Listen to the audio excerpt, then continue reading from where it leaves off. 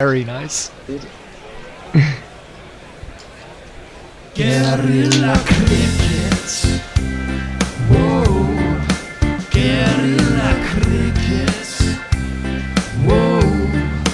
Guerrilla. Take guard, man the barricades, patrol the cover boundary. At last the time is come, this is a cricketing emergency. Hear this call to arms for every cricket revolutionary. Take up your bats and stumps for the test match insurgency. At first they tried to silence us, but we would not be silenced. They threatened us with lies, so we threatened them with violence. Che Guevara, Sangakkara, Joseph Stalin, Douglas Jardine, Robespierre, Darrell Hare, Vladimir Lenin, O'Brien Kevin. Guerrilla cricket. It's not about the winning, it's about how many rules you break. Even in cricket commentary, this is the best advice to take. Pick guerrilla cricket, it's the finest choice you'll ever make. There's so much more to cricket than rev counters and a slice of cake. At first they tried to sanitize us and clean up our act, but people like it filthy, and we know that for a fact. Fidel Castro, Lenny Pascoe, Carlos the Jackal, Umar Akmal, Mahatma Gandhi, Grant and Andy, Brendan Behan, Austin Ian. Guerrilla cricket. Stick with us, cause you know we're not the kind of thing that you see on the TV and the radio. So vive la revolution. First they tried to buy us, but we would not be bought. Okay, we were, but then we ran away, and we will not be caught. We would not give up the ghost when they left us all for dead. They decapitated us, but we just grew another head. Chairman Mao, Jamie Howe, Ho Chi Minh, Asif Din, Václav Havel, Graham Saville, No Surrender, Percy Fender, Che Guevara, Sangakkara, Joseph Stalin, Douglas Jardine, Robespierre, Darrell Hare, Vladimir Lenin, O'Brien Kevin.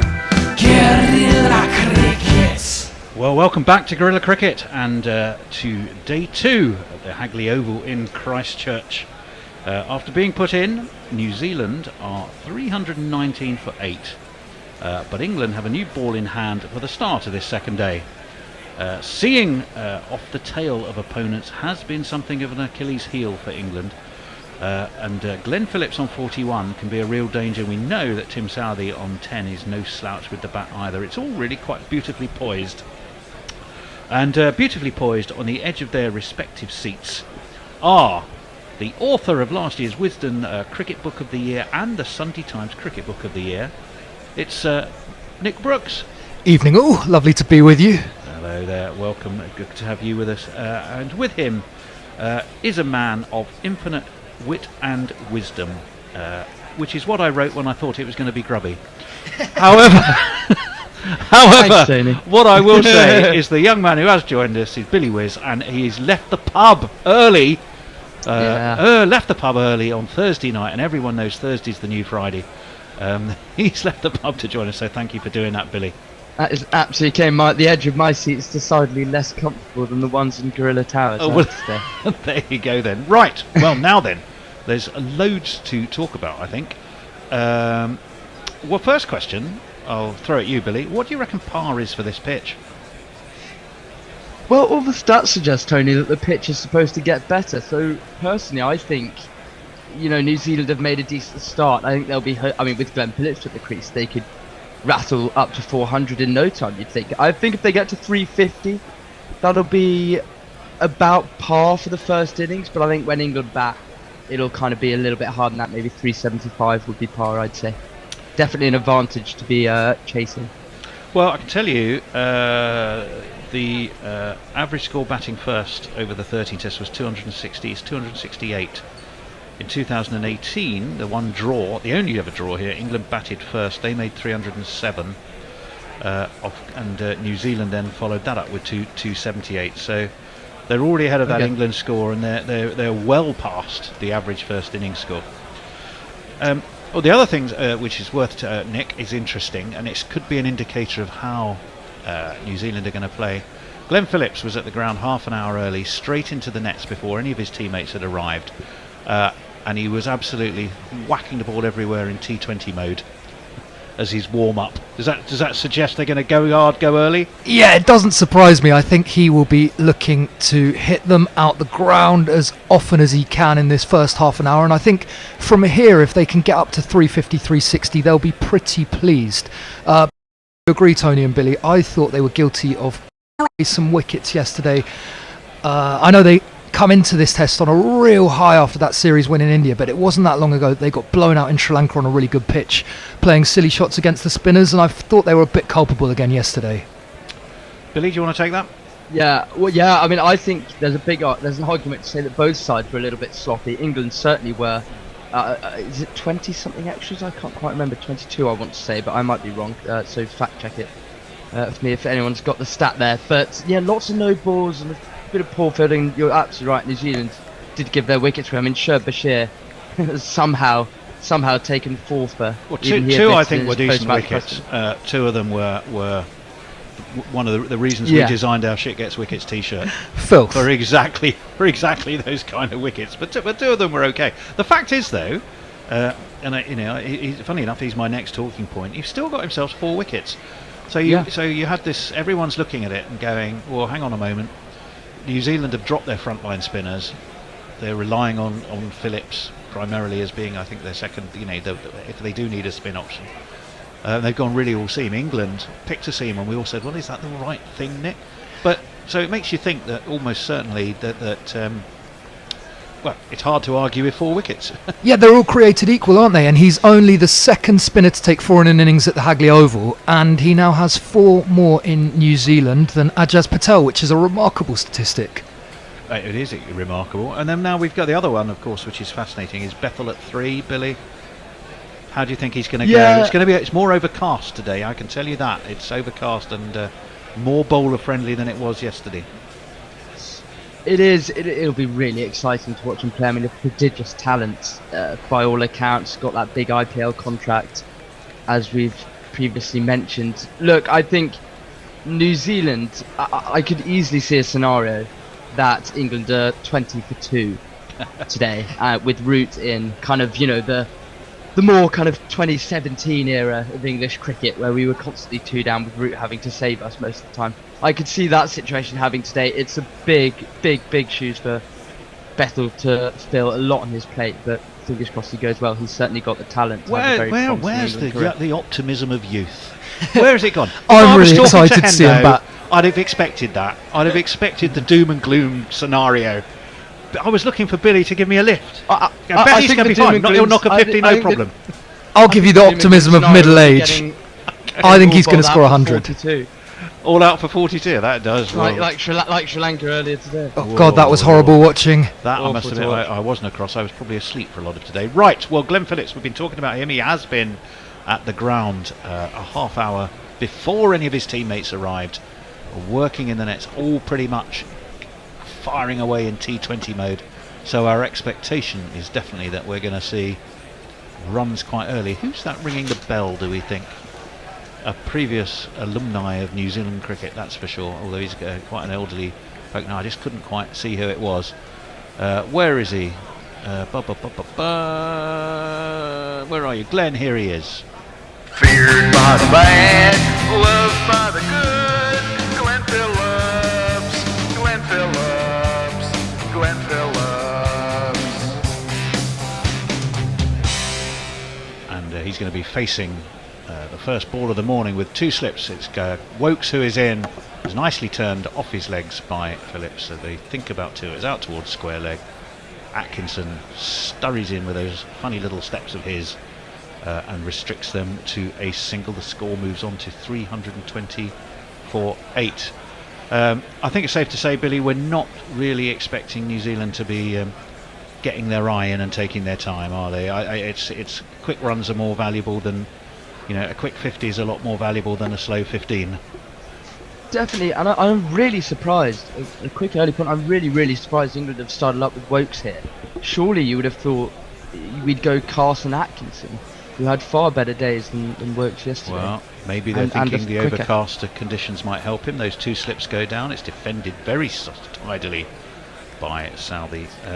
Apropos of the weather, remember we have the enthusiastic young Hector, who is our news hound on the spot, who's roaming free around the Hagley Oval with his press pass. He gave us the intelligence and was watching Phillips in the net earlier. He also says weather-wise, considerably colder, very overcast. So he was definitely thinking New Zealand are going to come out swinging. And I can give you a little bit of news about Nathan Smith as well, who in just a bit. Wokes in, that does swing and it's away, and there's a little dabble from Southey. He was suckered into that, wasn't he, Billy? And it didn't quite get the edge, but he followed it. Yeah, fantastic delivery. It's slightly fuller, as they say, and that probably takes the edge, but definitely a lot of swing. We saw a little bit yesterday morning from England with the new ball, but I think that's just about the most we've seen in 84 overs of cricket so far, so the New Zealand bowlers will be delighted with that, really. Well, it certainly was. Nathan Smith, like Phillips, he was 30 minutes in before anyone else was. Just him apparently and Jacob Oram out in the middle.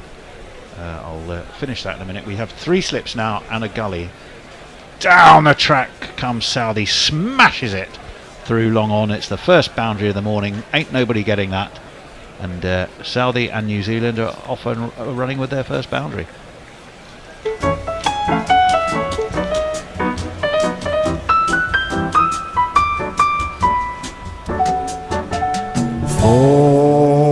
That was all in a footwork. You could see he had malicious intent in his mind as he stepped down for that one, didn't he? We're looking at some England flags over his shoulder, one of which was for Godalming. Is that one? I think we're there yesterday. Mind you, it's a long way to go just for one day. That's dabbed down towards gully. Bethl dives to his right, then there's no run. 324 for 8. Yeah, now Smith apparently was spending his half hour absolutely roaring in and bowling as quick as he could, but apparently was as fresh as a daisy afterwards. So he's clearly probably expecting a fair bit of work in the absence of a frontline spinner from New Zealand. Wokes is turning at the top of his mark, and barrelling in. It should be the last ball of the over. There is that swing there, but Southey, who's a tall man, can just wait, steer it out to extra cover. 2 fielders converge, but it will get him the single. It'll keep him the strike, and it's 325 for 8, and we can find out who's with us. Yeah, we're up and running on the socials. Kieran is saying Yahoo evening. Oh, Spud saying morning gorillas, morning, evening, good afternoon wherever you are. Pirate Badshaw saying ahoy comrades, old salts and sea dogs.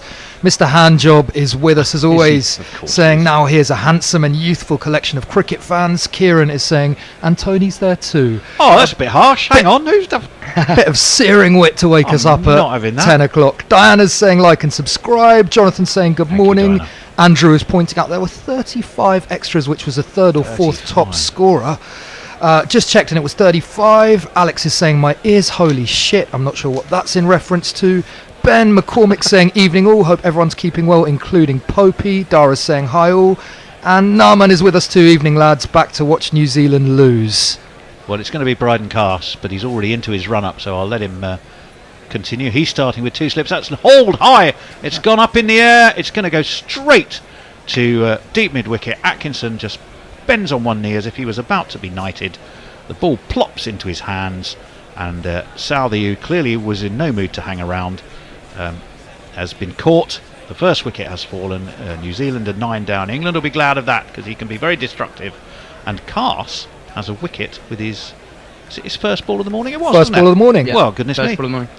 Well, Bryden Cass, 1 up for him. Not taking much time. and it's Southey, the man who has to go. That's where is he? Here, we'll just use a simple one. On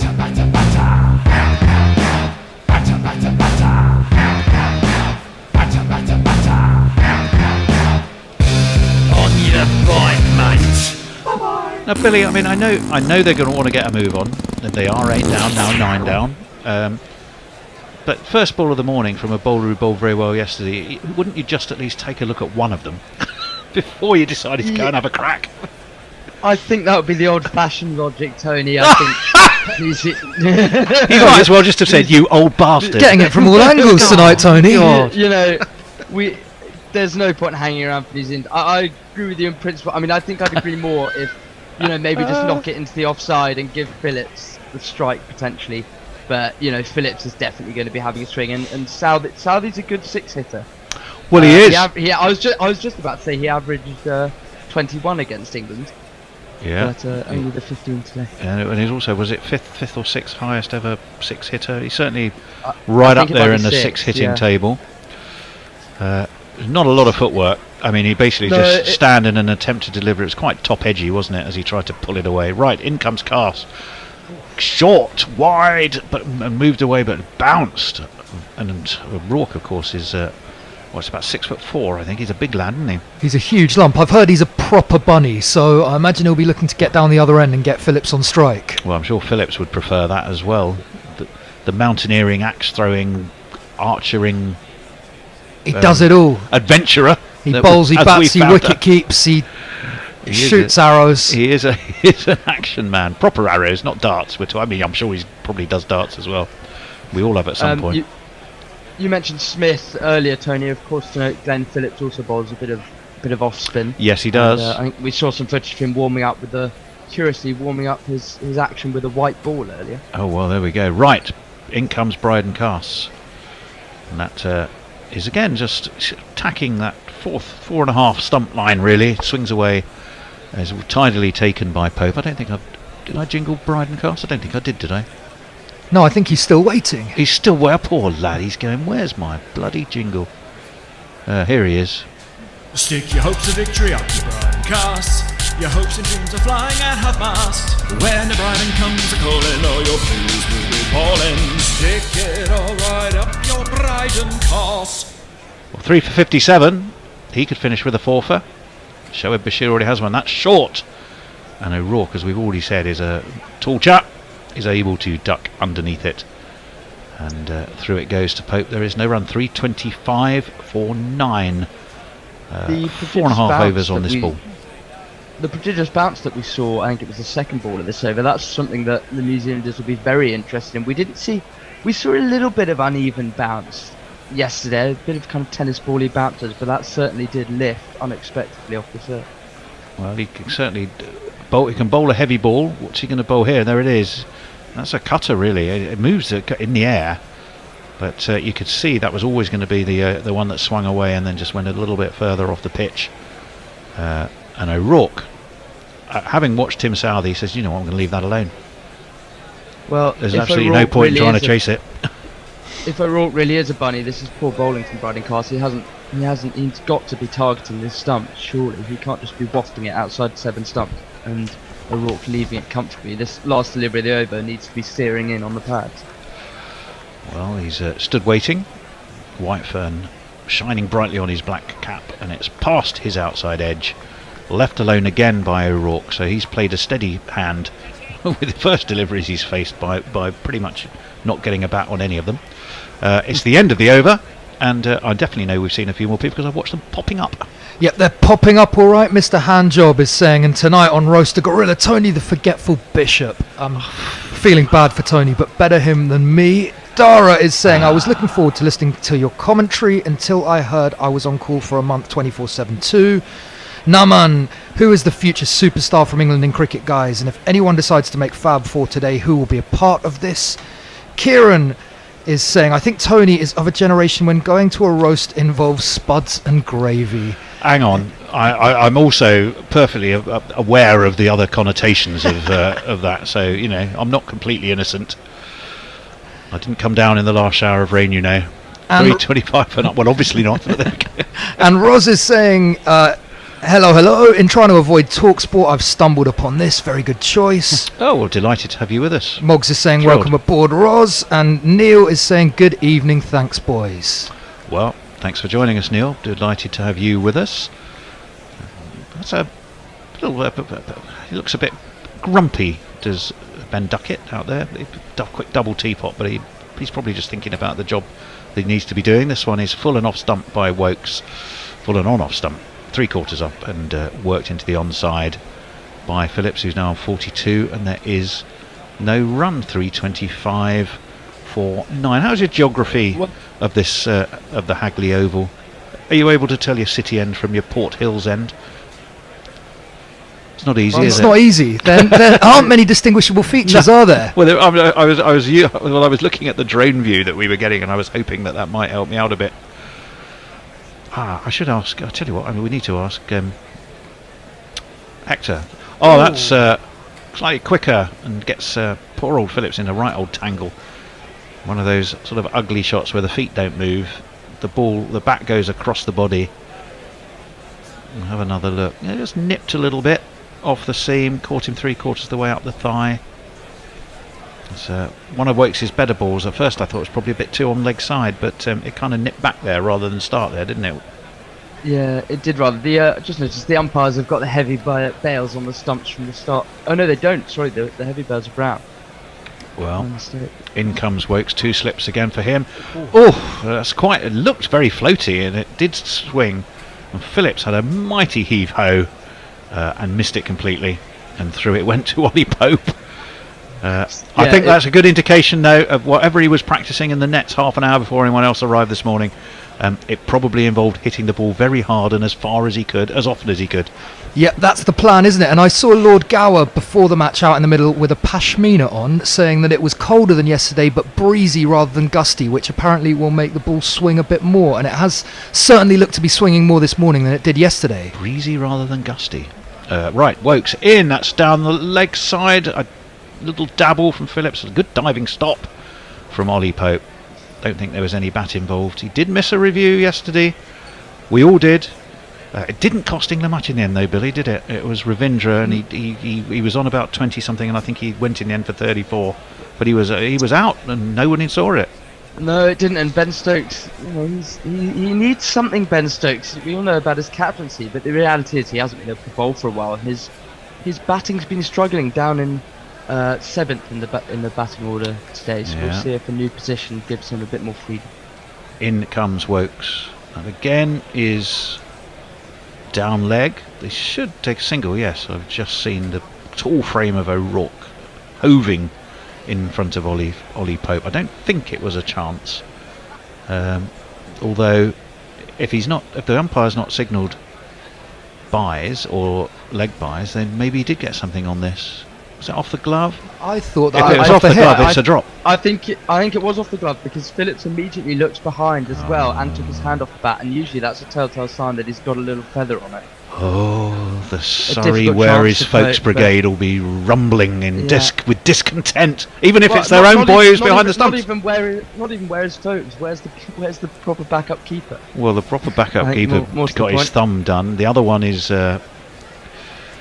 Hoback for the birth of his child. That's well defended by O'Rourke. I say well defended. Solid in very much a number 11 kind of way. It's 326 for 9. 86 overs are complete. And I've seen people are joining us, which is a delight. Who are they? Kieran is back saying, Duckett looks grumpy. What else could he look like? Happy, sneezy, bashful Doc. That's a Duckett is short joke for you all. Oh, I think we got it. Dara is saying, Crawley against the moving ball. I fear the worst, don't we all? Pirates saying, I'm not innocent. Tony Bishop scotches rumours of forthcoming elevation to role of Pope Innocent the 14th. That tested my reading of Roman numerals. Alex is saying, Billy's voice is so therapeutic. Mr. Handjob saying, I'd like to see Tony adopt an old school papal name if he ascended to the job. Eutychian Telesphorus Hyginus. Oh, I was going to say Antoninus. I'd be Pope Antoninus. No, I'd settle for that. Narman saying this is the most irritating thing in Test cricket when you can't get through the tail. We all hate it unless we're batting, don't we? And Istari saying, hi fella's been listening rather than watching this test. Have England been on it in the field? Yes, there haven't been too many absolute howlers, but they did concede a lot of extras. That hurries up Phillips again. That little bit of extra pace and bounce that Cast can bring, and it's clomped Phillips on the helmet, which he has removed from the top of his head, and we will have a little delay, I'm sure. Yeah, it was a top edge, in fact. And it's lifted the helmet right off his head, hasn't it? It has. He was looking to pull the ball, top edges it. He flicks his head back. The helmet is halfway off his head as he does it. He seems reasonably unbothered, thank goodness. And he looks at the helmet. Sorry, Billy. He's almost lucky in a way it didn't go back onto the stumps, that helmet. That would have caused me out. That must have happened on a number of before, isn't it? In the world of helmets and safety gear. Well, you'd think it would have happened in club cricket at some point. I'm not sure about professional cricket. Yeah, I've never seen a helmet hit stump. Quite scary for Phillips, that a top edge into helmet can't be a very nice thing to happen at all, but as you say, he looks absolutely fine. Bit of extra, it just shows once again the slight inconsistency in bounce, as batsmen sort of struggling to judge the length. Well, I think Southey, Smith, O'Rourke, who have I missed? I missed a seamer somewhere. Henry. Oh, of course, Matt Henry. They will all be looking at the way England are bowling here, and they'll be thinking, do you know what? I fancy this. Yeah, and I think that slight slowness in the pitch has made it a bit tricky for batters as well. There have been a number of times where they've just looked to be slightly early on shots. They have indeed. What we're thinking about that, I wonder what... I have a quick look at what the highest total achieved on the ground was, or highest first innings score. Give me 2 seconds. I think I have that written down somewhere. Well, Phillips is fine. 42 not out here. Yeah, 42 not out, and 5 balls left of this Briding Cast over. You wouldn't think that knocks the helmet will put him off. You'd think it'll only make him try and hammer this one out. In comes Cass, and that's a swing by Phillips and a miss again. He's not really found his range yet. It just whatever the practice was he was doing in the morning, and it's gone through the Pope, and there is no run. Right, let me see. The highest, I said, was it 268 the average score batting first here? Highest team innings, about 600 odd. It was 659 for 6, the highest ever team innings here was by New Zealand. And it was against Pakistan in 2021. In comes Cass.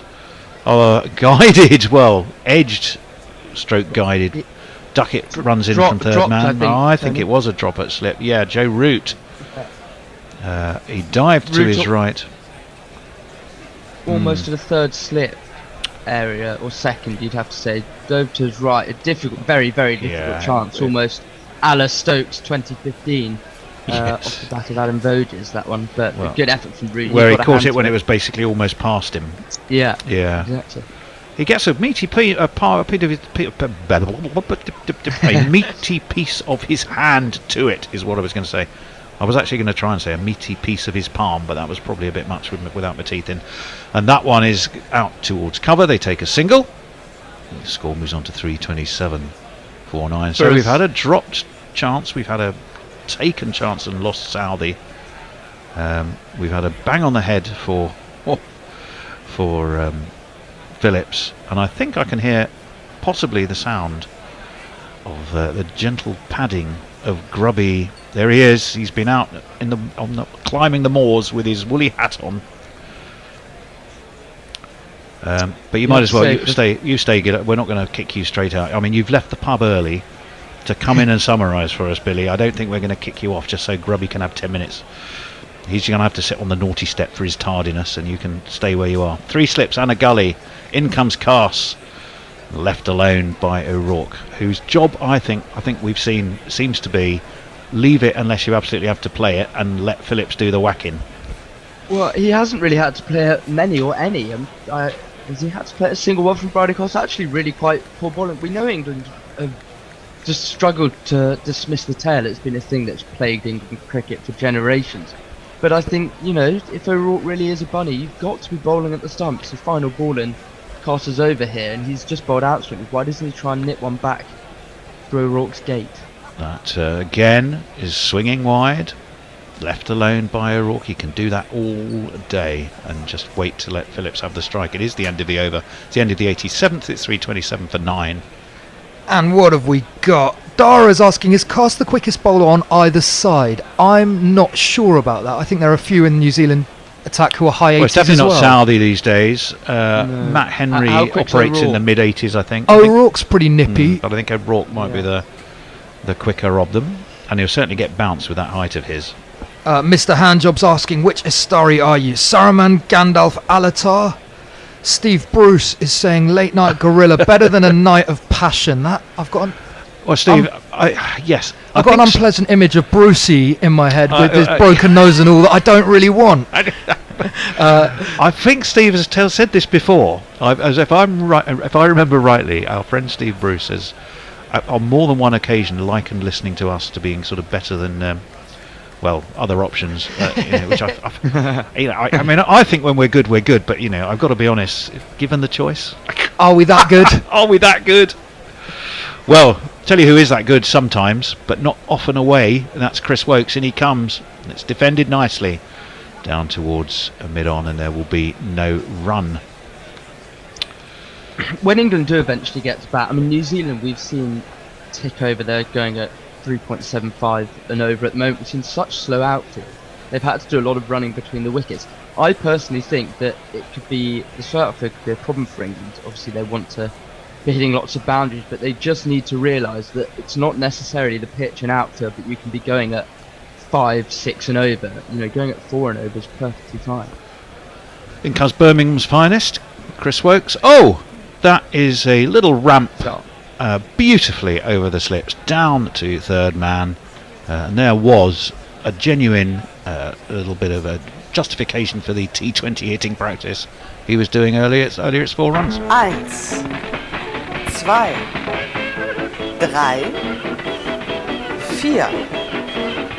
4. 4. William Peter. Oh, do you know? Here's a thing I remember. Do you know where O'Rourke was born? I do. Kingston upon Thames. Is that was- right, Tony? Yeah, absolutely. Yeah, he was born in Yeah. Kingston, just up the road from me. Top lad. In comes Woakes. Onto his toes goes Phillips, defends. Woakes does a nifty bit of footwork. 2, 3 bit of keepy uppies. Well played him. I think this is why, Woakes bowling, I said at the start that I was surprised Atkinson hadn't started with Cast. But, that little scoop that Phillips played, he had so much time, it was almost in slow motion. And, Woakes kind of bowling high 120 kilometres per hour just isn't really threatening enough. And England have got an interesting field here. They've got that kind of second slip with Joe Root. They've got a deep point and a kind of deep third man on the offside from what I can see. So they're just allowing... Well, Phillips they're to single, expecting which you'd Phillips think to be he would- coming yeah, at them, aren't they? expecting him to score. In comes Woakes. He is coming at them. He's driven that. His back leg has gone up in the air. He's driven it straight to long on, off though, and he won't get any runs for it. 99 kilometres an hour. So that's only about. Well, it's only about 80-ish, isn't it? We know Woakes isn't super quick, but he can get some life in the ball. Yeah, that was a cutter from Woakes there, I think, which is not a bad option, especially if the ball might stick in the pitch and Phillips is going to go after him. Could just throw him off, but again, he got there so early. Didn't O'Rourke take a forfer in the first test in India? He did. He didn't did, yeah, and he was very good in Sri Lanka. Yeah, well, Matt Henry was getting his 5 for. O'Rourke got for about 4 for 20 odd, I think. As that one was dropped into the ground, they take a very sharp single. That means that with 5 balls gone in the over, well, Phillips will keep the strike in the next over, but he hasn't really cut loose yet, Billy, has he? No, he hasn't. Just on the brief mention of O'Rourke there, and we mentioned speeds earlier, he was bowling consistently above 140 kilometres per hour in Sri Lanka, as you alluded to. He had a fantastic time of it there, so it'll be interesting to see how. But he they goes lost, here. didn't they? But New Zealand lost both those Lost tests. both tests, Yeah. and the second one heavily. He himself performed well, and I mean it's been an interesting time for Test cricket with a wider viewpoint. Sri Lanka getting absolutely rolled today. In so But many it's been- ways, you are absolutely right. Well, O'Rourke is going to stand ready, the man from Kingston on Thames. And there it is, wide of off stump, moving wider. He thinks, nope, don't need to play that. I shall let it go through to the Bishop of Rome, which it duly does, and at the end of 88 overs it's 332 for 9. David is saying, evening, we're doomed. Kieran is asking, who does the panel think is worse at reviews between Ollie Pope and Joel Wilson? I haven't seen Pope make a good decision on appeals this year. At least Joel is 50-50-ish. I think Joel's Pope improved. I'm basing this on only impression, really, because I haven't got any stats in front of me at all. Well, I But think we Pope have was looked a none few for times. 8 as Yeah. captain. Yeah, But it is Pope Joel's job, his whole job, not just a sort of part of it. Well, I think Pope was wrestling a little bit with the responsibility of captaincy, and I think that might have clouded some of the rationality of his judgment. But I genuinely think Joel overall has is not as bad as he was. I won't say he's brilliant, but I think he's got a little bit more accurate than he once had. That one climbs a little bit on Phillips, but he's able to get on top of it and guide it out to Bashir, who's at deep point. But he doesn't want to run. Why would you? If you've got O'Rourke, who we think is a wicket waiting to happen, you want to stay at the striking end of proceedings, and that's exactly what Glenn Phillips wants to do, and that's what he's done. There's one now thing we've got a haven't good view of the mentioned as of. Sorry, Tony, we haven't mentioned as of yet, is that all 9 wickets so far have been caught by England, and the likelihood is that the 10th wicket will be as well. So I don't know if someone can. I'll have a quick look to look up how often 10 catches have been taken. Well, that one is lofted by Phillips over backward point. The little legs of Duckett come scurrying. The throw comes in. It's a sharp one. Pope whips off the bails. Umpire Rod Tucker immediately makes the square television symbol. I just think he was home, but it wasn't at all a bad piece of fielding by Ben Duckett. Although he's got a wry smile on his face that says, nah, do you know what, I think he was home. Yeah, I think he was home and asking for something from the dressing room. So yeah, he thinks he is. Yeah. It was Pope didn't quite take it cleanly. Phillips did put in the dive. We're seeing one of those beautiful frozen shots of him fully vertical in Superman pose, bat thrust forward. But I think when Rod Tucker has a look, he'll come to the conclusion that the bat is on the ground, isn't it? That's the only thing that we might ask. Decision pending. I think he's in. Yes, indeed, he's not out. So therefore he's in. Duckett And moves doesn't on to look 49 as well. well. He does. He's on to 49. Ben Duckett kind of knew that was going to happen, so he doesn't look overly distressed because he knew already. And the score has moved on to 334 for 9. And Phillips, as you rightly say, Billy, is on close to his 50, which he will get because he's pulled this down to deep backward square. He'll get himself a single if he wants it, but he doesn't. He's not dealing in ones, is he? Not with O'Rourke at the other end. No, absolutely no chance. The team before a personal milestone there, and good running from those two New Zealanders. It's something, as I've previously mentioned, England are going to have to be really astute with today. It's very interesting. Camera angles are fascinating, aren't they? Because when we saw it from the side, I mean, he really was in full-on Superman mode. As well, just wait. In comes Cass, pulled again by Phillips. Down to fine leg where I think it's Harry Brook is fielding. He will take the single this time because there's only a couple of balls left. He will acknowledge a very fine 50. He's had to fight for it a bit this morning. But you know what? I don't think New Zealand will mind that because they'll be well aware that it's England are going to have to come out and bat in conditions that don't look altogether that straightforward to me. But it's one of these. It's 50, and you know that can't be bad. Yeah, it's 50, and you know you should be glad. Cass in. Oh, he beats the O'Rourke. Well, that's why he's at number 11. Just sort of waggled the bat, kept a bit low, swung away, beat him, but he'll still be there. I mean, honestly, Tony, he's faced 10 deliveries so far, and not a single delivery has been on the stumps. It's really, I hate to say it, but it's really poor from England, this. They've got to be on the stumps to him. He's going to leave as much as he can, and he's literally left 10 balls. Well, no, I'm with you. I'm absolutely with you. Why we're so poor at dismissing the tail. I'm absolutely with you. You're bang on. He does have to play that. He must have been listening to you, Billy, because that one was on middle and leg. O'Rourke just drops the bat down. Grubby, in his mountaineering gear, is in to join us. Was that the end of the over? It was. Well, if it was the end of the over, then we shall have a little shuffle-a-roo. I'm very much hoping that... well, Billy, you're back later, aren't you? Yeah, perfect. 'Cause you stood in for grubs. I'm there all day. You are here all day, like in a manner of good comedians. I'm here all day. Right. I think, Nick, you're going to be moving out for a little break, and we should have Andy McLean joining us. Are you there, Andy? All is quiet. Andy McLean, are you with us? Well, while we're waiting for Andy, we've got plenty on the socials. Brucey's saying, grubby as well. Will his top be almost off tonight like it was in the World Cup final? Alex is saying, not. good chat, Billy, coming back from the pub to commentate. Istari is he did saying, well. as we're Guerrilla Cricket, it would be great for comedy purposes if we dressed in combat gear.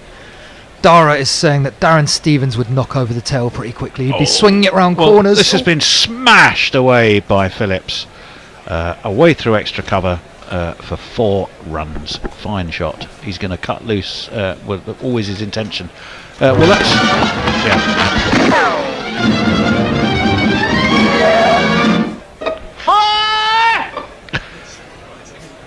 Grubby, if you want to come in and take the reins, I've stolen some of your opening over. 3:39 for 9. We've watched O'Rourke leave. He's faced 11 balls. We think he's left 10 of them. That one jags back in and defended by Phillips. And I'm delighted.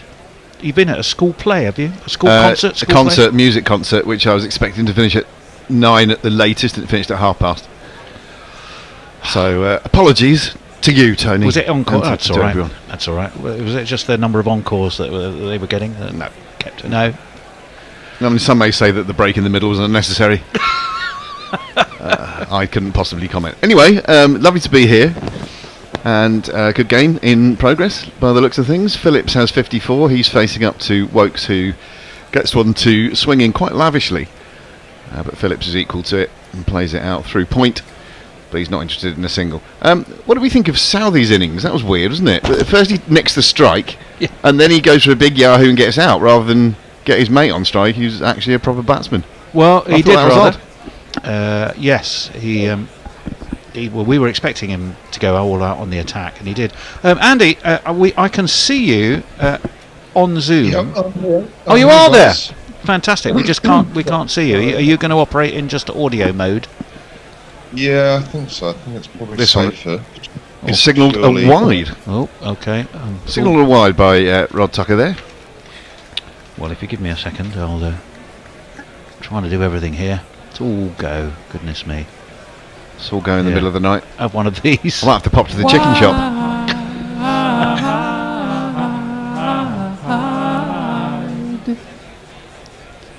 What do I need? Very useful runs from Glenn Phillips. They are.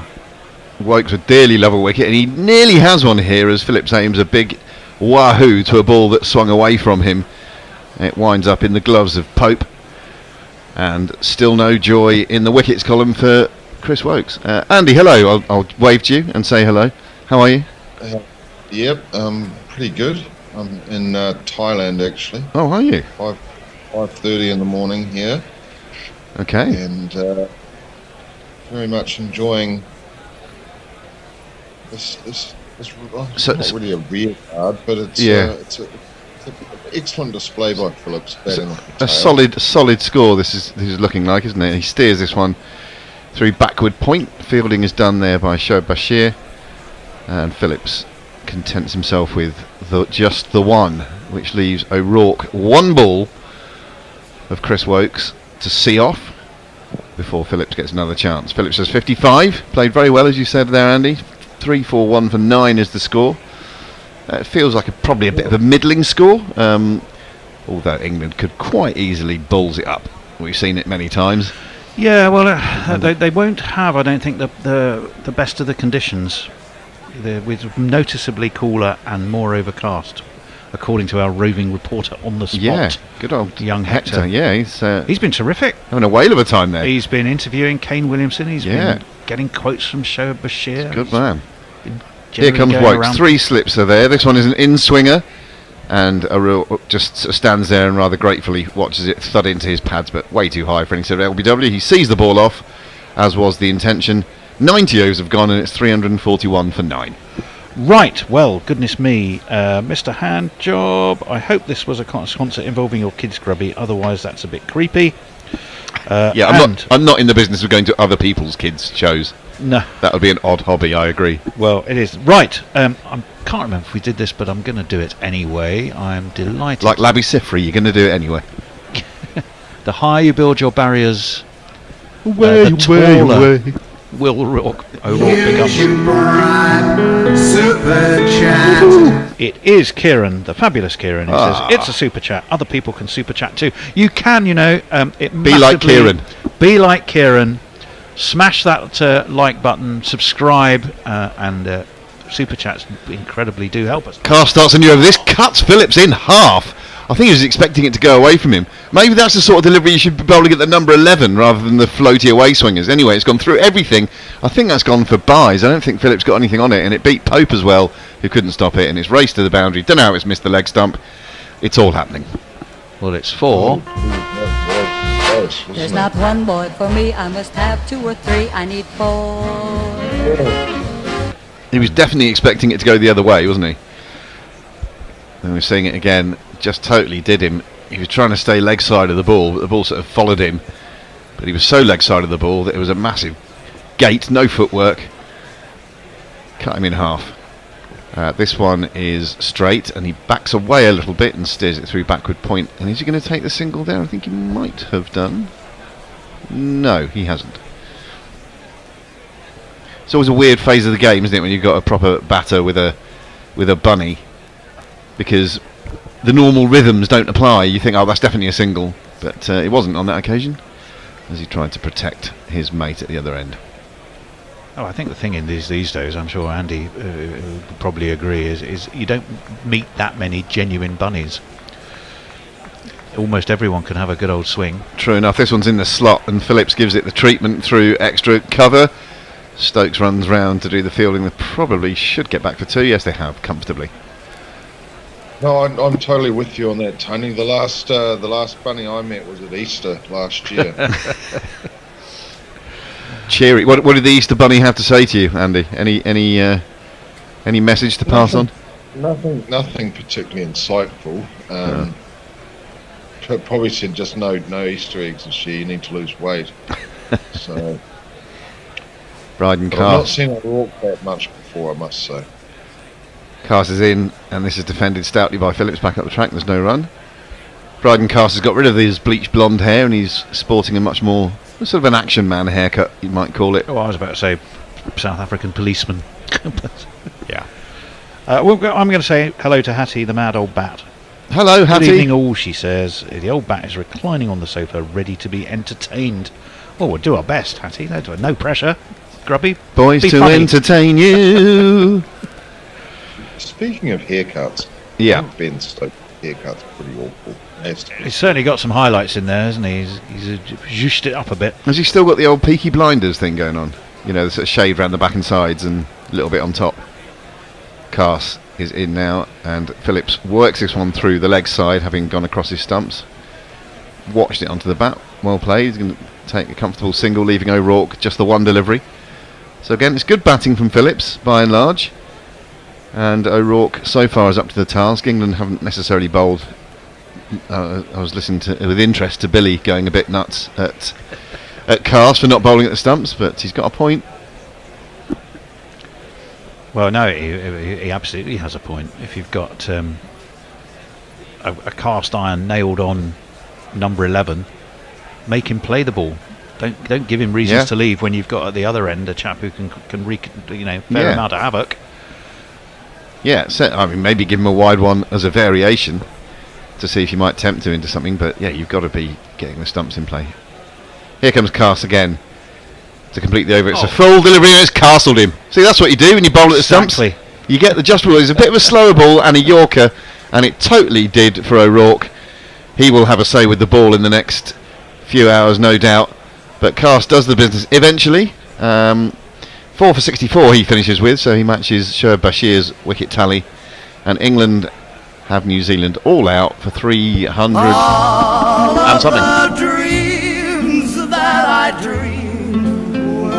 Didn't know that one was going to come in quite so loudly. It cut you off in your prime.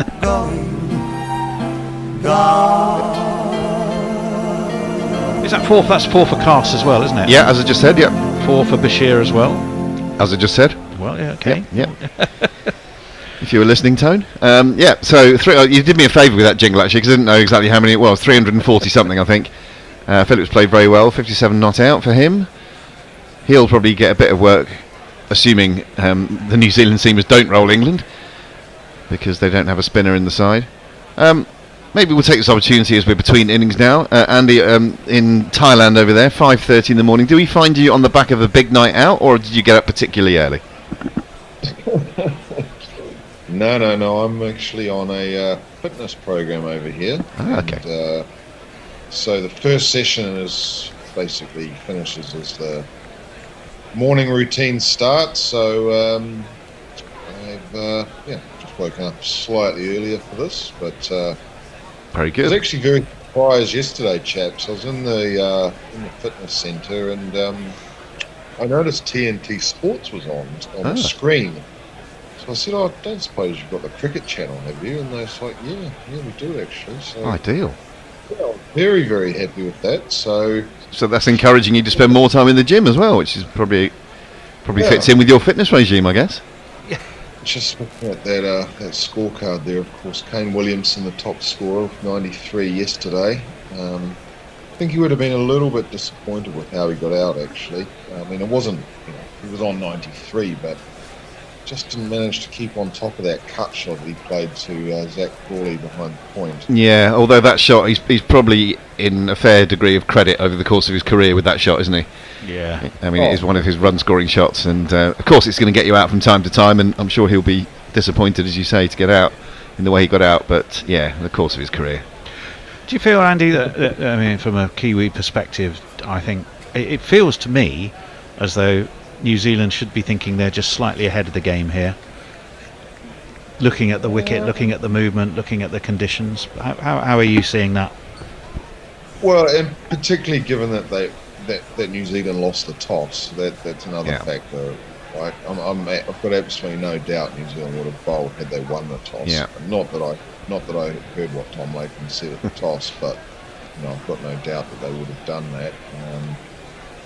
But these New Zealand pitches, they sometimes are a bit deceptive. They look a lot greener than they. Well, they're not less green than they look. They just don't offer as much as you might think they might do. Yeah, it's runs on the board in the game, isn't it? And against this England batting lineup, which I know we've got one of the all-time greats in Joe Root. We've got an opening partnership that can score quickly, but we've got a man who's not got a first-class century at number 3. Yeah. We've got Ollie Pope, who's for his own sake been dropped down the order and is lucky to be in the side. Let's face it. Well, dropped down the order, not so much because of his form, but because he's been thrust the gloves, and it was a bridge too far to ask him to do both. I think was. Well, yeah, all right. Well, that's a convenient explanation. Well, I don't think they would have dropped him down. He certainly didn't need to be. He didn't deserve to be batting number 3. Anyway, what I'm saying is, runs in the game here for New Zealand, runs on the board, and all the pressure on England, I would say. So, particularly with the New Zealand bowling attack, I'm looking forward to seeing O'Rourke bowl. I've not really seen much of him. What can you tell me about him, Andy? Well, I actually went to the first day in Bangalore a few months ago. Very nice. And Matt Henry, he's been in form he's been bowling well for a good few seasons. World class. Yeah, that was the first time I'd seen O'Rourke bowl, and I mean he was mightily impressive. Bowled a really long spell either side of lunch. Yeah. A long Henry. And I mean, they had conditions that obviously suited them, and I think India were slightly reckless. But he's a tall lad. His father, Patrick or Paddy O'Rourke, used to play for my club in Wellington when I was a kid, and used to represented the Wellington side as well. Yeah, and. Yeah, I saw quite an interesting interview with O'Rourke, actually. It may have been on Crick Info, and he said that he hasn't got the most sort of classical action or anything like that, but he's certainly found his way. And the other thing from England's perspective, whether they might have just got a bit lucky, is Ben Sears is injured at the moment. Sears and O'Rourke really broke through last season, particularly against Australia. Yeah. Well, O'Rourke got 9 wickets against the South Africa F team that came to New Zealand. Yeah. But they did particularly well against Australia as well, and in Christchurch, it must be said. So, I'm expecting. It'll be interesting to see who takes a new ball, because in India, Southee took the new ball, but then O'Rourke was into the attack pretty quickly. So when he does come on, whether it's with the new ball or a bit later, what can we expect from O'Rourke? How's he going to go about his business today, do you think? Well, he's got height as well. He's a tall player. He's 6'4", so I imagine he'll be, trying to extract the seam movement. Not so much the seam movement, but dig it in. Okay. And try and keep the batsman playing back a little bit, and then also allowing for swing. Yeah. Whereas Matt Henry is very much a genuine swing bowler. Yeah. But I think you'll see O'Rourke was perhaps bowl a fraction shorter. Okay. And using his height, but they're both pretty tall, aren't they? I mean, O'Rourke got 9. Didn't he get 9 on debut?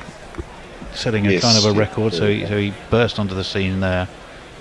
While Henry was taking 5, whatever he took his 5 for. O'Rourke got 4 for 20 odd, didn't he? In when they rolled India for 46. So it was. I think in these conditions they're going to be a real handful. And will Southee even open the bowling? Will New Zealand open with O'Rourke and Henry? That's kind of what I'm wondering as well, Tony. I mean, Southee's been opening the bowling for this part of 18 years. Pretty much always takes a new ball, and generally bowls the first over as well. Yeah. Plus he's a swing bowler, so maybe Southee will open, just particularly based on the evidence we've seen this morning. I would, not least because I should imagine that O'Rourke is more used to bowling first change and is probably going to be a bit more effective with the, I'm not going to say the old ball, but with not the new balls, you know what I mean. Whereas Southee, you want to get the best out of him if he's in the side, and that getting to open the bowling, you're most likely to get his most effective performance, I would have thought, in these conditions particularly. So I'd give it to Southee, but what do I know? Let me do a few messages so we'll catch up before play starts, because I think it might be quite difficult after that. At last, says Dara, that's your wicket. Says Kieran, Carl Herbert, O'Rourke is the new Danny Morrison, very well batted duck. David Smoot says, can I just say how much I enjoyed the last Bishop and Bear podcast with Jeremy Coney, looking ahead to the New Zealand series. Here, Tone. Thank you. How is it? It's sadly no bear. It was a bearless Bishop and Bear. It was a Bishop and Mantis special, that one. How is it playing out according to his predictions? Well, it's early to say. I think we'll find out more. He did talk an awful lot about the seam bowling attack capability. He did talk an awful lot. We did talk a lot about a lot of things. Yeah, he wind him up, give him a subject, and away he went. Yeah. Teams bat deep these ways, says Frank Rockefeller. Yeah, they do. Let me see. Pirate Badshaw, I'm eminently grateful to Guerrilla Cricket to listen to as I wait for the MRP poll I've been promised to be published. Okay, Kieran says, lads, come on, be realistic, England will be 40 for 4 by lunch. I wouldn't be surprised at all. Kieran says, Tara, that's more than the Kiwis used for Lord of the... I don't know that. I've lost the plot on that. Not quite sure what some of that means, but carry on with those conversations. It's great to have you with us. And I think this is going to be a fascinating little half hour coming up. Yeah, a testing one for England, I would have thought. New Zealand can roll the dice a bit, got a few runs on the ball to play with. We've seen it swing for England's bowlers this morning with the newish ball that they had, so one would expect the same to happen. We know how Crawley and Duckett are going to play. It should be an exciting little session. I'm looking forward to it. Well, let's jingle up the lads. It is, of course, well, it's little and large, but as we always say, one is very large, making the littler one look more little than he actually is, basically. Forced perspective. These things are relative. Here's one of them.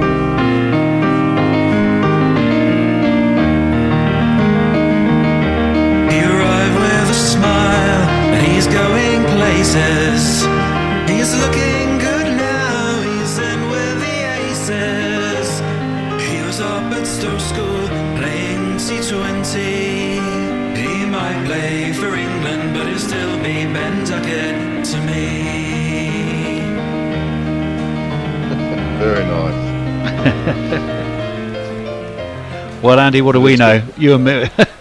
Well, there we were wondering who's going to open the bowling, and we were wrong. It is going to be the veteran man in his last years. No, this makes sense to me. It is going to be Tim Southey. Then when he made his... Go on, sorry. See that Duckett, Crawley's up to 51 tests already. Yeah. Gee, it really surprised me when I saw that.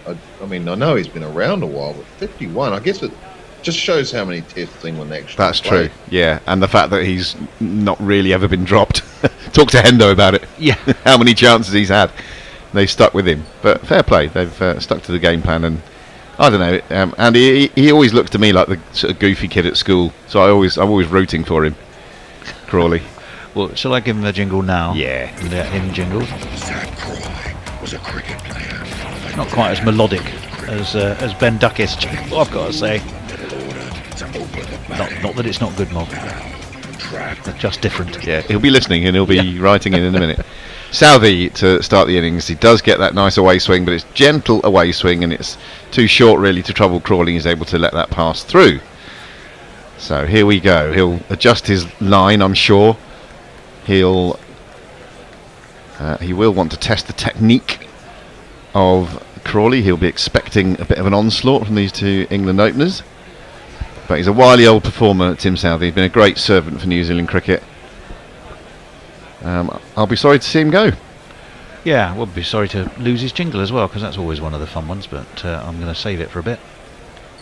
This one almost takes the edge. Immediate adjustment there from Southey. This is what he can do with that experience. The first one did swing, but it was too short and too wide, really. This one much fuller and much straighter, really starting on middle and leg. And it beats the outside edge of Crawley's defensive prod. 1-0 Well, you say that. in the moral victory stakes. I don't know. I mean, Andy, I think... Beautiful delivery. I think he played down a line knowing if the ball missed the line, he was going to be safe enough. But, huge credit to the bowler. This one starts outside the off stump and goes further away. Nothing doing. This is a great contest potentially here, isn't it, guys? Yeah. I mean, you think of all the bravado of Zach Crawley dating back to the Ashes. Yeah. Not so long ago. I'm going to smash the first ball for 4. Yeah. He likes to play through the offside. That's very much his game, particularly on the front foot. And you just wonder whether those guys in the slips quarter and have got warm hands, because they'll be in the game possibly. Southey in once more. This is a bit straighter. It takes him high on the front pad and just loops up into the leg side. There's no run. So yeah, it's fascinating already, Andy. I agree, because he will look to play that big booming cover drive. That's really his signature shot, Crawley. And at the same time, Southey will be looking to get the most out of whatever movement through the air. So you'd think he's going to be bowling pretty full. Is that Sir Richard? That is Sir Richard Hadley. There he is, yeah. A white fox these days, not even silver. He's got a white. Is he in a pavilion of his own name? It's a whole sports centre there, isn't it? This is wider, and there is the big attempted booming drive from Crawley. Nothing on it this time, though. So there's a couple of plays and misses. That was a very aggressive shot, as we've come to expect. Still no run on the board. Looks significantly colder there. It does, doesn't it? It is much colder than it was yesterday, according to our man on the spot. Is it jumpers weather? It is jumpers weather. Certainly, Sir Richard had his jacket very firmly on and a couple of buttons done up. I think the silver fox suited him though. He looked pretty. Yeah, he looks well. Looks in very good order. Southey into the crease once more. 3 slips that I can see, and certainly a gully. This almost takes the edge. A good searching, probing first over from Southey. It's a maiden. None for none after 1. Whenever you say the word probing, I can only hear it in Kenneth Williams' voice for some reason. Probing. Right. well, delighted to tell you we've got one of these. Super chat. It's Frank Rockefeller. Thank you, Frank. 10. He's probably got a couple of quid. Well, he's got $10 less than he had because he's kindly given them to us. Frank, that's so generous, and we are very, very grateful. Hold your breath, he says. Thanks, England, Rocky. England are batting. Yeah. Yeah. Well, it can be a bit like that. And I would certainly give you that fact. So it's little Ben Duckett who's going to be on strike for the start of the second over. It is going to be Matt Henry opening the bowling, so we'll see O'Rourke a non and not right up front, which I think is the right decision. Yeah, where is Matt? Where are you, lad? Just the 28 matches. He's probably had a few injuries in his career, Matt Henry. I want to say. Oh, he definitely has. Yeah. No, he has had his. Is he one? Is he a back sufferer? Anyway, I think he's bowling from the City end, for what it's worth. Facing Henry, who comes over the wicket to the left-hander and falls over in his follow-through stride. Does Matt Henry? I've not seen him do that very often. See, Mark would do it many, many times. But a little wry smile there from Henry. So, what happened there? And the ball was just defended into the offside. Got Nathan Smith as well, don't forget. So Yep. That's, and he's been definitely out there going through his paces before anyone else arrived, or his teammates arrived. Phillips and Smith were the two who were ahead well of their teammates. Full delivery, driven through the line. This has gone straight through mid-off. It's going to go all the way to the boundary. I fancy just slowing up before it gets there, but it does reach the boundary now, and Duckett is away with the 4. 1, 2, 3, 4.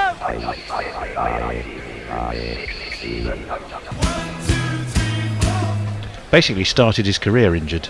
Poor old Matt Henry. He almost didn't have an international career. He had major back surgery back in 2012. Yeah. That pretty much rescued his career. Wow. Or allowed him to have a career. He was a young man when he had that surgery then. Yeah, he was. But yeah, 28 matches for a man as good as he is, as talented a bowler as he is. Doesn't seem enough somehow. Got Jason Roy in the 2019 World Cup final. Yeah, I do remember him playing it and him being a real threat. Over the wicket once more. This beats Duckett on the outside edge, going across him. And that is through to the keeper. Do you want me to pick that up for you? Oh no, he's dropped it. Yeah, he's got it. Blundell's had a bit of work to do so far, hasn't he? So yeah. Pretty much taken. Because there was this bit of chat before this match in New Zealand, you know, in various fans groups and things like that, saying that Blundell should be axed basically because his batting's been so bad. Well, yeah, I for one, it was poor old. Oh wow, that's beating him again on the outside edge. That's the short story there. It pitched, it rather took off as well, and it seemed to do a bit off the seam. So good luck playing that. They took a tough call with Will Young, didn't they? I mean, he was pretty much player of the series. He was player of the series, I think, for New Zealand in India, and they said, "Well, thanks a lot. Have a blow." Yeah, he might have expected to be out there. I think that was exactly the point. You know, this one is tucked into the leg side by Duckett, just backward of square, and he gets 1. Carry on, Andy. And it's not just the runs that he scored and the fact that he was player of the series. You know, he held the order together in many ways, and also it was kind of a bit unexpected. And it was his first decent run that he's had on the side for a while. The only problem is that he was batting number 3, and we've already got a pretty good number 3 who's got about 35 Test hundreds or thereabouts. So, but then it was just like, well, do we play 5 bowlers? Do we play 4 bowlers? So, you know, there was a lot of discussion about Blundell. Crawley's come on strike here. Another delivery that gets a good degree of bounce there for Matt Henry, and Crawley watches it go through to the keeper. Yeah, so Blundell's batting 6, obviously, which is, you know, 1 place higher than BJ Watling used to bat. He used to bat at 7 when the previous wicketkeeper. Yeah. But he just hasn't been batting particularly well in India. He did reasonable, I guess, in this innings. The guy who kind of snuck through without really scoring any runs recently is Daryl Mitchell. I think he had 170 or 180 in India. But Will Young, they just couldn't find a spot for him, and they decided they wanted 5 bowlers, and obviously again, Phillips got I think back he'd built up some credit though. Don't forget Mitchell. I mean, he's fantastic. 22, pretty decent 23 for him. Very good against England. And then he was superb against England in I mean, a losing just generally. course. Yes. We're going to have a change at the end of this over, I think. Yep. Just so we know, you're going to need to sidle sideways and sit here. I can do that. And he's going to take over on ball by ball, and the estimable Billy should back out the pub. We had to hold him out the pub. I know. You dragged a young lad out the pub. I owe him a pint. You do. Duckett tucks this one back to a square leg and going to get a couple there. So he's got all of England's run at the moment. All of England's runs, should I say. 7 he has, as do England. Crawley yet to get off the mark. We're just seeing a few replays of those extravagantly moving deliveries that Southey bowled to Crawley in the first over. Well, they know Crawley can't restrain himself for too long before having a go at an off drive. That's why it's fascinating, cat and mouse, because you want to bowl that full length. But he'll drive it if it's there for him, and Duckett is beaten again on the outside edge, and another ball that this time from Southey that got a fair bit of bounce there. You know the expression "fish where the fish are," which is normally used in our profession for picking the right media. But there is a sense of fishing when if you're Southey and you've got Crawley, you can see where the trout are circling. It's high risk and high reward though, isn't it? You're either going to get driven for 4 or he's going to nick off. Or he's going to play a miss, as they've done a few times so far. Well, yeah, absolutely. It's a very cloudy day there in Christchurch today, as this ball swings into the pads of Duckett, and he times it quite nicely, but straight to the man at mid-wicket where it's fielded. There's no run. I'm going to say hi quickly to Echo Stevens, who says, "Evening all." He says, "Christ, the bear looks better with a hat on. Lost a bit of weight too." That's a good look, actually. I quite like the hat. You look good in that. Oh, thanks, man. Echo Stevens? Who's Echo Stevens is not Echo a new Stevens. name. Oh, God, here we go. Pardon? It sounds like a musician here. Say that again, Andy. Sounds like a musician, Echo Stevens. Yes, It does. Brian Eno. That sort of thing. He drops this one in front of him, Duckett, and there is no run. Do you remember some years ago there was a kind of Harry Nilsson did this sort of semi-operatic album called Oublio and Arrow. That had an Echo in it somewhere. Somebody called Echo from memory. Is Echo like a Greek or Roman god as well? Yeah, I think so. Oh dear. Just a so. This one could run and run and run and run. Is he having trouble with his footholds there, do you think? Yeah, well, he's not the first one to. I think Carter was having a problem yesterday.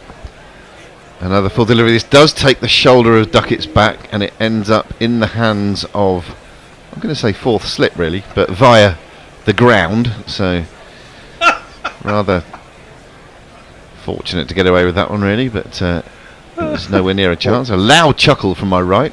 What's tickled you there, Tone? Oh, well, you don't, because that makes me want to play the dreaded what jingle, Mog's, one of Mog's new jingles. That always makes me laugh. Well, we've got one ball left of this over, after which we'll have that change as advertised by Tony recently. This one. What's tickling Tony? Is that Tickle Me Elmo? Southey bowls that delivery, and Duckett works it round the corner, backward of square again to get a couple. So he's got all England's runs still, 9, and it's 9 without loss after 3. Andy, why don't you give us your thoughts on what we've seen so far, and then you can do the commentary from the next over, and I'll change seats. Yep, Billy, Echo's a highly entertaining comment is the next one. You'll know which one it is. Perfect. Thank you very much, Tony. Yeah, good work from England in the end to manage to dismiss the tail. A shaky start with the bat. It's moving around corners really. We did think that these New Zealand quicks would exploit these helpful bowling conditions, and they've done well so far without taking a wicket. They certainly That's have. 9 for none, England. Beautiful view of Christchurch there, the Port Hills in the background, and the lovely Hagley Park, which Hagley Oval sits in the middle, and it's going to be Matt Henry to bowl the 4th over of the innings, and Crawley's just defending that one to point where I think that's Conway there. Yes, Devon Conway doing the fielding. There's been a bit of chat about Devon Conway about whether maybe he should drop down the order and maybe give Will Young a go up the order, but New Zealand selectors and coach and captain, they are pretty loyal to all their players. Here's Henry again. And Crawley's just letting that one go through to Blundell.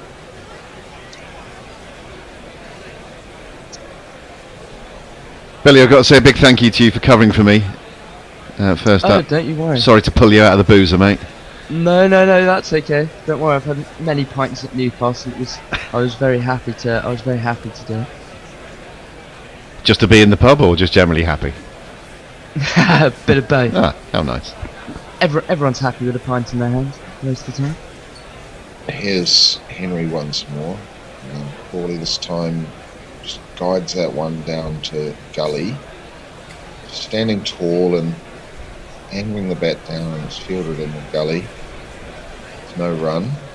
Saw our first view of Nathan Smith in the field there just a moment ago, sporting a moustache, signing autographs on the boundary. I was admiring Blundell's tash, actually. It's a good mow he's got there. Oh, I hadn't spotted that yet. Here's Henry, and Crawley this time hits it back towards Henry. May have been a chance in his follow through. Dived away to his left. I'm not sure if he got a hand to that or not, as Williamson picked up the ball at mid-off. Hard to say. I'd like to see a replay of that.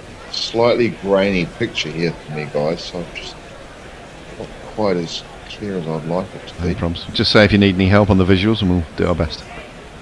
Here's Crawley once more. Tall stance. Stance. This time there's a big appeal, and it's given. So Henry strikes. Crawley was struck on the pad, and he's got a chance for a DRS, of course, if he wants to review it. But it was a very confident. Has shout. he already reviewed it? No, he's walking. No. Yeah, I thought that looked out, guys. Yeah, agreed. To be honest. Yeah. The crowd says you're out. Do the replay here. Henry got that one to cut back, struck Crawley right on the knee roll on the front pad. Possibly I tell you what, that could be sliding down leg, you know. It's moved a bit further than I thought. The impact was kind of on Midland leg stump. I'll be very, very interested to see the Hawkeye there, a 12-ball duck for Crawley, not the start to the series that he wanted to. Well, I think it's hitting. I think it's probably hitting flush on leg stump. I am, however, surprised they didn't review it. They often do in these early stages. But yeah, we'll see the replay, no doubt, in a moment. Anyway, that is the first wicket. Yeah, I tend to agree with you, Billy. That it actually had a bit of seam movement as well there. Just sort of jagged off the seam off quite a good length, though. I think that was probably the thing. Crawley hadn't really moved from his crease. So anyway, it brings Jacob Bethl to the wicket, of course, making his Test debut. Just played the 20 first-class matches with a higher score of 93. So the other number 3 got 93. That was Kane Williams. Yeah. England could do with 93 runs from Bethl. I shall jingle up the debutant. Jacob Bethl's born in Barbados, now he plays for the English team. They say that he is an all-rounder, but that remains to be seen. Umpire's call. I mean, that is literally just clipping. Yeah. By a coat of paint. It's an overused expression, but literally by a coat of paint. Really, a really nice delivery.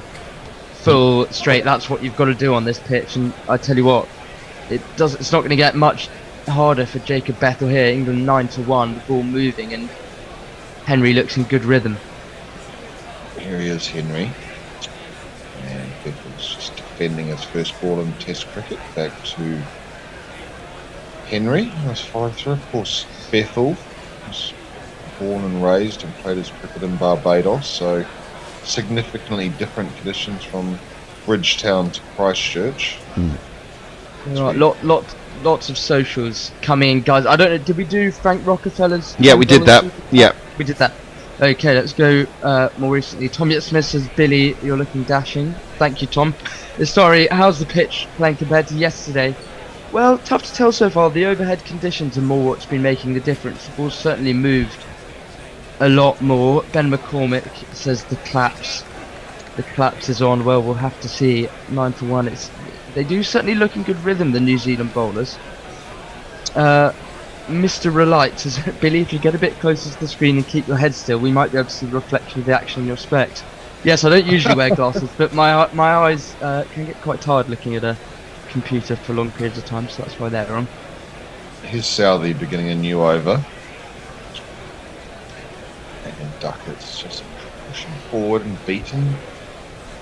Southey through Blundell, and there's no run.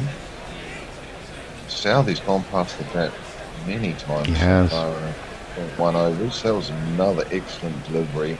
Duckett not really forward, but he was covering the line, so credit to him. And Blundell taking the ball, as he often does, outside the line of his body. This is his preference for how he likes to take the ball rather than moving into line. To take the ball. His Duckett, his high back lift. And this time he's going to drive. He doesn't time it, and just hit the back down the pitch to Southey. There's a few people in the crowd wearing t-shirts. Maybe it's not that cold. Maybe it's just the players. It looks colder, at least, doesn't it?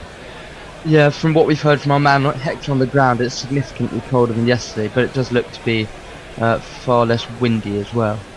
It definitely seems to be a good day for bowling, you'd have to think. Yeah, Christchurch is notoriously windy. The northwester, they call it, which is generally a warm breeze, so perhaps they don't have that today. Wellington's known as the windy city, though, is it not? Well, that's a different proposition altogether. Stuck at this time, and it's fielded at mid-off. See that, is it? That's Nathan Smith there, the debutant. Short mid-off, really. Yeah, well, I'm from Wellington, so yeah, I definitely agree with that. Zero interest in living there again. I watched the Test match there in 2002, and I don't think I mean, it's the first thing when I was being driven from the airport to the centre, like they call it the Windy City. I was like, oh, okay.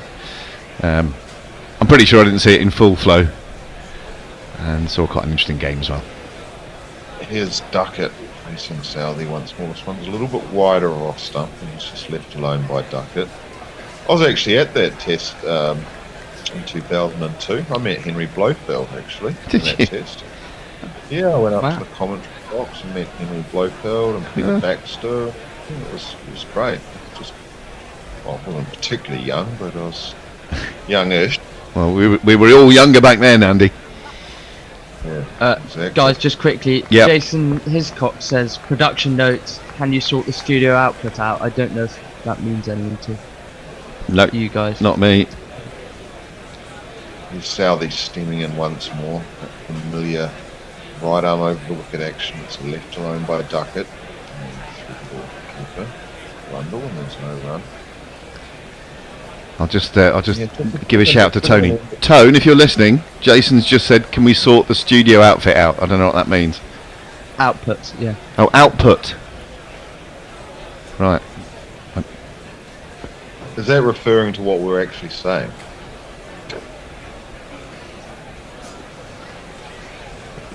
I'm not sure. We'll have to find out. No, it's fine. Southey once more, and this one's once again played up to mid-off, fielded by Nathan Smith there, just very short mid-off, that is the end of the over anyway, so it's a maiden from Southey. England remain at 9 after 5. Well, let's get through some socials here. Mark Arnold says, cometh the hour, cometh the Bethl.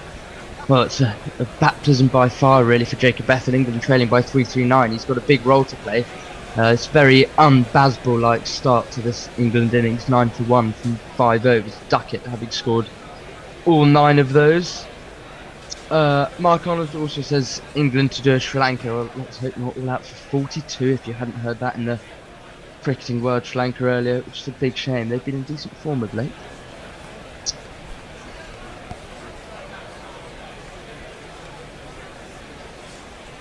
I don't know if Andy's continuing ball by ball, but Henry has just bowled the first delivery of a new over there, and it's been driven by Bethl for no run.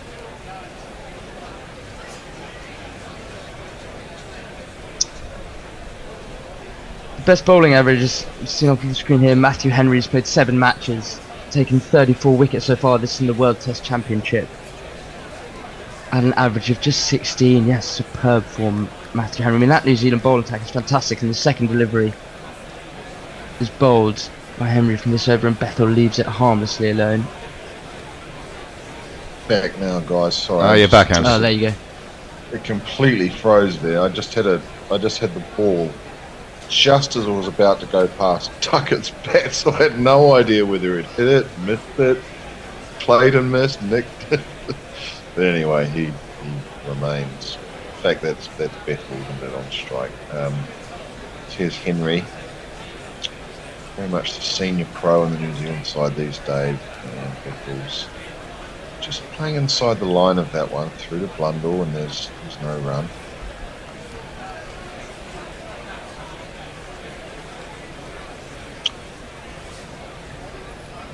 One thing I've been wondering about, chaps, does Bethl speak with a Caribbean accent? It's got a twang, yeah.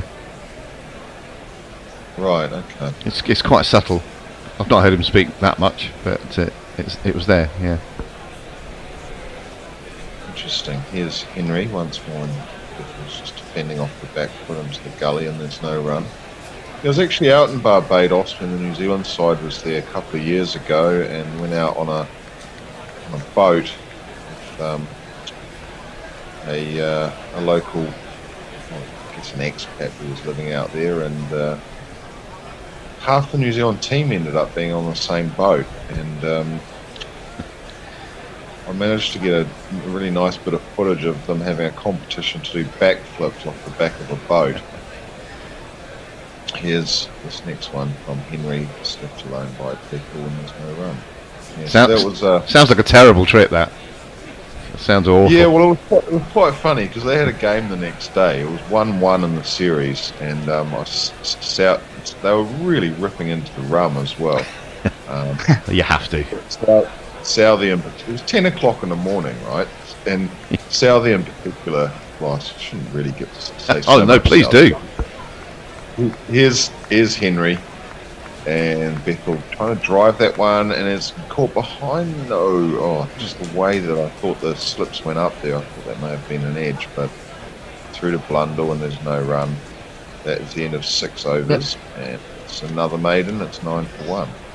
Yeah, his hands playing well away from his body there, Jacob Bethl. They were thinking about a review New Zealand, but ultimately decided against. We saw England yesterday fail to review one off Rachin Ravindra's bat. Stokes would have had a wicket as he got a thin. But no one noticed, did they? I was watching at that point. No one at all noticed, so it's hard to sort of dig him out for that, and call it a mistake. It was just no one noticed. No, it wasn't a very obvious one on Snicko either at all, really. But you know, England's problem with struggles with reviews really continues. They haven't been very good in the last couple of years, you have to say, especially Pope in his stint as temporary captain. Ashley Partridge in the Cricket Club of Socials, Andy Plumman. Ashley Partridge in the Socials, he appears to be drunk, which is fair enough, I guess, at this time of night. But making lots of comments, among others, just saying, I think England should play Bazball. Well, it's been a tough start for England so far. Kieran Rosebud, I'll go after this ball. First ball from Southey as a new over begins, is left alone by Duckett. He says, I think this England side are about 2 batsmen short of being a good team, and what I mean by that is England, if they would play with 13 players, they'd be a very competitive side. See, that's a bit rough, isn't it? They've only just started. Yeah, bit harsh. England fans, in common with many cricket fans around the world, but England fans, I know for sure, have very high expectations of the team, and are quick to judge. many of them. Here's this next delivery from Southey, and Duckett this time is just defending once again to that short mid-off position where Smith does the fielding and there's no run.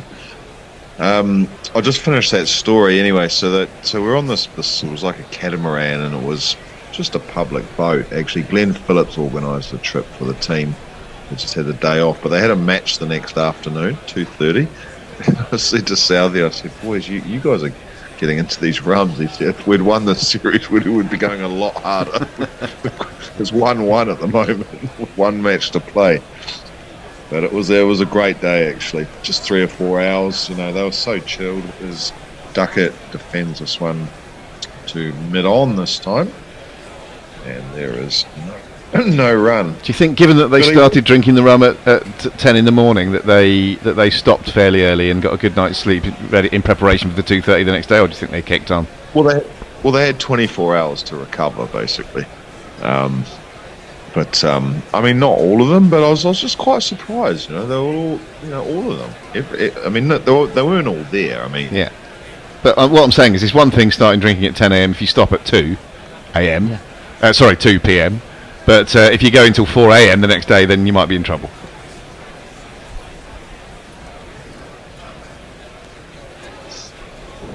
Next delivery from Southey, fourth ball of the over, has been driven hard by Ben Duckett to the boundary. Really nice drive through the covers and races to defence. Yeah, excellent shot there from Duckett, as we see the replay. Bit of a trademark from Duckett, just driving down the ground. Likes to play that shot early on. I did find that previous comment on the socials interesting, Billy. They said, let's just play baseball. I just hate this expression. I do as well. It just annoys the hell out of me as Duckett has a wild waft of that one outside off stump. But it's what the hell does that actually mean? Let's just play baseball. Is that some other game that other people? That, you know, is it a different? Does it have different rules? Does it? I mean, what the hell? I think it annoys the England management as well. I think Brendan McCullum. He doesn't like it. Stokes doesn't like it, and I'm with you. I don't like it either. And it's just become But I'm not. Yeah. I'm not talking about the word. I'm talking about the fact that it sounds like it's like a different thing. It's not a different thing. It's just cricket. Yeah. It's played in a slightly different way. Yeah. As this next one goes through to the keeper as well, it just irritates me. The ball's swinging around all over the place. I mean, actually, just come to think of it, I've actually got a relevant point, which I'll come to in a moment. Here's Southey once more, steaming in, right arm over the wicket. And Duckett this time is playing it into the gap between mid-off and point, and they'll take a single. But actually, just come to think of it, guys, was it 2016 when Brendan McCullum came out against Australia in his last match, smashed 100 off 54 balls. The ball was moving all over the place against Australia. It was 35 for 3, I think it was, when he came to the wicket, and he scored the fastest ever Test century. So that is possibly what that commenter was referring to. Just go have a slog, and that's possibly what that person was referring to. Just go on an all-out slog. Yeah, well, fine. A couple more socials. If you want to be bowled out for 42 like Sri Lanka. Kieran Roseblade says, oh no, she didn't. Randy Kelly, hello from Trinidad and Tobago. Hello, Randy. Hello. Ashley Partridge, that's him, man. If you play for a draw like this, that's okay. I like England going after the bowling team, puts pressure on them. I think, to be fair, it's pretty difficult. 14 for 1 off 7 overs. Bethl yet to get off the mark. You know, I don't think you can blame England here for being more sedate, and I'm actually a big fan of it personally. You've got to know how to play the match situation. Here's Henry beginning a new over, and it's played by Duckett out to, there's a sweeper out there. Sweeper at point already, so it's just a single. Duckett moves along to 15. He's a bit like the New Zealand innings, where Tom Latham got all the runs early on when Williamson came to the wicket. Duckett's doing the same, although not at quite the same rate. I was going to say, he's in line to break the Bannerman record. He's got 100% of England's runs so far. Let's see where he ends up. Well, what's the record there, Bear? It's Grubby, actually, sorry. Sorry. Don't worry. The record is the highest percentage of your team's runs in Test, and it was from the first ever Test match. Oh, right. This one's left alone by Bethl, outside off stump. I thought you were going to say the most runs scored by a person before someone else got a run. I don't know what that one is, but that's one that we often talk about on the show, is the Bannerman. It's something like 64%, or something like 60-something percent of the total runs, and it's unbelievable it's not been broken in all that time. Here's Henry once again, and Bethl this time is playing it into wide mid-off. There's no run, so he's still not off the mark.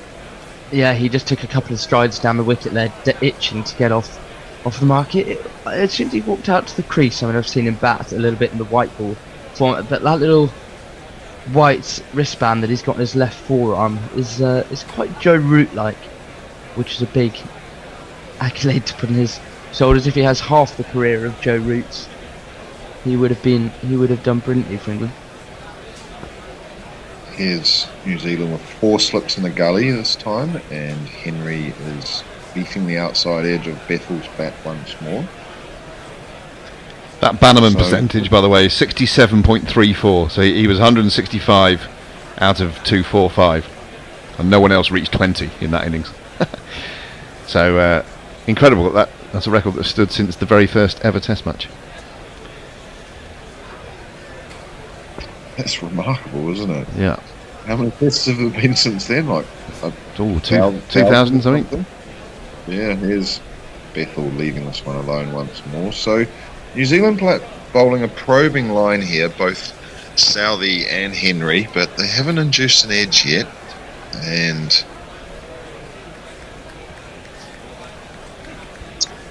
our very own Jason Hiscock is in the chat. He says, I commentated on that McCullum innings for a GC pop-up at a former Guerrilla Cricket Towers TMS sofa, I think that is, with Gary Rodge and the Knackle. What a night.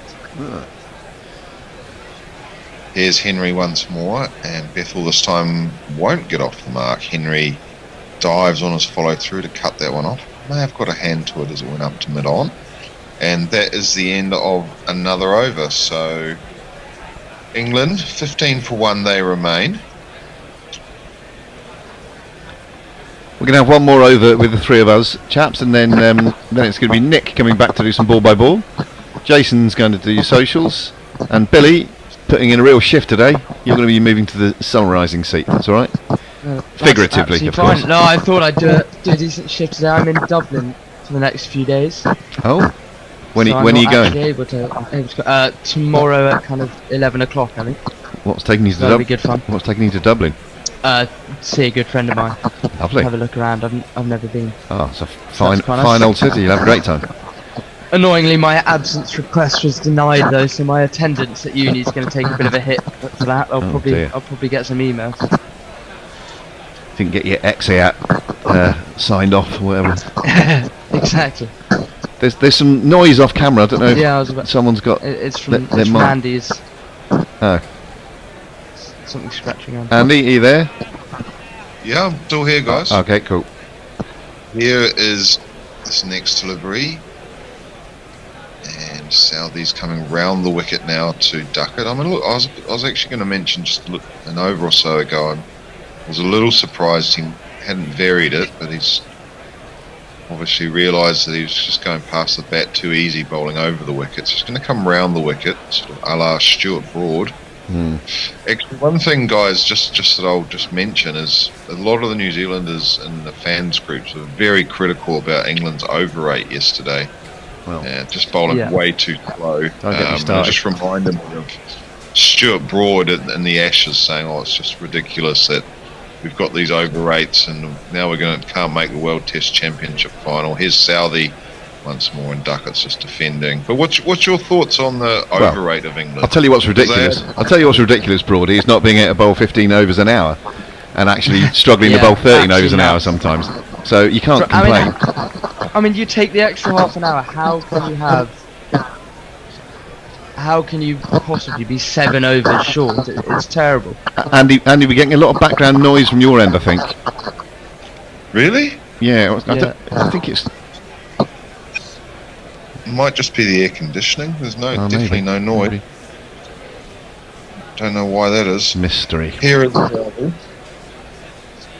and Duckett get the big inside edge this time, down towards fine leg, and look.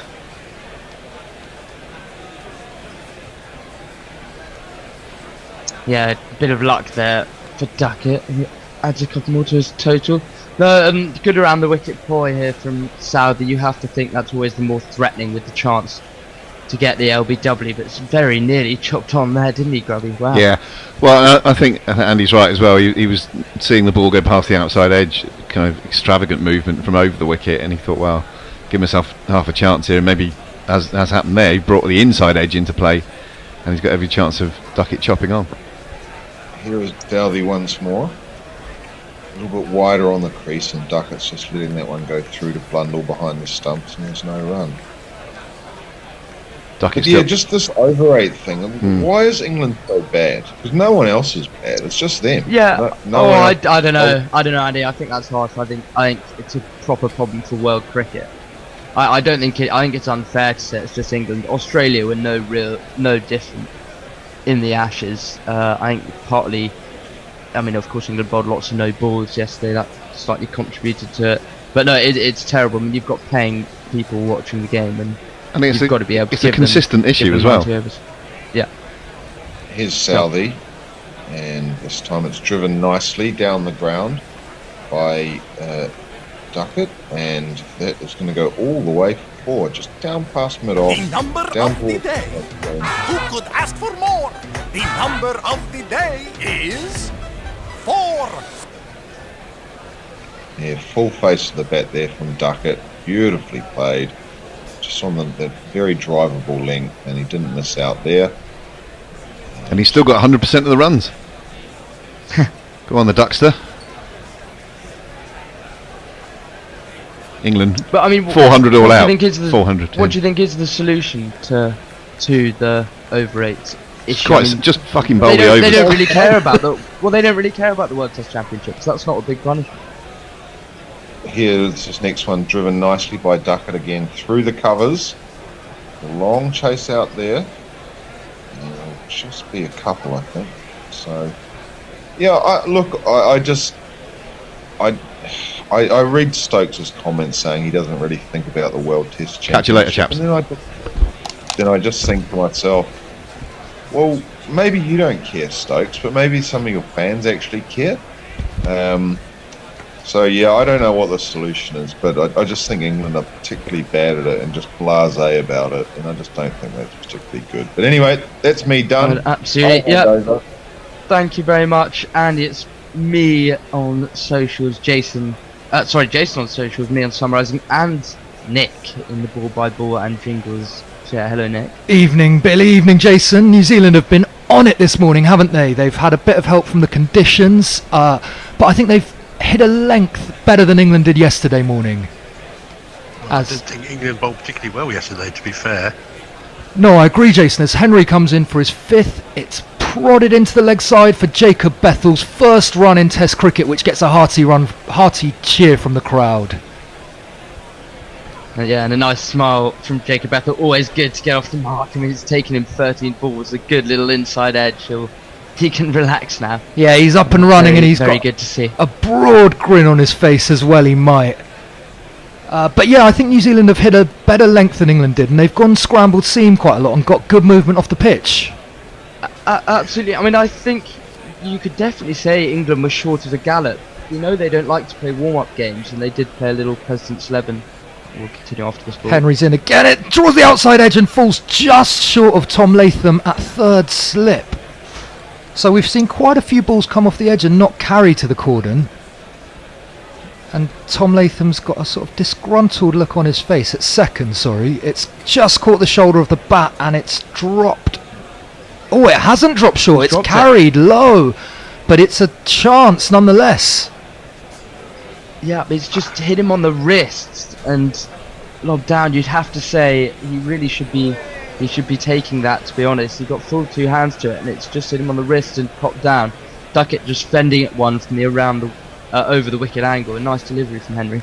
And this time it's driven by Duckett full-blooded. It beats cover and it's just plugging in the outfield, but it is going to make it to the fence for another boundary for Ben Duckett.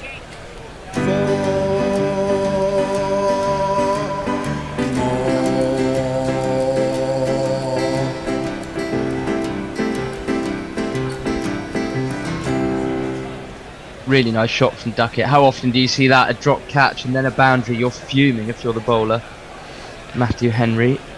Yeah, absolutely. And it's for Duckett. He's clicked into gear here, hasn't he? Yeah, very positive start from the garden gnome Ben Duckett. He famously doesn't like to leave the ball, and he's been true to form this morning, having a waft at everything with some success as Henry is in again. It's on a length and it's pushed into the offside by Duckett. He'll sneak through for a single. The garden gnome, Nick. I've heard many descriptions of Ben Duckett so far, but that's not one I've heard. That's very good. Thanks, Billy. I'll but trademark a healthy edge, a really healthy Yeah. edge. Was like we saw with England a little bit yesterday. A few fell short, and some people were accusing Pope. You know, it's the wicketkeeper's job to set It the is. slips. It's the point I was about to make. It's the wicketkeeper's positioning which has caused them all the slips to put themselves in a position relative to him, and he's probably a step too far back, Mark Blundell, and that would have made it a lot easier for Latham. As Henry's in again, it's full and it's driven firmly into the offside by Bethl for no run. Yeah, I thought England and New Zealand to say had been, after only one edge. Go on. yeah, maybe just a little bit deep, but you can only push up so much, can't you, before the ball's flying at your face. Well, we do see some slip fielders resort to wearing a helmet in the slips if they really do have to come up quickly. We've seen Root do that a few times. It was in the Pakistan series. We used that tactic quite a lot. And Henry's in again. This one wraps Bethl on the pads, but it doesn't have anything going for it. It's leg side and it's high, and that'll be the end of the 10th over. England are 29 for 1. On YouTube, we have lively debate going on with all the people on there. Ashley Partridge, Kieran Roseblade, Naman, Daz Reynolds. Daz Reynolds asking the question, would you have Robertson for the second test? That's Ollie Robertson, who's been called up to the squad from the Lions, I do believe. We're on tour at the moment and will arrive on Sunday, I think. Yeah, on tour in South Africa. I think the Lions. I don't know. I think it all hinges on, you know, if Bethl gets runs here and Pope gets runs, I think they almost become undroppable. It would be slightly unfair, but we'll have to see the way the England management think about it. Yeah, and Pope's keeping, I mean, it's been talked about a lot, but he didn't do too much wrong behind the stumps, did he? No, not at all. No. To be fair, in the county season, Ollie Robertson, after a great start, had a very poor second half of the season. As Southey's in for his 6th over, it's onto Duckett's pads and he clips it behind square on the leg side for a single, which takes him to 29. Yeah, but I mean, I think these conditions look well suited for Ollie Robinson, the bowler, rather than Ollie Robinson, the keeper. I mean, great bowlership bloke seems chance, to be. Nick? I think that Stokes and McCullum have decided that he brings a bit too much drama, and I think it's a long way back for him. He'll have to take plenty of wickets for Sussex in the Championship, I reckon, before he's considered again. Well, I mean, the thing is, he was first. happening. Yeah, I agree. He was first cab off the rank, if you like, really, with Anderson and Broad going, but he just had a very poor. My criticism of Ollie Robinson has always been: is his heart really in it? As Southey's in again, it's fallen on the off stump and Bethl defends authoritatively. Yeah, I think there was a bit of a feeling, Billy, wasn't there, that he was possibly shirking some of the hard yards. There's been a lot of talk about his fitness. There have been off-field dramas. There was a ill-judged podcast, I'd say, with his girlfriend. The whole package isn't great, although he's certainly a fine bowler and very well suited to these sort of conditions. Yeah, He there's absolutely is. Chatting Go on, on Jason. YouTube about Ollie Stone by Ashley Partridge, as I was seeing to rate this Stone bloke from Nottinghamshire. Well, he was from Warwickshire first. As Southey's Yeah. in again, and it's defended by Bethl for no run. So Bethl is now 1 from 17. It's not the sort of batting we've come to see from him in coloured kits where he was striking at about 175, but he's digging in and biding his time. Yeah. It'll be interesting to see how he adapts his game here. You know, he mustn't feel the need to up the gears. It's fine, 1 of 17. He's such an aggressive, strong batsman from what we've seen so far. He can easily catch up. And, Absolutely. you know, Ben Duckett's doing the bulk of the scoring. We're going at 3 and over. There's no need to hurry at all. Time at the crease, and he'll come good. It'll get easier. As Southey beats the bat this time, it looked to just nibble a little bit off the pitch, and it goes past Bethel's outside edge. And yeah, I agree, Billy, this is definitely going to be the toughest time for batting, isn't it, with the ball still new and shiny and rock hard. As we get a replay of that, it was a scrambled seam and it just jagged away through to Tom Blundell behind the stumps. But yeah, if Bethl can hang around out there might be some runs for him. I've had a little punt on him for over 17 and a half. I missed my New Zealand over 348.5 by half a run, so I'm hoping things turn around for me. Well, yeah, I mean, to be fair, and he did well with that last delivery, just nipping away from Southey. He didn't follow it at all. He played the line, and that's why he missed it. As Southey's back in, outside the off stump, and Bethl leaves this one well alone. The pace is down at 125. It has been a sluggish pitch, hasn't it? And all the bowlers have looked a bit slow of pace. It'll be interesting to see how long before we get Will O'Rourke into the attack.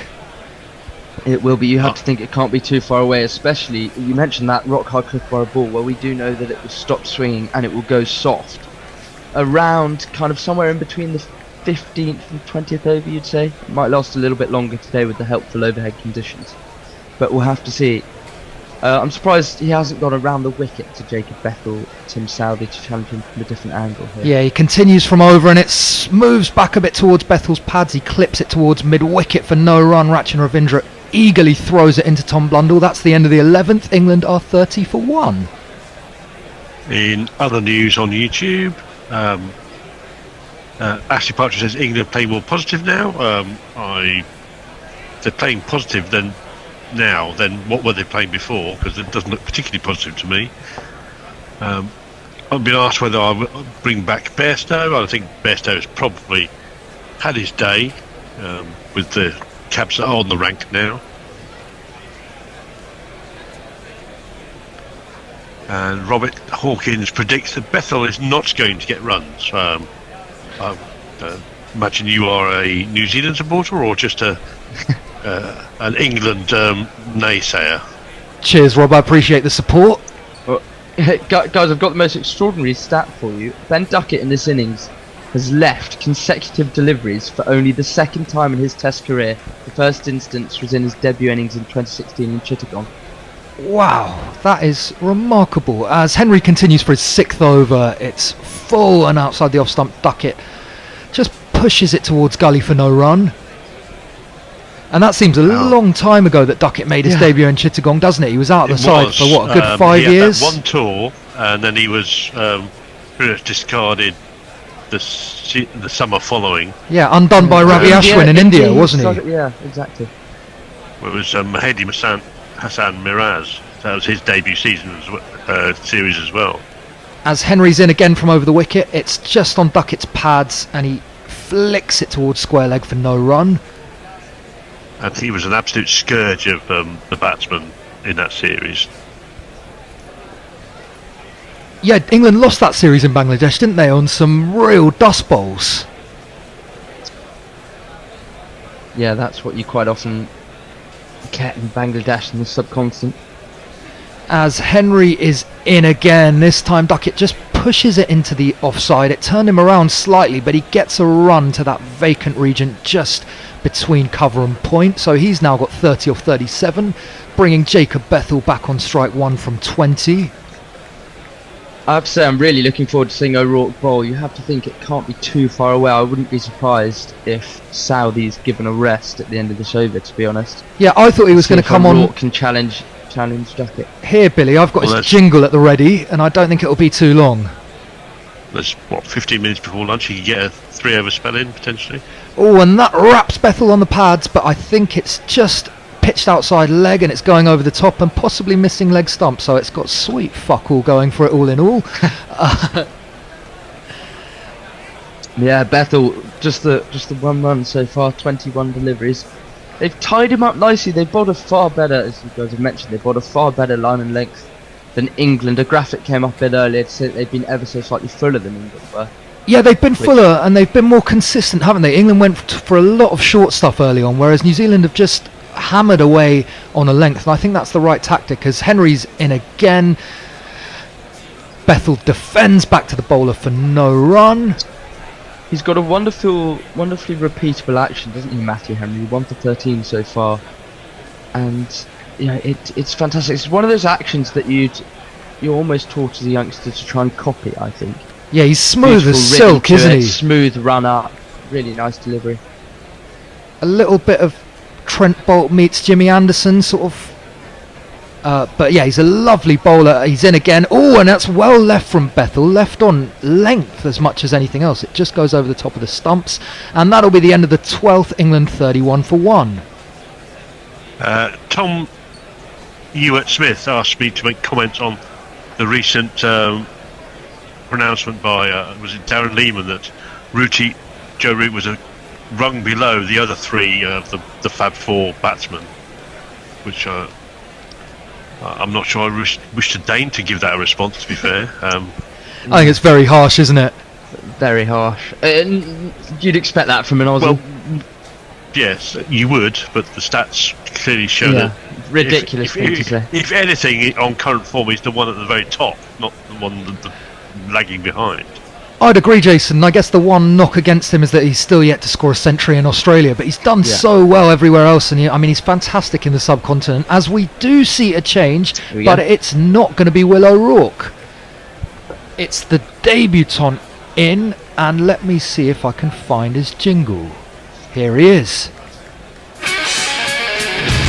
Batsman quaking at the crease.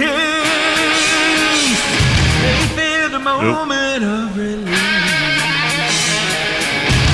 Nathan Smith has got the power. He makes the sweat drip like a shower. So Nathan Smith, who took a fair few wickets in the county championship and I believe was the leading wicket taker in the Plunket Shield, he bowls at decent pace. He's round the wicket to start, and Duckett just pushes it on outside off stump. There shouldn't have been a run, but Gully's overrun it and they scamper through for a single. Good call from Latham. I think it's good to get as much as we want to see O'Rourke, good to get the debutant a bowl just before lunch to feel like he's in the game and get settled. And as you say, a poor bit of fielding from New Zealand there. We saw that England were pretty lacklustre in the field. New Zealand will want to sharpen that up. Yeah, just a little bit sloppy from lunch. It would be a fantastic time for New Zealand to get one of these two out, especially Duckett, and get Root in just before lunch. Yeah, wickets right before the session breaks always seem a little bit extra value, don't they? As Smith runs in, a moustache on his face, a mullet on his head.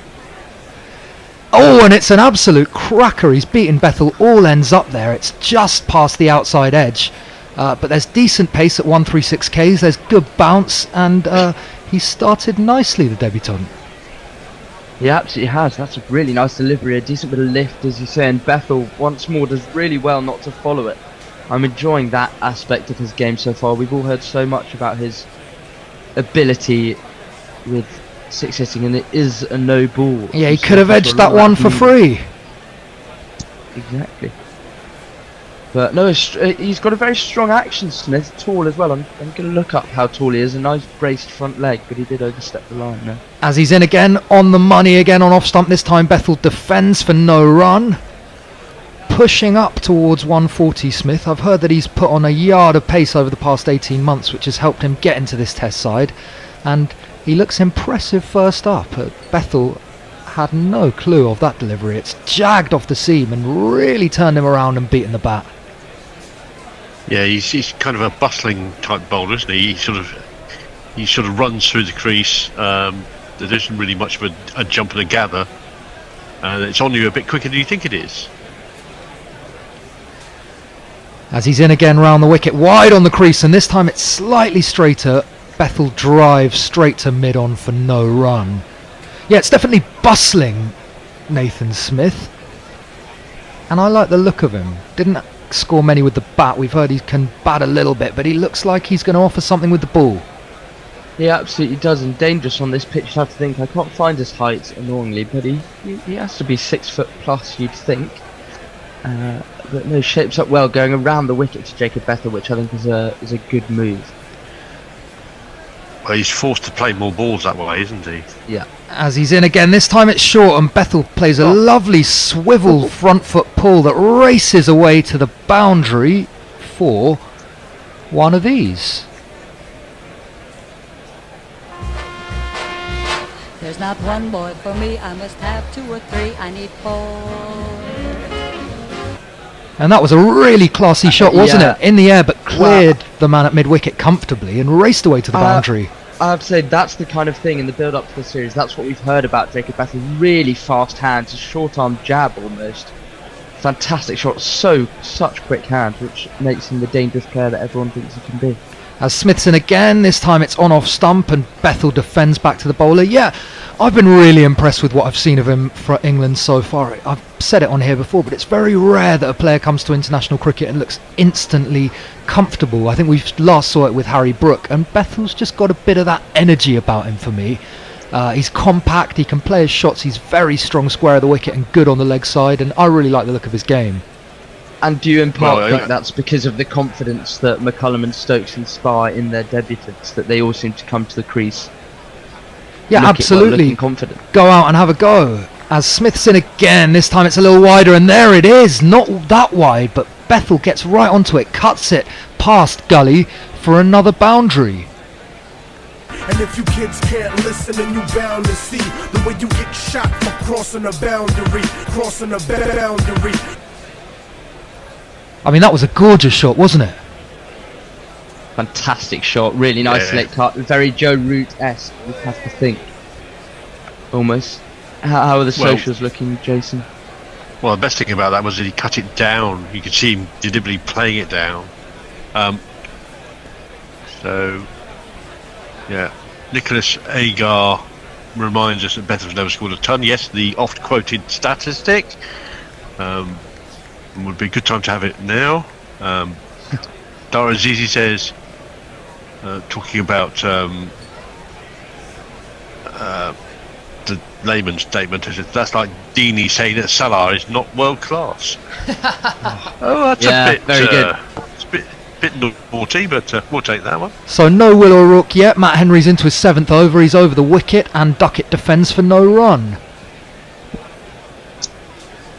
Always good to have a little bit of Liverpool chat in the. You're a Liverpool fan, aren't you, Nick, as well? I'm not. I'm a proud Chelsea fan, Billy. Oh, okay, I've got that wrong. Well, you should join. You should come to. I'm actually going to St James's Park in a few days to watch Liverpool Newcastle, which is really, really exciting. Well, they looked good last night against Real, didn't they? As Henry's in again. It's outside the off stump. Duckett just pushes it into that vacant gap on the offside, and they scamper through for a single. England have been sharp with their running so far this morning. They certainly have, and as you should have suggested, Bethl just beginning to look more and more comfortable. And that late cut, he played so late.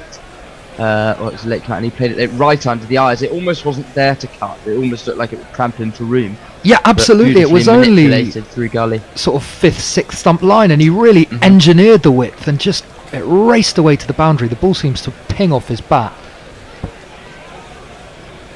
He's a prodigious talent, that's for sure, and I think we're all willing him to succeed.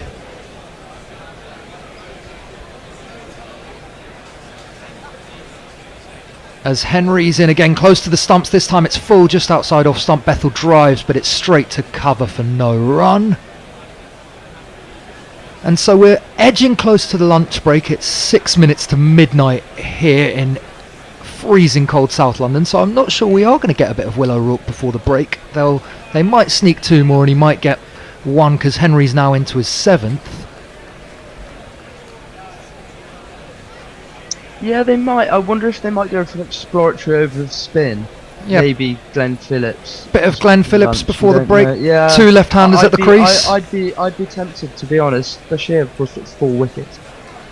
Henry's in again, and this time Bethl leaves well alone. It's that probing length and maybe just a little bit of seam movement away from the left-hander.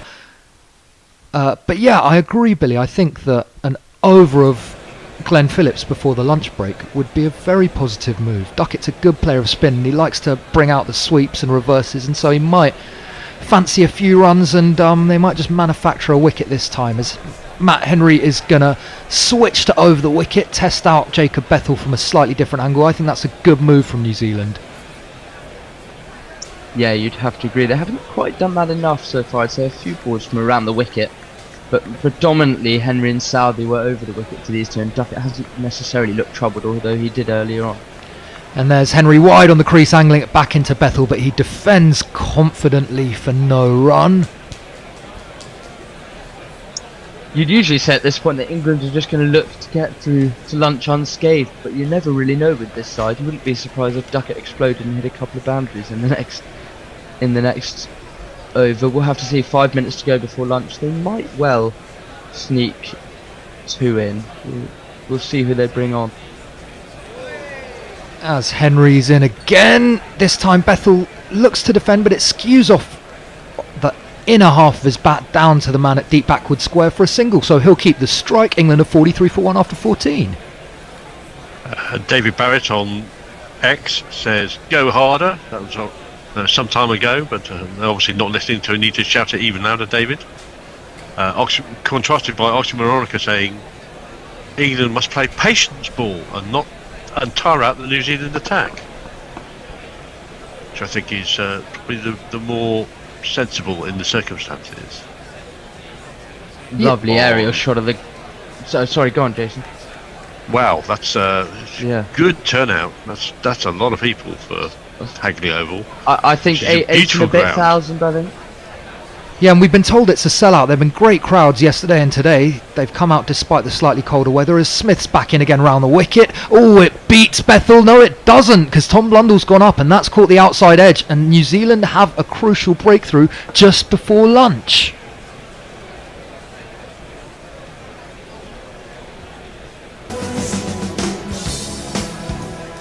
Well, hang on. Jacob Bethel's just hanging around here. Is he called for the review? No ball. I think they're waiting for no ball. It looks like it. Smith is looking perplexed and slightly disheartened. So has he overstepped one again earlier here? in his spell. They're looking around. It must be close. Yep. He did ball one earlier in his spell. But no, he's the gone. hand clapping resumes, and Jacob Bethl will trudge off to the boundary rope for what looked a promising 10 off 34, but his innings has been cut short. Yeah, not much he could do about that, actually, have to say. Fantastic delivery. Cracker of a ball. It was angled in and jagged back off the seam. Yeah, he didn't really push it at Jacob Bethl. I think sometimes you've just got to say you were done by a good one, and I think that's the case there. That's a good ball. You can't do much about that. He has to play it. He's Yeah, just unlucky. couldn't leave that one alone, and Nathan Smith threw 7 balls of Test cricket. Looks very impressive, doesn't he? Fast bowlers seem to grow on trees in New Zealand.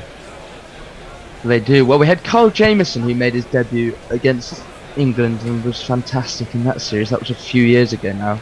But Smith will be hoping to do the same, and as you said, it's a promising start and brings Joe Root to the crease, unless England want to switch up the batting order and not send their best batsman out just before lunch, but we'll have to wait and see.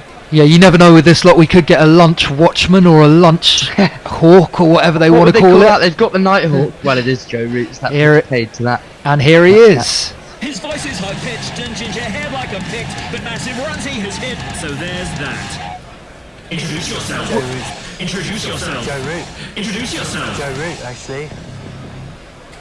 I think that's What do you pretty think much guaranteed that there won't be another over after this. No, yeah. What do you think they would call that? They've got the Nighthawk. What would they call it just before lunch? I reckon just a classic lunch hawk, Billy, or a food hawk. Do you reckon it? Yeah, something like that. A vulture. I don't know. They're big on branding this team, aren't they? So I'm sure they've got something up their sleeves. But Root has 5 balls to survive before he can have a bit of scran.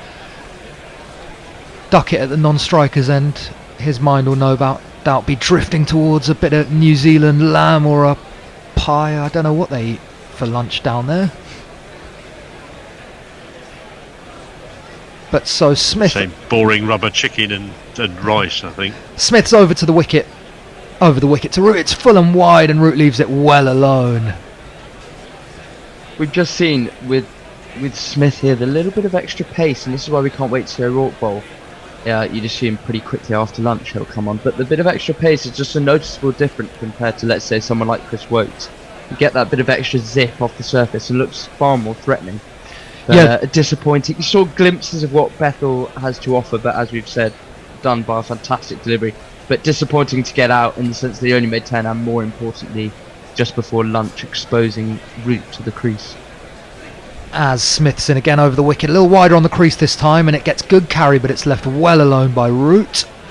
Those extra 10Ks really do seem to make a difference, don't they? And New Zealand have found considerably more movement off the pitch than England did.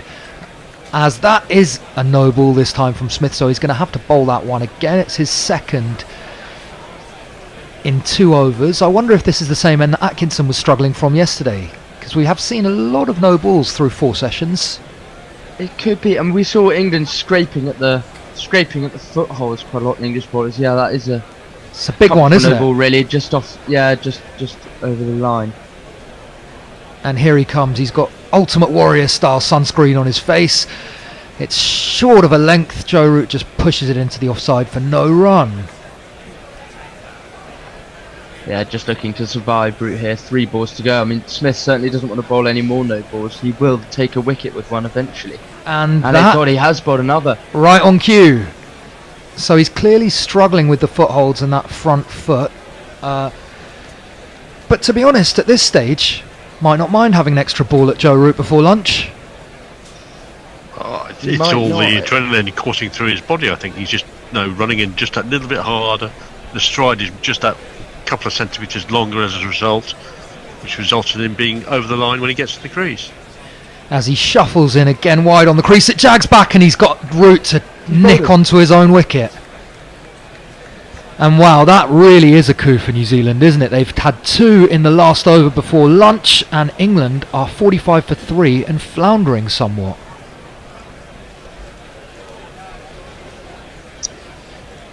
Jingling, waiting for no ball.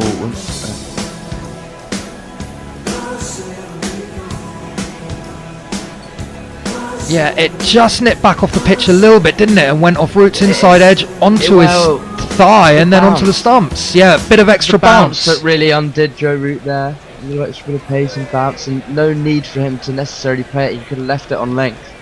But he had a little fiddle at it, and it makes that untimely wicket of Jacob Bethl ever more irritating. You'd think they're going to go off for lunch here. They should take lunch. I would have thought Joe Root was looking at the pitch in a disgusted manner, wasn't he? And you're right. Past 1, that is lunch, I'm sure. So that'll be lunch, and that one did just rear up off the pitch. You always feel slightly hard done by when you get a double ricochet onto the stumps. But wow, a really impactful 9-ball plus a few no-y spell from Nathan Smith. He's changed the look of this game with 2 crucial wickets. England heading to the break at 43 for 3. Yeah, 45 for 3. Excuse me, and in a bit of trouble here. Bowling change. Yeah, brilliant bowling change to get Smith on, adrenaline pumping, as you said, Jason, and 2 wickets. Bethl couldn't do anything about it really. A fantastic delivery, but Root, he didn't necessarily need to pad it, and as you said, inside edge. But they bowled nicely. Yeah, we all thought it was going to be Will O'Rourke, and it was Nathan Smith who's really come in and changed the game. Michael Agar says Kiwis are quicker, more canny bowlers. Kieran Roseblade says, I did say 40 for 4 by lunch. Not far off at all, Kieran. Pirate Badger says England floundering. Fish course served before lunch. And collapse time, Nicholas Agar. And our own very own Hendo says, told you Root should bat at 3. Bethl looked great. Just undone by brilliant bowling. And probably to finish off before lunch, Andrew Cook says, "What's the follow-on, Mark?" Dig. 148 it is, isn't it? And so England have got, 103 to get there. Stranger things have happened. I'm not sure New Zealand would put them back in even if they were to fall short of that, but we'll find out after the break. Yep, I imagine Tony's walking into the studio now to put on something for the luncheon interval. I hope so, because I've fumbled my way through the jingles. It's my second time on this, so I'm glad to have got through scrape 3, but providing you all with entertainment from for the lunch break is a little bit beyond me, unless you want me to, I don't know, sing for my supper. Yeah, well, we'll have to see. Maybe an episode of the Bishop and Bear. I don't know if Tony's wandering in to have a look, but here he comes on cue, so I will vacate my seat and leave you in Tony's capable hands. In the meantime, are there any more socials? Mr. Microlight says, "Back to my point about wicket intact, forget runs at the beginning of a test innings." Yes, it's not about how many, it's about how long sometimes. I didn't Mark like hearing Holden, Tony's point capable that, hands. We've scored more runs than Sri Lanka. Yay! Hurrah! There we go. What have we got for the break, Tony? I'm just going to have a look. But I'm not sure we've necessarily exhausted... hang on, what's this? Yes, I don't think we've necessarily exhausted the chat with Jeremy Coney yet, because by goodness me, the lad can chat. I'm sure you haven't, given the anyone who's met Jeremy Coney knows that he does like to talk. Well, he does like to talk, so... he's very good at talking. It's only day 2. It's only day 2, so I think we're going to resume. We'll go back to listening to the Bishop and Bear chat with him, although sadly no Bear due to child duties, so I was left on my own to welcome him, give him a drink, and press the start button marked talk. And off he went. So here he is with me in the Bishop and Bear, and fantastic company he was too. Off we go. Whether you're screaming from the stands or the sofa, Virgin Bet has even more for you to shout about this season, because we're giving you a totally free bet builder on a selected football match every week this season. So get ready to make some noise. Join us and claim your bet builder free bet every week. Virgin Bet, a good bet. Use bet builder free bet on selected match by kickoff. Min odds evens. Max one free bet £1 to £20. Except via pop-up. T's and C's apply. 18 plus. Bet responsibly. Gambleaware.org. It's only natural for parents to have questions about their kids and gaming. Meet parental controls for Nintendo Switch. You can set your own rules for the family right from your phone with a free app. Monitor playtime, set age restrictions, limit online purchases, and more. That means you can relax and spend more time having fun. Their games, your rules. Nintendo Switch. Available now. Internet connection required to use this app. Data charges may apply. The Bishop and the Bear, the Bishop and the Bear, and to the delight of everyone, they're here to share jokes and rants and guests and things. Who knows what any fun they'll bring? Not affiliated with the Mad Bishop and Bear pub at Paddington Station. The Bishop and the Bear, bats beyond compare. Buckets of savoir-faire, the Bishop and the Bear. Welcome back to the Bishop and Bear, although it's a bit odd today, I've got to say, because there is no Bear. The Bear is on family duties, so what you've got today is a Bishop and Mantis, which is a bit more unusual, but that's what we've got because our guest in the Bishop and Bear is the inimitable Jeremy Coney, a man who scored his higher test score against England, I think 174 not out, if I remember rightly, in Wellington. Did I get that right? It's 170 something, Jeremy. I think you have, Tony. It is a long time ago, I must say, but it was somewhere there. I know I passed 150, and there was a certain relief, waves of relief passing through me. Oh, God, I could, and not just relief, I would imagine, but yes. I don't. I'm not at all surprised. Well, Jeremy, a huge welcome. You'll pop up. Thank you. Nice to be here. Well, we're delighted. We're delighted to have you here. You'll pop up whenever New Zealand are in town somewhere. I think you're the go-to guy. So we're thrilled to have you. What most importantly can we get you to drink? You could get me a nice white wine. A Chardonnay would be very nice, thank you. And I presumably something from New Zealand, I would hope. Yeah, New Zealand would be fine. No, well, but I'm prepared to try something else. That's good. Always, if it's good value. Oh well, I'm money. going to suggest to you something like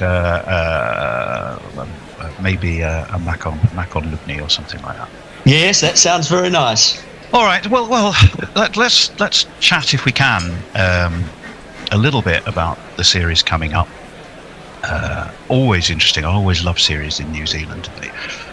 They get rather unfairly, Jeremy, often described as low key.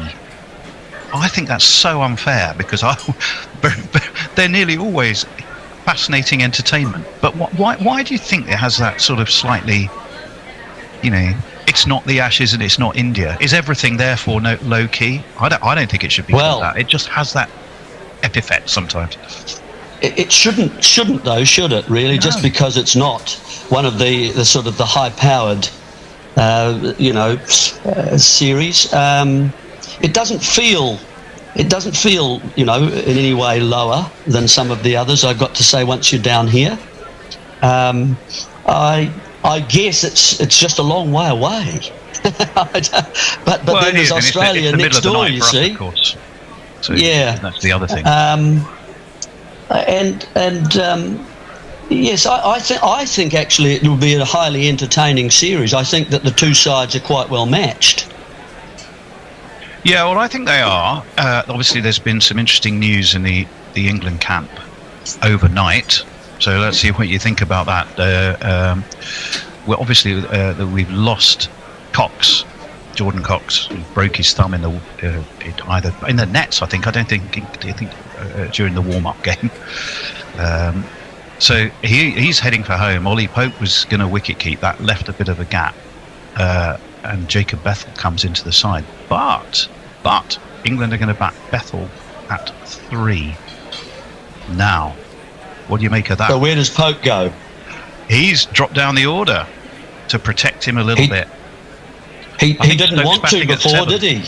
No, he didn't before, but this time he does. So, I wanted to focus as much as we can on New Zealand, and we've leapt off the front foot straight away, and we're talking about England. But the kind of interesting thing there is you've got a lad who, again, he's one of those Stokes McCullum key picks that's just full of incredible promise. But the reality is he's played a handful of first-class games, yet to make 100, and I think averages 25, and yet he's going to bat in at 3 on a seamer's wicket, one assumes, against a high-class Test attack on his Test debut. That's a brave move, isn't it, from England? Well, yes, look, it seems to be de rigueur, doesn't it, with the Keys, Rob Key and McCullum and Stokes selection policies, that they disregard in some ways and bypass what's happening in the county championship, it seems to me. And there's a danger, I do think, in that it becomes meaningless. And I think that's not a good message to be sending. I don't know Bethl, so I know he's from Warwickshire, and I know he's been batting at number 7, and I know he bowls a few little left arm orthodox, doesn't he, as well? He does. He's from Barbados originally. Yes. 13 years growing up there, I think. And they identify what they see as some talent, and they believe that they can transition him from wherever he is. And Hull was a bit like that as well, wasn't he, Josh Hull? And Bashir himself. Some of their picks have worked pretty well, I'd have to say. Bashir, I think, yes, still struggles with control, but that comes over time, I guess, doesn't it? But picked largely for being 6'7". Yeah. And well, I can understand more picking a faster bowler. Faster bowlers, quick bowlers tend to come in quite quickly. They tend to be picked early. Anderson was, Tyson was. Players like that can come in they seem to be picking spinners like that as well. But batsmen, not quite so much. Just to my failing memory, you tend to want to have a batsman that has shown you, yes, he can get at least 100, or he's been able to spend some time at the crease in different conditions and been able to show you he's capable of batting in certain ways and getting results. So it's slightly more unusual, I would think, for a batsman to be selected in that way than some of the bowlers. That would be my only comment about that. I mean, it's attribute. It's picking on attribute over sort of empirical performance. That's right. Is a it's real not averages. mentality That's right. thing. It's not about averages. Yeah. It's about what you might be. It's how high your ceiling might be, not where you've been. And I kind of get that. I think it's a big ask of anybody. I think it's number 3. You effectively could be opening. It is. It is. We shall. It's asking a lot of the lad. On the other hand, some would say it's a free hit, which is never an expression I like, but I get the principle of, his whole career won't stand or fall. It will enhance it massively if he does well. If he fails, people will go, well, it was a one-off. Don't worry about it, lad. Yes. We'll move on. So kind of, England might argue it's not as risky as perhaps I made it sound. What is interesting is the Hagley Oval fascinates me. I mean, I think there's been 13 tests played there. There was one test against Bangladesh. Now, the interesting thing was when England, there's only ever been one draw there, and that was when that was England. Played. It was England. You're right. An exciting draw too. It was. You're absolutely right. Who took the wickets that day? Well, if I remember, it was all 10 in the first innings were taken by that incredible combo of Bolt and Southey. And then if I remember rightly, when England bowled, it was an equally incredible combo of Anderson and Broad, neither whom are playing, and yes. only Jim Southey will be playing. The point being that when you look at the Hagley Oval, also the other thing which I found extraordinary, that classic mantra in Test cricket, you win the toss, you look up again, you look down, and then you still bat. Only once has a winning captain in a test at the Hagley Oval chosen to bat. Every other time they've chosen to field. Well, I think the rationale is slightly different here. Sorry, I've interrupted you, Tony. You're in right. full flow. Well done. It was a long. It was a very. I was heading just towards the question: does it become a seam-off?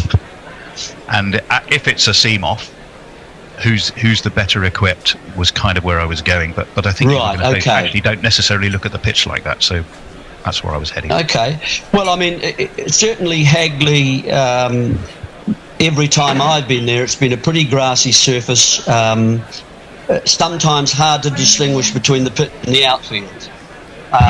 Depending on how there's a new groundsman there at the moment, new head groundsman, and whatever he wishes, how long that grass will last and what colour it will be is up to the amount of water he wishes to supply.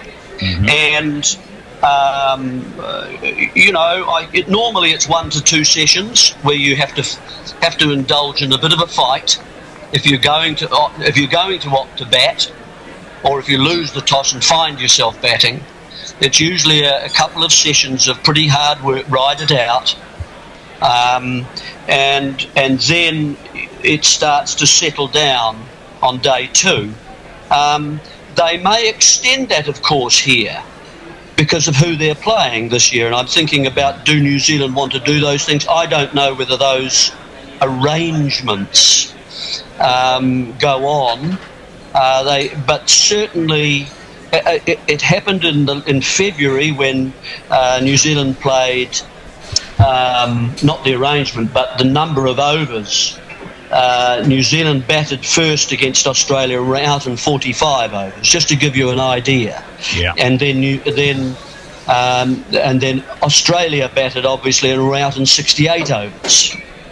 So, and then New Zealand batted for 108, just to give you a little a little idea of how the surface can work, how it eases and batting becomes a bit more comfortable as you get into day 2 and day 3. New Zealand will want to, I think, elongate, if they can, the amount of time that it moves. They will want the ball to move. Yes. And whether that is prior to pitching or upon pitching, we'll just have to wait and see. Generally, Hagley provides the opportunity for both. It's going to be an interesting challenge for England. Well, it's going to be an interesting challenge for both sides. But England have just come off the back of a series. Well, India, of course, where they got outspun. Pakistan, where they geared themselves up to play on low flat wickets and it worked very unbelievably well in that extraordinary first test. So Pakistan kind of looked across the border to India and said, actually, that's how you beat England. So we're going to create a couple of roaring turners. And now England are going to be up against everything geared for seam. I mean, I think New Zealand they've left out Santner, they've left out Sodhi. They've got like a completely... Their squad for the second test looks very different to the squad for the Hagley Oval test, doesn't it? Yet England has still picked a spinner, which is kind of... Yes. Again, it suggests somehow a different mentality between the two sides. Well, it sometimes pays to remember that test matches are 5 days. We can use the 5th day, by the way. But sometimes we forget that nowadays. But certainly bowling first is seen as an opportunity down there to claim a quick advantage, if you like, especially maybe between two sides that are quite evenly matched. But maybe New Zealand will want to extend it to remove the luck of the toss, if you like, and find themselves, batting first. They will want it to move themselves when they get the opportunity with the ball. So it normally is a bit of a sort of fast-medium shootout that you were describing earlier, with catching in the cordon pretty important. Spin has not flourished there. Remembering this is quite early in the season. That last match we described, the draw against England, was in fact late February into March. So in fact, as the game ended, the sun was going down and they couldn't complete the overs that they would have liked to, England. So you're right, 13 tests. New Zealand have won 9, lost 3, drawn that 1 that you mentioned. The overwhelming percentage have been taken by seam and pace. I think New Zealand have, as you say, not decided to fight nature.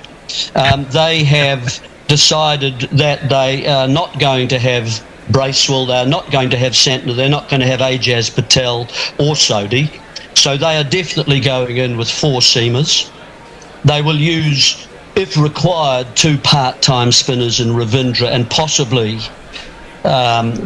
Phillips, depending on whether they want to get and fit Young into the side in addition to Williamson, who was added this time. I would think, though, part of the reason that New Zealand have preferred to use 4 seamers is because in the recent past, those last 13 tests, they have had the services of quite a number of pretty good seam and fast bowling options. So you get Southey and Bolt.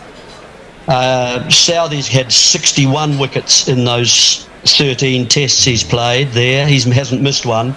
Bolt 53 from the 9 he played.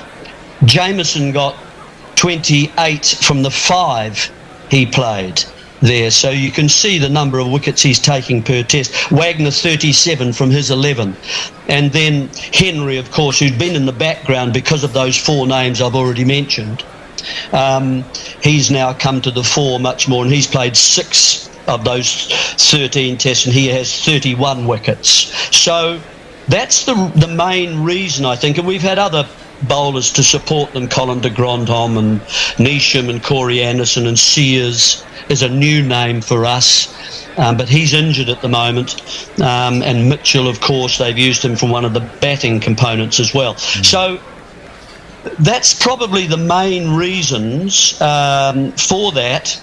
But certainly the conditions of the game's presiding geniuses. You can't fight that. And if you think of the qualities that fast and seam and swing bowlers require for some assistance, most of them are there at Hagley. One, there's decent bounce, which provides carry, of course, and grass, which supplies pace. I mean, New Zealand is basically a large farm. We grow grass pretty well here. And so once you get those two things with pace and with carry, so the edges tend to reach the cordon if they're standing roughly in the right place. So that, and then you look at footholds. It's got a strong binding clay down there, so that's not an issue that they get deep or anything like that. Otherwise you might find footmarks and spin coming into play later in the match. They don't. It just stays the same. The pitch tends to remain very similar right throughout, but the seam movement tends to reduce. And it's a kookaburra the outfield, ball in New Zealand, isn't it? Am I right? It's going to be a kookaburra? Absolutely a kookaburra. So it the same as most places. Yeah, the same as most places. Australia, South Africa, Pakistan, West Indies. You know, in most places. The SG, of course, in India, and then of course the Duke over in England. But they're the odd ones out, really, and that has an impact on someone like Wokes, doesn't it? But the other aspect, I think, would be the outfield, grassy. A little slower to start in day one and then quicken up there after. And then the breeze. It's normally in Christchurch an east nor'west or a sou'wester. East nor'west, that means with the alignment of the pitch, which is normally north-south, it goes from sort of mid-off to a right-hander if he's facing the bowling to fine leg. And then obviously the other way round. But it's ideal for a pair like Bolt and Southey. You get a left armer bowling with the breeze pushing the ball back in if you wish to do so, and at the other end, Southey, the outswinger, taking it away from right-handers. So it works very nicely for that arrangement. Well, in New Zealand, they're well suited to it. Yeah, I mean, what if you have to stand up? Shall we say? It'll be Southey, O'Rourke, I guess, Matt Henry, and who am I missing? There'll be a fourth seamer for New Zealand. Yeah, Nathan Smith is probably likely to be, and he's on debut. The other person is Jacob Duffy, who would also be on debut. He's played some one-day games and some other shorter format ones, but both will be on debut. I would have thought Nathan Smith, he got the most first-class wickets last year in New Zealand in our competition. He bats number 8. He's got 140, as I say, first-class figures only, 144 wickets at 25 and a strike rate of 55. And he's got 13 50s from his about 55 innings, 100 innings, say. That most precious of commodities, the valuable, a good number 8. Exactly. Exactly. That's what New Zealand are hoping. Yeah. That something will come of that.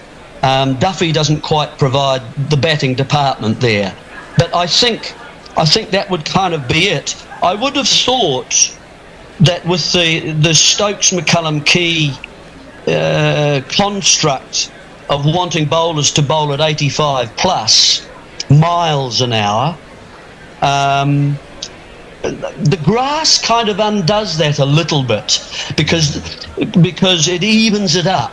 If you know what I mean, there will be seam for bowlers who spend a little bit of more time on the surface, and you can therefore get it. Which would be Wokes, wouldn't it? I mean, it'll be Wokes. Well, that's right. That's Wokes and Potts. Atkinson. Yeah, Potts. I don't think is in for the first test. Is he not? I don't know. But my point would be that all out and out speed may not necessarily hold a sway as much as it might say in Australia. That would be my point about that. And I guess, yes, New Zealand's pace attack, you're right, O'Rourke, tall lad, only played 7 tests, 140, that's 140 Ks. I guess that would be more like sort of 87, that kind of pace. But he's got the height, I would have hasn't he? thought Another tall lad. He's a very tall lad, and I don't know how tall Atkinson. You'll have to tell me about this when we compare. I think Atkinson, 6'1", I think 6'1", 6'2". Atkinson, taller than you think. Yeah. Okay. Well, O'Rourke is certainly more than that. He would be 6'4", not as tall as Jameson, who's a giant. So, but tall, decent pace, as I say, 86, 87. A natural in-slant. If anything, leads on delivery slightly to the offside, so into the right-hander and away from the left-hander. Bethl, I'm imagining, is a left-handed bat, is he? Yes, I think so. I'm actually right. Sure. So that would go away from him. He'll come around the wicket, perhaps. O'Rourke will come around the wicket to him as well. So then we go, as I say, I mean, I would have thought Atkinson would have been what sort of pace you would use miles an hour? We will be talking certainly while you're in New Zealand. Atkinson can touch early 90s, and I think did, particularly at Lords when he had that fantastic game where he just completely dominated the game against the West Indies. Right. But you know, we're touching the very early 90s and primarily sort of top 80s, I think, for Gus Atkinson. Okay. And what about someone like Cass, Bryden Cass? Not quite as quick, but tall and strong and can bowl a heavy ball. But he's played a lot of white ball cricket, so he's well equipped with variations, which again are such a just constantly, the old McGrath principle somehow, just marginally short of a length, attacking the top of off stump, relentless. That seems to be not a dying art, but less common in a way. So much more now is about the ability to put in variety, and Cass can certainly give you that as well. Right. He's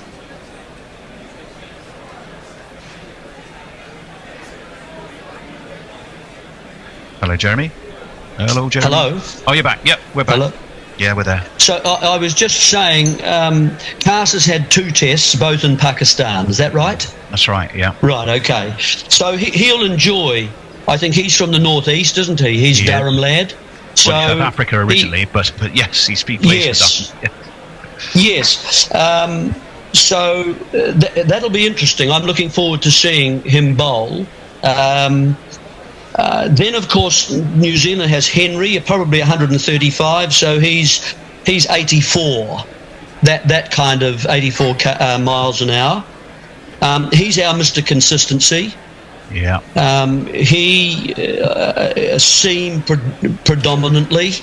Well, he seemed in India, didn't he? That tumbling of India for 46, didn't he take a 5? That's right. Yeah, he bowled. That's right. He did. He's a very reliable bowler. He's had 27 tests now, 105 wickets, averaging at about 30, so strike rate in the 50s. And then so he's 135k, about 84 miles an hour. Then you're getting down to Southey. In India, didn't he? That tumbling of it. One would say. And so this is his last series, isn't it? Am I right? Yes, it is. Ducking out after this one. He'd love a farewell. A bit like Jimmy's, I would imagine. Well, yes. I don't know. Yes. I think the thing about Southey is that, I mean, he has to hit 130 Ks, 81.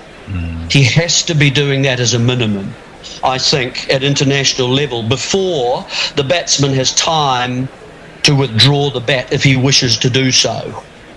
So if it's an outswing, for example, the slower you get, if you start, moving into the 120s, the high 120s, then you see the ball coming from the hand more, and you therefore have an option if you wish to do so, and that is either to play a shot or not. And if he spends the first over and a half, two overs, outside off stump, swinging away, that is a waste, and New Zealand have to get him off. They have been using him for very short spells with the new ball because he swings it more than other players in the bowling contingent. But he needs to be ready. It's quite interesting. I mean, if you look at it, almost the psychology of it in a way, you've got a couple of aging gunslingers. In New Zealand's case, obviously, more just Southey. Yeah, just England, of course, have got Chris Wokes, who's got still carries a little bit. Can he do it away from home? Monkey on his back, because the figures do suggest that it's more difficult, but on conditions that should favour him. But if you're right, and there's two debutants potentially for New Zealand, and you've got two inexperienced seamers for England. You've got kind of the aged, experienced gunslingers next to the young aspirants.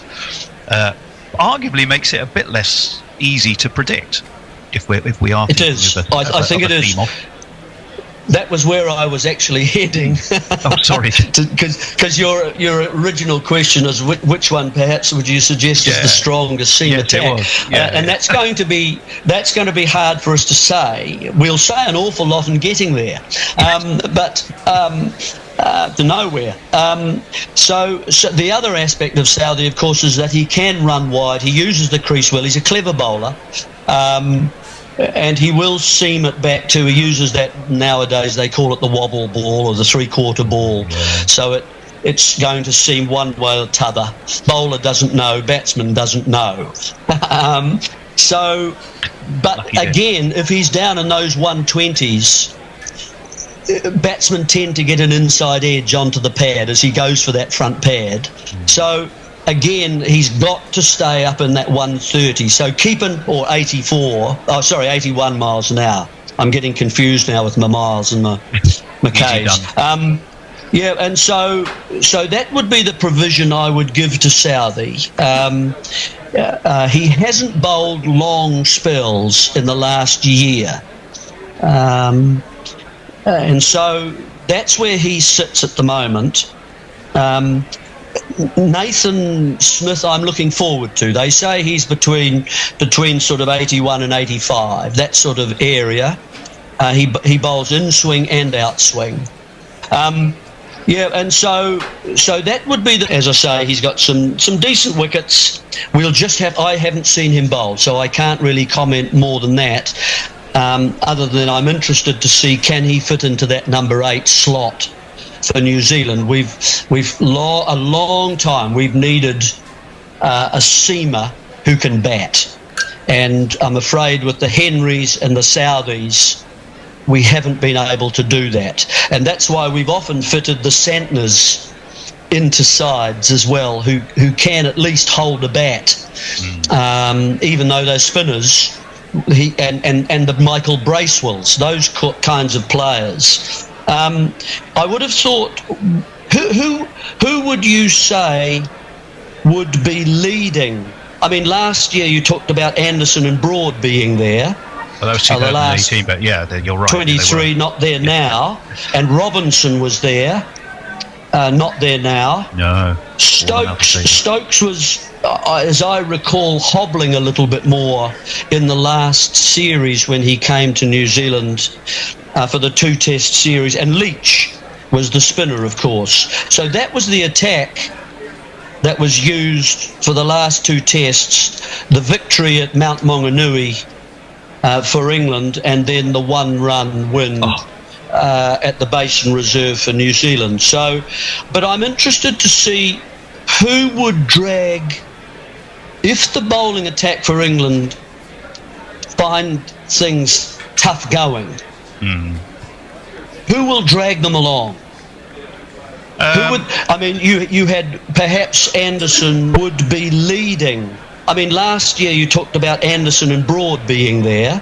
Well, that was 2018, but yeah, you're right. 23 not there now, and Robinson was there, not there now. No. Stokes was, as I recall, hobbling a little bit more in the last series when he came to New Zealand for the 2-test series, and Leach was the spinner, of course. So that was the attack that was used for the last 2 tests, the victory at Mount Maunganui for England, and then the 1-run win at the Basin Reserve for New Zealand. So, but I'm interested to see who would drag, if the bowling attack for England find things tough going, who will drag them along? Who would? I mean, you had perhaps Anderson and Broad to do that, or even Robinson to do that last time. I just wonder, would it be? I mean, Stokes, for example, I would see him as more of a swing option for England. Whether he's that now or not. Yes. I think recently he's and if you're looking for the Hello, it's Grubby here, on my own in the studio, supposed to be joined with by Messi, Jez and Will, I believe, but I can't see them, so it might... Where? Alright. Got some technical help. Oh yeah, sorry lads, I haven't admitted you. Anyway, England in a bit of stuck here in Christchurch, 45 for 3, 2 wickets on the stroke of lunch from debutant Nathan Smith, who seems to either bowl a no ball or a wicket ball. Hello Messers, and hello Will. Apologies for that you're late letting in. I knew you wouldn't let me down. You were knocking on the door, weren't you? How are you both? I'm still waking up. I'm still drinking my first coffee of the day, but I'm well. This is making me laugh, Messers, that like any other part of the world and you're there for every ball, but when it's on your own time zone, no thank you. Not the first session. Well, just to make it clear, there is 5 hours time zone difference between Perth and Christchurch. So Okay, it's fair still enough. a fair way. Yeah, no, fair enough. It's like I was watching a test match in Turkey or something from London. How are you, Will? I'm alright, yeah. Good to see you. Had a bit of a cat nap, so feeling pretty bright-eyed Oh, and bushy-tailed. well, which is glad to nice. hear it. So I've yeah, got a stat for you. 10 minutes. We'll get to Joe this. Root's first duck. Oh, sorry. Yeah, this first ball after lunch is angled downwards by Harry Brook. That was his first ball, and it was been bowled by Smith, and it was fielded by Slip. Yeah, Messers, go for it with your stat. Joe Root's first duck since the 17th of December 2022.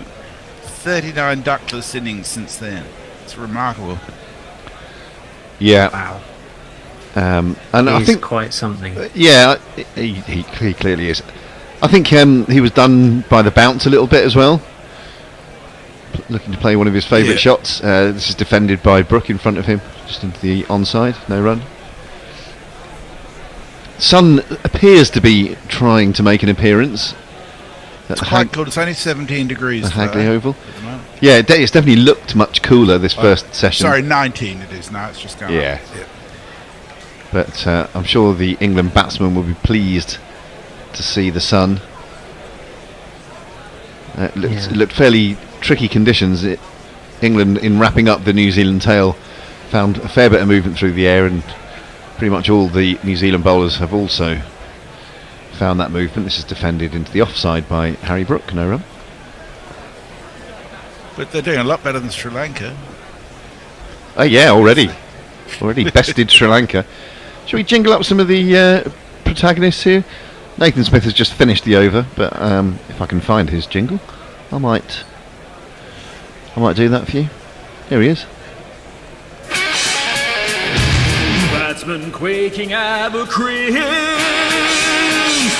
They feel the moment of release. Nathan Smith has got the power. He makes the sweat drip like a shower. has just finished his over, and we're going to get our first look, I think, at this young man. He'll never make 95, probably never 50, because Will O'Rourke is about bowling and the batting, but he's good at that, good enough to get your wicket, good enough to drive you crazy when you get out. O'Rourke round the wicket to Duckett, who has driven, and has he been dropped there at Gully?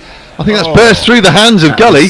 Duckett's going to get a fortunate run. We'll see the replay in a moment, but I think O'Rourke, with his first delivery of this match, has had Duckett dropped at Gully. Dear, oh dear, oh dear. What do you make of that, chaps? Will O'Rourke doing Will O'Rourke things. Well, Duckett doing Duckett things. I want to see that again. Yeah. I want to see that again, because on that replay it looked like he might have hit it into the ground, but I'm sure we'll see it again. Yes, he did. It wasn't a catch. Why were they going so mad then? Well, it's making us all look rather unprofessional. It was quite a good shot, really. Yeah, great shot, 1 run. Bit unlucky it didn't go for 4. Will O'Rourke's bowling average 19.42 is pretty impressive, isn't it? Yeah, he's only played the 8 matches, but here he is. He's tall, he looks muscular across the shoulder area. This one is steered by Brooke in the way that Joe Root wishes he'd done. And Brooke is going to get himself off the mark with one of these.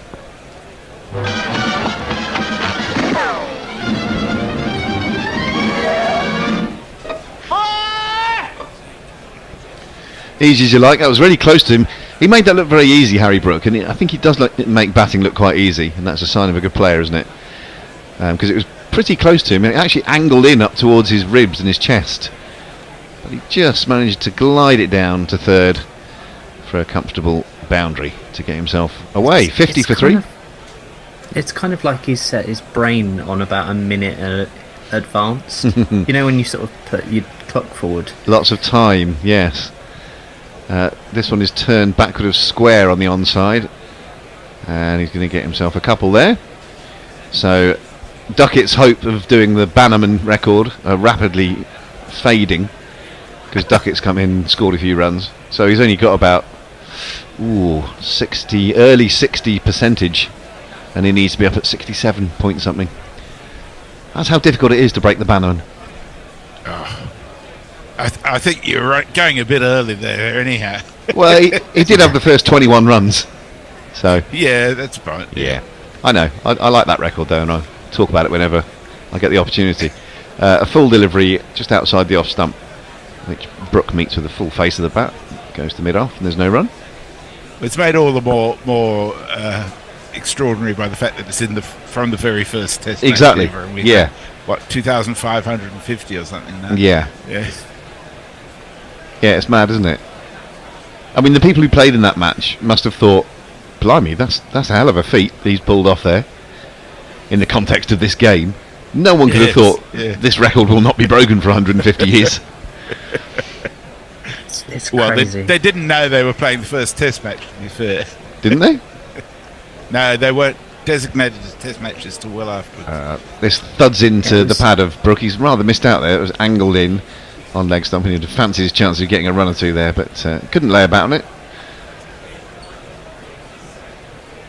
And the sun is fully out. The sun is fully out, I'm here to report.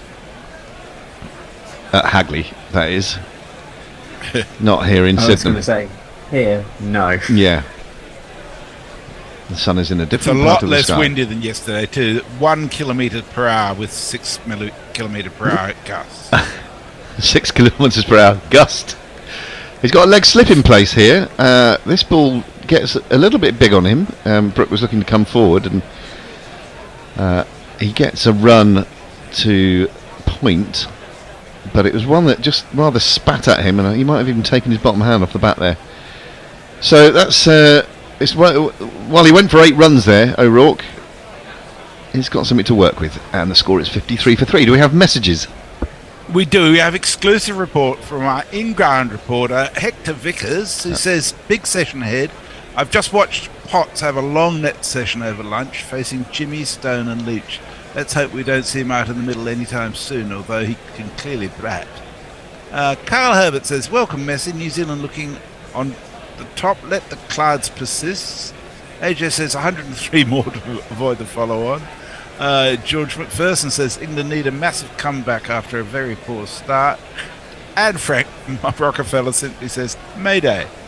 Mayday as Brook angles this first ball from Smith down to third slip, where it's fielded and there's no run. And he played that with soft hands there, didn't he, Brook? He's so... It's like he's entirely made of rubber. Who, Brook? He's like one of those... Yeah, it's weird. He's like one of those things outside car dealerships. Defended again into the offside, and there's no run. I think what he's got, I mean, you mentioned it before, Will, that he seems to have a lot of time, and whether you're watching football or, you know, a playmaker at rugby or an excellent batter, those who have time or appear to have time are often those who are very successful and talented individuals. And I think as part of that, just very subtle adjustments of his wrist and hand position as the ball approaches helps him to be as good as he is. And he is obviously very good. He's outside the off stump. Not much foot movement there. He doesn't really time it, aiming to carve it through the covers. But he does get a single. It's weird. He takes the sort of reading the ball to a whole other level. It's like he knows exactly what they're going to do before you've even sort of stood at the top of your mark. Yeah, and you need a sound technique and you need great hand-eye coordination. If you've got a combination of those things, then you can go far. And I think he probably does. But it's a simple game, isn't it? And he keeps it quite simple. There's nothing really... There's not too many moving parts. I would like there to be more moving parts. I would like him to get his foot to the ball more frequently. Technique-wise. Around the wicket here in a short delivery, and that's not going to trouble Ben Duckett, who has nothing to do with it. And Blundell takes it above his head, and Rocking Rod Tucker says that's your one for the over. And by the way, mind the pitch in your follow through, as Smith has come round the wicket to the left-handed Duckett. They get very grumpy, umpires, don't they, about running on the pitch? Very grumpy indeed. I know it's their job to, but it always makes me laugh quite how annoyed they get. I got fined a lot for that. You got fined? Yeah. Smith coming round the wicket again to Duckett. 3 slips are in place. Yeah, this one's defended the onside. Yes, Will? We had there was a fine system, so if you ran on the pitch too much, after a while they'd kind of go, right, well that's... I mean, it wasn't anything too major. It was usually about 20 quid. Jesus. You don't want to be giving 20 quid away too often, though, do you? Yeah. When you're 15 and you're not getting paid for it, yeah. That's outrageous. That's just wrong. You don't... Oh, sorry. Final ball the over. Smith bowls it outside the off stump and very nearly dragged on by Duckett, aiming a big booming drive. The ball went nowhere, but it could equally have gone back on his stumps. Anyway, that's the end of the over. It's 54 for 3 with England still in some shtuck. Over on Blue Sky, Andy Redfern had a very similar idea to you. This was 10 minutes ago. He said, with England's batting lineup being very shaky recently, is it too early to start a Bannerman meter? And he'd shown the score at that stage. Duckett had 32 out of 45, which was 71.11, but Brooks really stuffed that up. Farong says, cool Friday morning greetings to all. Hope everyone's well. Duckett again standing tall with the bat. Lord knows what he could do with the ball. 7:45 a.m. Need coffee before 3 classes in a row, so I may be about later to listen to the century for the lad. O'Rourke starts a new over. Brook is forward in defence and combination of bat and pad, and it drops out in front of him on the onside. There's a leg slip in place here as well. So do we think that we'll see some deliveries targeting the stumps rather than that sort of 4th or 5th stump line? It's often a bit of a giveaway, isn't it, if you've got a leg slip there? Yeah, I mean, he definitely tends to do that in first class stuff. Okay. O'Rourke again, shorter and a bit wider outside the off stump, carved away backward of square by Brook. It wasn't that wide, but again he's managed to get it to the boundary.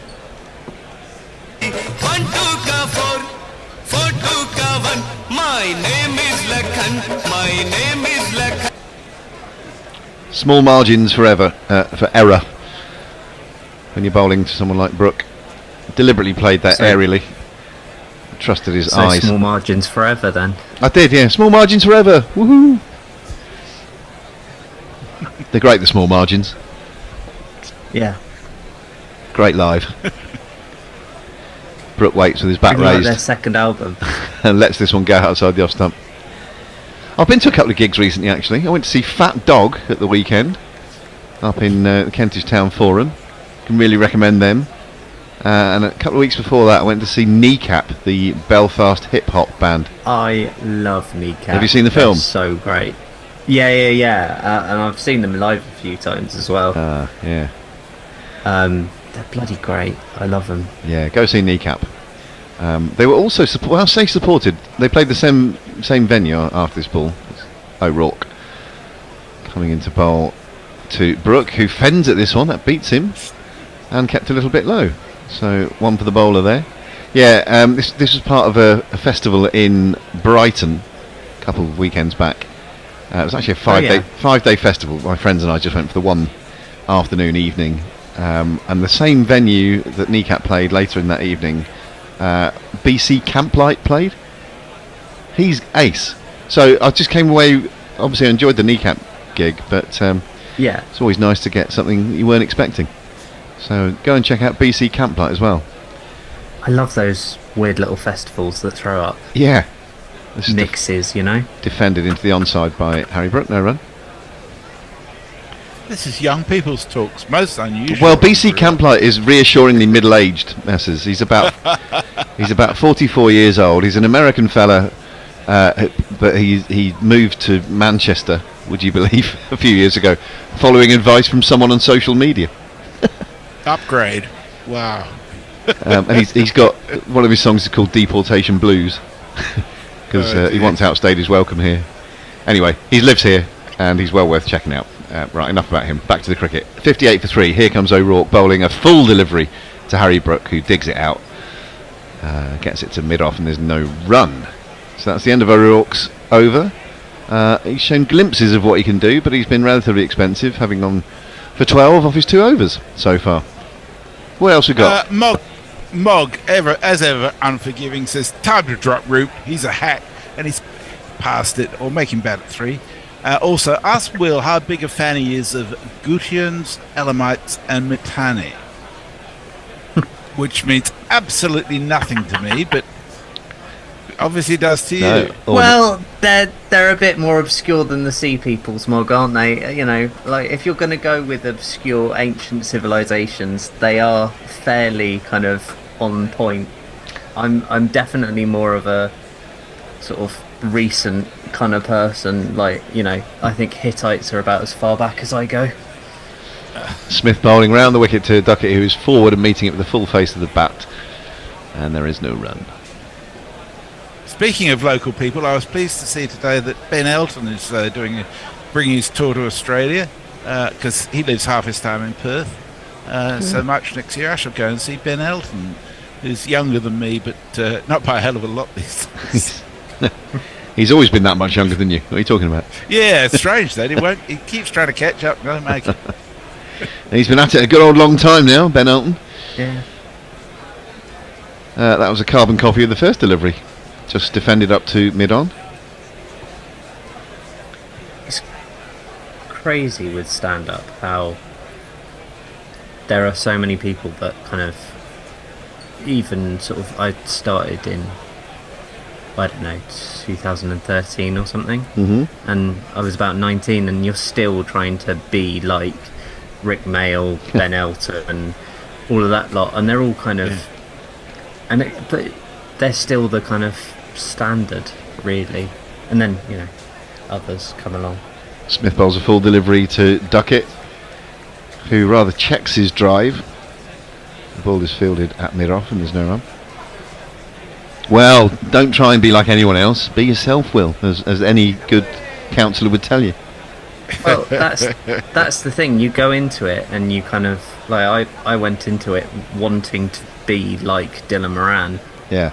And you don't. You end up finding your own thing Yeah. and stuff. But it's sort of, I don't know. Like if you look at my first 10 gigs or something, that's what I was trying to be.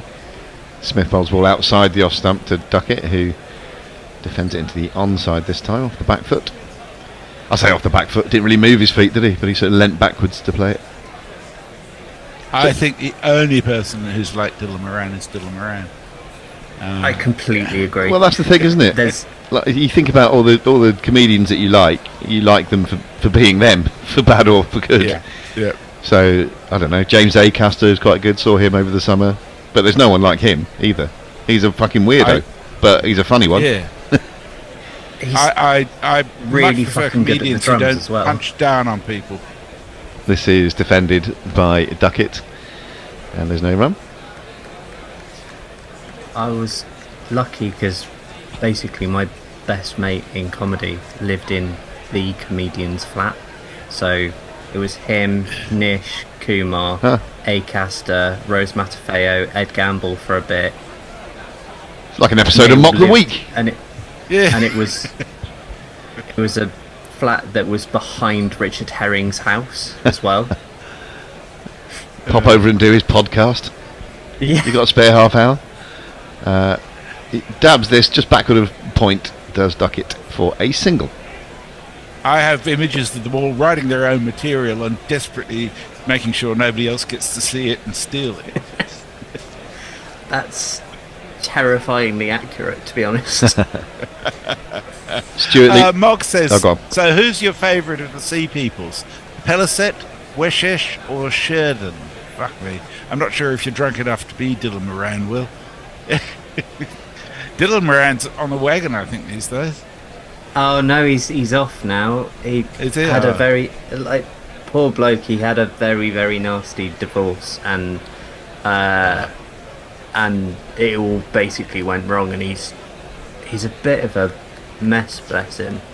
Aren't we all? Which is a shame because he was all right, but he's back on it in a big way. Duckett faces up to O'Rourke, who. Duckett aims a pull, gets the top edge over first slip's head, not by too much, and he gets a very fortunate one of these. And if you kids can't listen, then you bound to see the way you get shot for crossing a boundary, Did him for pace there, I fancy. What do you think, chaps? You might. Yeah, I think that's true. Yeah. You might not want to warm up the Super Chat jingle too, Grubby. I'll massage it up right now.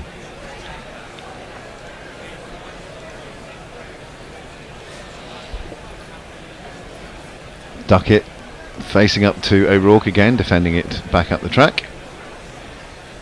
So our good friend in the USA, Mark Zip, not a USA person originally, of course, since 2 years, says Thanksgiving Day here in the US, so thanks to all at Gorilla Cricket. Well, thank you so much, Mark. Lovely to have you with us again. A very happy Thanksgiving to you, Mark. It seems so many years ago that we met here at Gorilla Towers, and it probably was.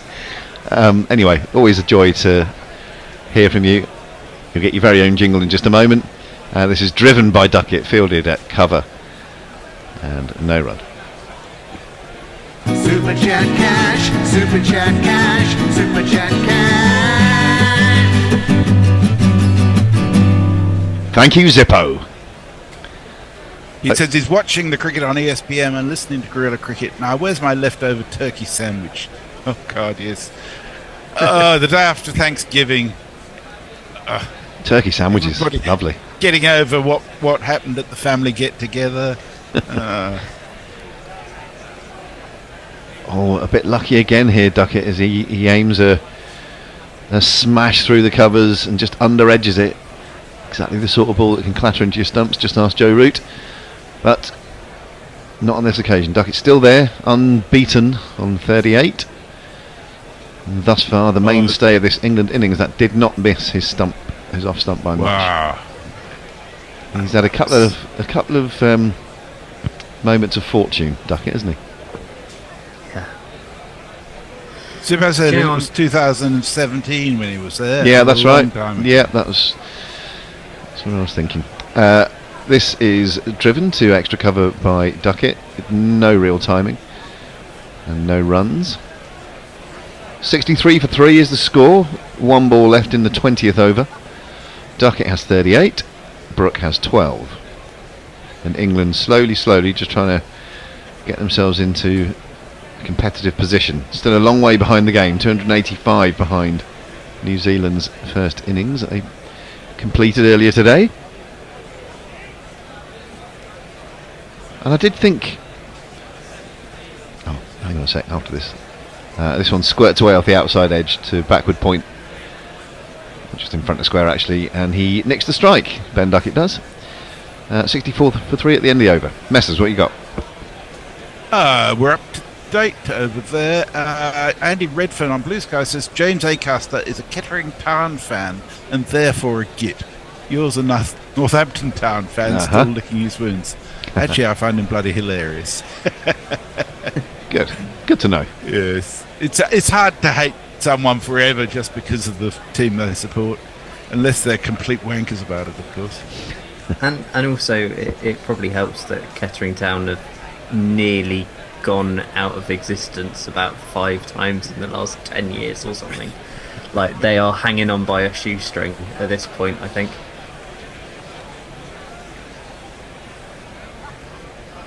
I mean, I have a bloke living in my house who supports Carlton Football Club, which is the nemesis to most other football supporters, but I put up with him.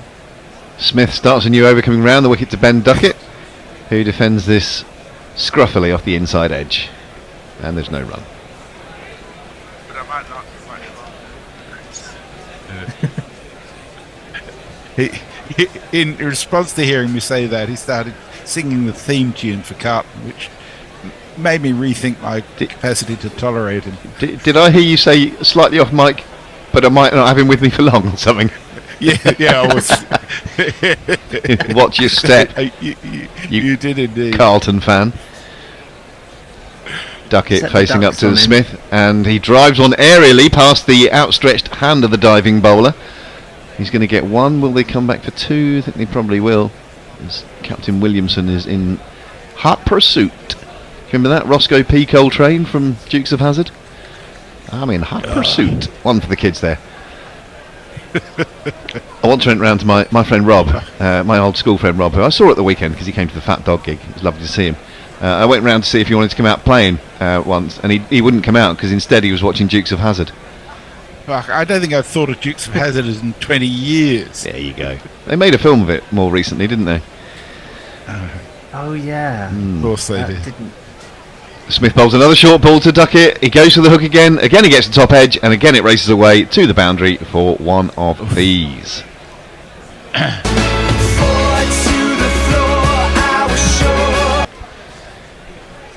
Carl Herbert says Duckett looks like a good time, not a long time. Yeah, you certainly get that feeling, don't you? Yeah. That's his role, though. That's what he's been in the team for the last 3 or 4 years to do. 2 or 3 years, whatever. It's hard to keep track of time, isn't it? Maybe he's eyeing the Bannerman again. 45 from 70 now. He still needs to go some, doesn't he? Yeah. Bannerman. Smith round the wicket. Fuller delivery this time, and Duckett just leans on it into a gap at cover point for 1 more run. Are we due a change? Oh, we are in a moment, yeah. Really? Wow. Just A minute, yeah. Doesn't time fly, lads, when you're having as much fun as we 3 have been having? Eh? Absolutely. Don't know why everyone's laughing at that. I was very sincere. It was just us having fun. Mog says if you need more ancient history content, I'm happy to provide. No thanks, Mog. And he also says Essendon fans are the worst cultists of the lot. Everybody's got their particular nemesis. Harry Brook is back on strike for the first time in a fair while, and he gets a ball that rather spits at him as he stands there at the crease and just defends it into the offside. We've seen a few balls do this. That one wrapped him on the glove, actually. Took the bottom hand off the bat handle. So I don't think the pitch is up and down particularly. I think it's just if you find that spot, it will. It's got some good carry in it, this pitch. So it's not kind of surprising. Although that did surprise him. This ball he carves backward of point, and it's fielded by the straighter of those two men behind square there. And that is the end of the over with the score on 71 for 3. I shall leave you in Jez's hands for some messages, and then Tone and Nick are coming in. Thank you. See you later. Andrew Cook, who is, I think, in New Zealand, says if we're talking guerrilla football, it's good to see the New Zealand teams at the top of the A-League, which is the Australasian attempt to have football, which is a bit of a joke in my view. Never mind. Carl Herbert says, "We are the Blues, the old Dark Navy Blues," which is the Carlton theme song. So I've told them to bugger off in the nicest possible way. And I shall catch you in half an hour. Hello, Tony. Goodbye, Tony. Oh, and hello and goodbye to you, Messrs. You haven't got your farmers market stuff on today. As O'Rourke's back into Duckett, who defends for no run. He's been full of shots, Ben Duckett, hasn't he, Tony? But he's ridden his luck like a slightly shaky jockey, you might say. Shaky jockey. Yes. I'll tell you who's impressed me. Smith has impressed me. Is it Nathan Smith? Yeah, Nathan Smith. He's been fantastic. And what's impressed me is he just seems to be relentlessly accurate and give you as a batsman almost no room to operate. As O'Rourke's back again from wide on the wicket, Duckett pulls, and that's caught out at deep backward square. So just as we were saying, he's ridden his luck has run dry. Ben Duckett has gone for 46. Will O'Rourke is into the wickets. One of these, I think. You silly little boy, what on earth were you playing at? Oh! Yeah, he was wide of the crease round the wicket, and it's angled into Duckett, who's looked to hook, and he's not got it at all. And I think it's Devon Conway who's under that deep backward square running in. Billy, what have you done? Hi guys. Cheers, Billy. That's not a promising start to the stint, is it? Very inauspicious. And Duckett out for 46, as you say, not really in control, a top edge, and well, a good bouncer from O'Rourke. Tone was just saying off air that Duckett's approach didn't look particularly sustainable, and so it's proved. Yes, I was actually writing an article involving sustainability. That might have been why I was my choice of words. But yeah, it's I don't know, Billy.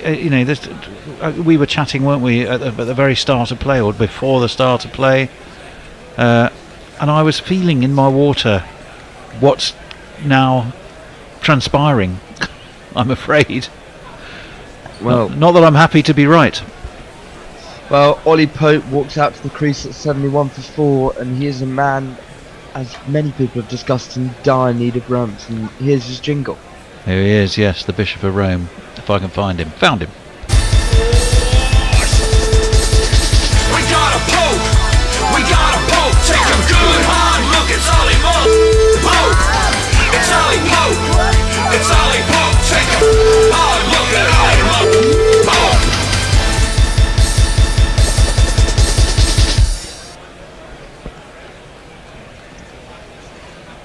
Big job to do. As I say, yeah, huge job to do, and a new position for him at 6. I'm not sure. I was trying to have a dig around as to if he'd ever batted at 6 before in his first-class career. I don't know if you've done anything. I haven't looked that. I can tell you quite a lot about his career, but I wouldn't know that. Maybe Surrey fans listening who would definitely be able to tell us that sort of thing. Did he bat at 6 when he last kept wicket for England in the New Zealand tour? Was it last time? O'Rourke Maybe, you never know. Is coming over the wicket to the right-handed Pope, and who defends into the leg side for no run. And I think the way New Zealand have bowled has thrown England's efforts yesterday into context a little bit. They've had the better of the conditions, but I do think they've just been more consistently threatening, haven't they, Billy? I'd agree, and also I think the type of bowler. I mean, O'Rourke and Smith it's Henry and Southey started brilliantly, but O'Rourke and Smith really strong actions and quick. O'Rourke, that last delivery is up at 146 Ks. As he's in again. Oh, he gets it to nip back off the surface, and it wraps Pope on the pads, who looks a little bit uncomfortable. He's a notoriously shaky starter, Ollie Pope, so he'll be keen to get through these first 10 balls. And yeah, you're right, Billy. I think that extra yard of pace has made a real difference, and you see the bounce that O'Rourke gets there. It rears up and wraps Pope on the thigh pad. Yeah, absolutely does. A nice delivery from O'Rourke. If he just gets it a bit fuller, Pope has a habit of falling over his front pad slightly. And quite often you can see him get bowled through the gate as well as the various other dismissals. So if he just gets it fuller and nipping back, Pope could be in trouble. As O'Rourke's in again and Pope defends this time outside his off stump. He's tall, O'Rourke, isn't he? There's something of a giraffe about him. The limbs flailing all over the place, but he gets himself organised as he gets into the crease and bends his back and sends that ball down at decent pace. He's a great bowler to watch, I have to say. If New Zealand can keep him fit and he can keep himself fit, he's a real find. It hasn't really been talked about, but how New Zealand has seamlessly switched from Bolt and that kind of attack, and Southey will retire at some point, and they've just seamlessly kind of gone through and revamped their bowling attack over the last few months. And it's short from O'Rourke this time. Pope ducks well under it, and it's through to Blundell for another dot ball. That'll be the end of the 22nd over. England are 71 for 4. You're right then, I'm not entirely sure. Messrs had actually said the Bannerman is safe, so it certainly is for now. Stephen Kelk, good morning, I'm actually asleep, but my sleeping mind has logged onto YouTube, as if so it's some kind of magic. Mr. D... D Handjob, that's somebody I'm not sure we've met before, says, I feel like that we could probably run with an uncensored version of that. I think he's referring to the Ollie Pope jingle. Now that Knuckle isn't occupying the Mary Whitehouse role. Yes. Do you know, Mog, I met Mary Whitehouse. In fact, I've had lunch with Mary Whitehouse. Would you believe that? For a long time ago. Smith to continue. It's outside off stump, and Brooks drives through the covers. It's just going to slow up in that outfield, but they'll be back for a comfortable 2. They're all vital at the moment. I mean, the follow-on's not out of play, is it? No, I know it's not so common these days to enforce it. But yeah, here you feel, well, if it were it to come into play, you might. Well, mind you, hang on, you've got to be within, it's 200, isn't it? Yeah, so they need another, 74? Or that's not necessarily going to be straightforward. No, the first 73 have not come easy. Looking at you, Sri Lanka, as an example of an ability to fall over.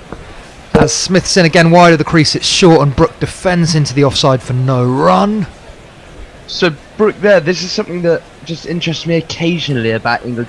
That little shot that Brooke played, that little dab, is exactly the manner that Joe Root got himself out in. And it's a similar delivery from Smith, angling in a little bit of bounce. But if Brooke gets inside edge there, which you can very easily do, playing that little dab to point, or if he tries to get it even finer through gully, he could easily chop on or even just feather one behind. Yeah, just pushing away from his body as Smith is in again. It's short and outside off stump, and this time Brooke gets it through the covers. It's really nicely timed, but it is going to slow up. The chase is on, and the ball has just got the legs as it races away for 4. There you go. 1 and 2 and 3 and 4.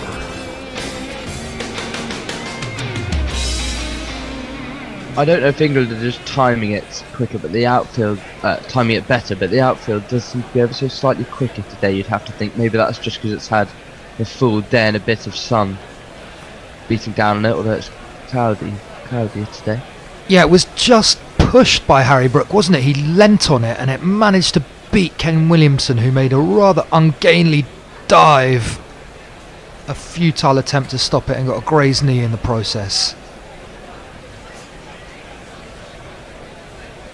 As Smith's back in, Brooke defends this time. He's thinking about a run, but it's straight to cover, and he's wise to make ground back in his crease. Yeah, scored quickly, Brooke, and been positive so far in his innings. 18 off 23 at the moment. Chanceless as well, am I right? Yeah, they haven't quite been able to tie him down, but I think New Zealand are perfectly happy with him and England in general trying to be aggressive. They'll know that if he keeps pushing at it, he could nick one sooner or later. Absolutely, he looked a little bit uncomfortable first few balls, but since then he's found his rhythm at the crease as Smith's in again wide of the crease and Brooks flashed at that and it's... Oh, has it gone down at fourth slip there or was it into the ground? I think it was into the ground, but it's Yeah, going I to be thought well it was worth into another the look. Well, the reaction from New Zealand doesn't suggest that it was a chance, but I'm not sure that playing in that area is where Harry Brook wants to be dealing. I think that's a drop. I think that is a drop now. Yeah, looking at Nathan Smith, he looks well hacked off, doesn't he? Yeah, he does not look best pleased, and if it was a drop, it looked like a fairly regulation chance. It went quickly, but it was right into the breadbasket. Well, I'm glad he dropped it because that would have been Lord Time commentator's curse.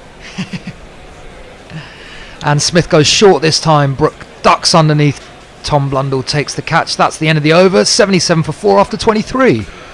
Yes, right, goodness me. Stephen Kelk, Pope is not here for a good time or for a long time. Well, he's still there at the moment. That's probably the most important thing. Will Reynolds, no, I don't think he did. I believe the Pontiff was at 7 the last time round. And Mr. D. Handjob says, no, Tony, I really wouldn't believe that. The circumstances, Mog, were... she was a guest speaker at the Sixth Form Union when I was at school, which I used to play a role in organising and doing stuff. And one of the things that meant was you'd have lunch with the person who was the speaker. So that was it. And she was actually surprisingly a nice lady. As Will O'Rourke to continue, he's over the wicket to Ollie Pope, who defends outside the off stump. It goes through to Gully for no run.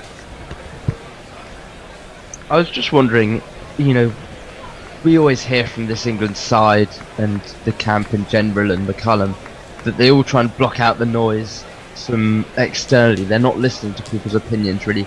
But you'd have to think all the criticism of Ollie Pope, as well as being self-critical, surely does get through to him at some point. And do you guys think surely that must add extra pressure? Well, I think you're absolutely. I think you're right on that. I think the other thing is they say that, but then why would they also? I'll just hold the thought. As O'Rourke's back in, it's down the leg side, and Pope leaves it well alone. And we got a little replay there, and it definitely was a chance to Glenn Phillips, wasn't it? It went quickly, 100%. But he's famed as a very good fielder, and I think they'll be really disappointed that one's hit the floor. Dead right. And now, of course, we're getting some less cloudy skies and a bit of blue sky coming, but England have lost a hatful of wickets before that has transpired.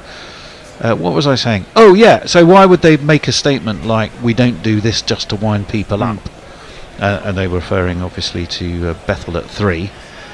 O'Rourke's in again, and Pope again defends slightly away from his body outside the off stump.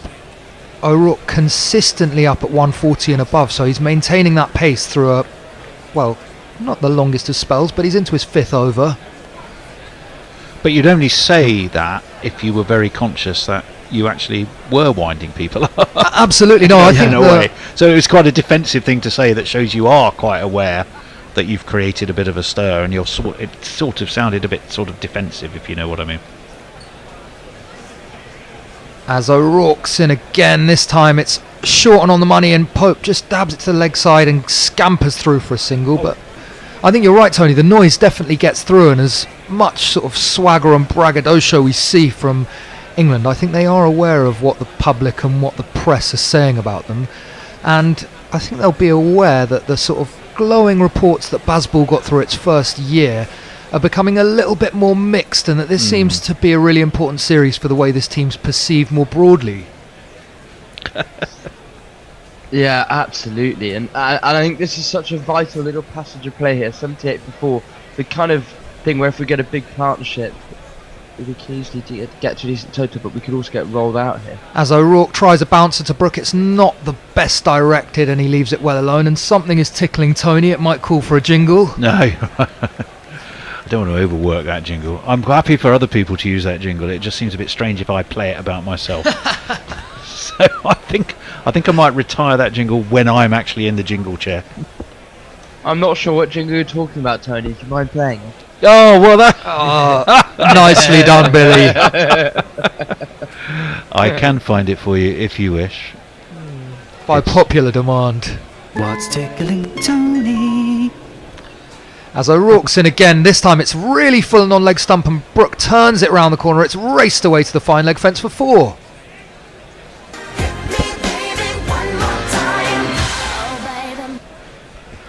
Right, where are we? 82 for 4. Right, Ashley Partridge. England should play buzzball, do you think? Will Reynolds definitely gets through. Pretty much all sports people I've ever known actually do read the social media. This might be a conversation. I don't know. Dara Aziz says pantomime season, but honestly, fellas, I'm not quite sure. I'm mildly shocked, says Mr. Handjob, that Mary Whitehouse wasn't a raving loony. Well, I think she might well have been a raving loony, but she was quite a pleasant person, despite her raving looniness.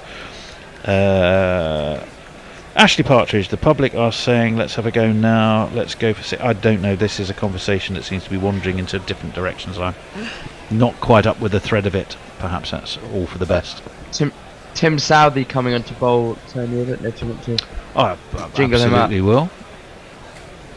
And Southey is in, it's short and wide, and Pope slashes at it through gully, and it's raced away to the fence for 4.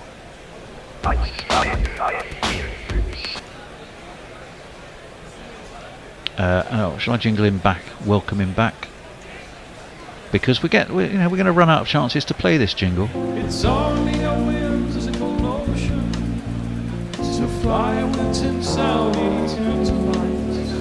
I probably won't fly with Tim Southey.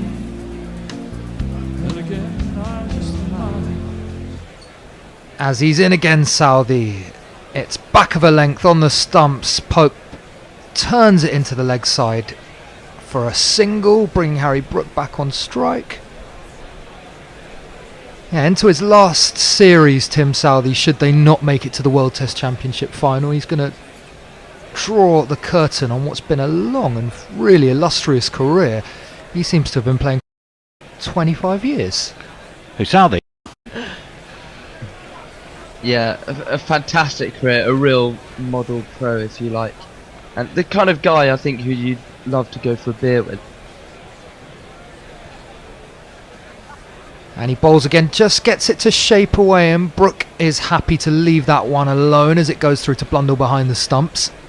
Yeah, he seems a nice bloke, Tim Southey, doesn't he? The New Zealanders are famed for their congeniality. Yes, they are, aren't they? Although if you've watched the All Blacks, sometimes they've got a streak as hard as granite. Yeah, they got a bit of bite about them, don't they? Without a doubt. They're a very sporting nation, there's no doubt about that. And they take their sport incredibly seriously. As Southey's in again, he gets that shape away. Brook prods at this one again, away from the body, but it's through to gully for no run. Yeah, they're a proud sporting nation. They've been on a good run. The All Blacks had a good time over here for the Autumn Internationals. The White Ferns won the World Cup against all odds. Yeah. And of course that historic series in India, and they're looking to carry on here. I think they'd be chuffed if they can put 2 series back to back after a ugly one in Sri Lanka. Well, as we've been saying many times already, we're only on day 2. That result in India was a shaker for the world. Everyone looked at it and went, crikey, where did that come from? It really was, as Brook defends for no run. Southey just... Go on, Billy. Sorry, I was trying to work out if that 3-0 victory from New Zealand was good for the world game of Test cricket as a whole, because obviously from badgers like us, fantastic to see India whitewash the juggernaut that is New Zealand whitewash the juggernaut that is India away from home. But does that put the Indian fans off watching Test cricket? And they already don't watch much of it. As Southey's in again, it's outside the off stump and left well alone by Brook. 87 for 4 after 25. And I think all the upsets we can get in Test cricket are good at the moment, with this talk of sort of it becoming a 3-team club, and hopefully India fans will have a bit to cheer over the next month or so to pique their interest in Test cricket. Again, you know, I mean, we are cricket fans, therefore, you know, I will happily listen through the night, not watch because I do need to sleep sometimes, but I would happily listen through the night through the Australia-India series when obviously we're not on, and we do conflict, or we are on at the same time a lot. If you're worried about that, rest assured, we have you covered for when we are on at the same time covering this series. I'll tell you about it in a second. As O'Rourke continues, it's short and wide, and Pope plays a pretty unconvincing cut shot. The slips or gullies looked interested, but it's gone away to the fence.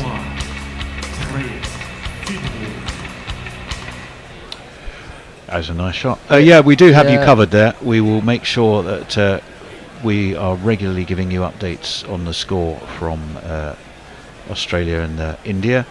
We'll be running 2 live blogs alongside each other, so we'll be keeping you fully abreast of events down under. Well, the other down under. So you won't miss anything. You won't miss a beat. As O'Rourke bowls down the leg side to Pope, who looks to flick it, but he can't get anywhere near that. And I don't think he was fully in control of that cut, but it raced away and cleared gully by a couple of feet. So Pope has moved to 10 from 12 balls in no time at all. No, he's desperate to get bat on ball, on which I know he usually is, but even more so at the moment. I just think he's got to be careful, Ollie Pope. He's ridden his luck a couple of times so far in this innings, and as you say, that wasn't necessarily a controlled cut shot, although it went for 4. I think just needs to be careful. The extra bounce that O'Rourke gets could get him into trouble with his low hands. As O'Rourke bowls, it's on a good length on off stump, right on the money, and Pope defends for no run. But yeah, it's shot a ball at the moment, and you think if he carries on in that manner, there'll be one with his name on it. Yeah, I absolutely have to agree. I mean, the thing is, of course, with England putting pressure back on New Zealand is, you know, if these two stick together for another kind of 20 overs, they'll put on 100 or around about there. Well, yeah, the which scoreboard will change the complexion of the scoreboard. Scoreboard started to tick over quicker as O'Rourke's back in. Oh, wow, that has reared up and it's caught the shoulder of Pope's bat. It's gone miles over the slips, ballooned up to the third man fence for 4. It's Nissan She. It's Nissan She. Well, there is in evidence kind of what we've been discussing, just those low hands, that extra bit of bounce throw, walk right off the shoulder of the bat and loops with pace way over the slip cord. None of them had a chance really in it. But it takes a few bounces and into the boundary ring. Yeah, I mean, you can definitely see a difference of approach in the bowling. England seem to bowl quite a lot, slightly shorter, slightly wider.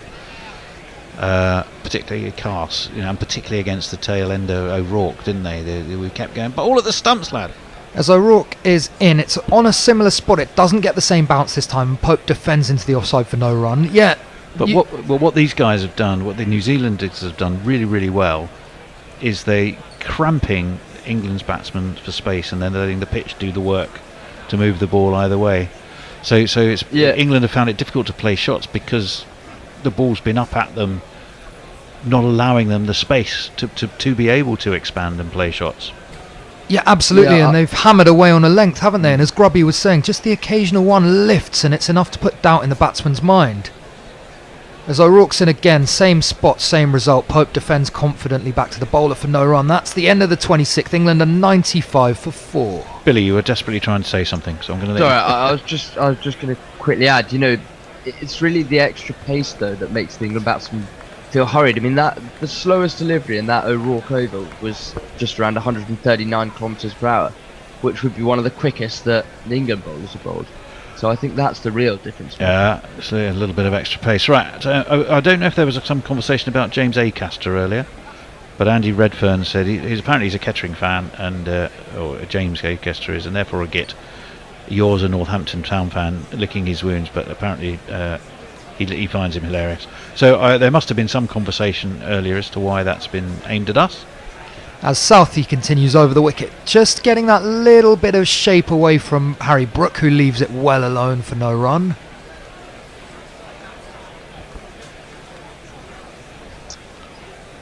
Yeah, Harry Brook, 22 not out at the moment off the 32. He's been the more sedate in this partnership since Ollie Pope came to the crease.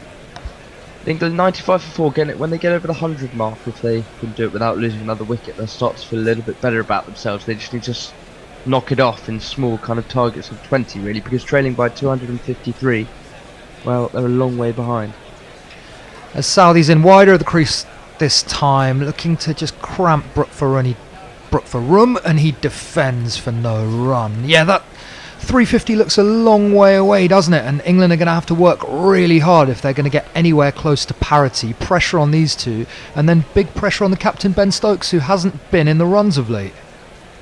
No, Yeah, he looked very lost and forlorn. I mean, don't forget there were mitigating circumstances in India, not just returning from injury, but the issues he was facing at home with the burglary on his house and his family being in the house at the time. And I think there were things going on that we only found out about retrospectively. As Southey bowls to Brook, who defends back to him. And yeah, Harry Brook, sometimes you see him and he looks like he's got all the talent in the world, doesn't he? But he sometimes lacks a bit of application, but he looks serious here. Yeah, and happy memories of cricket in New Zealand as well. I had a fantastic series 2 years ago now. Scored an absolute hatful of runs when he first came into the England side, so maybe it's a kind of a great country for him to reignite that form.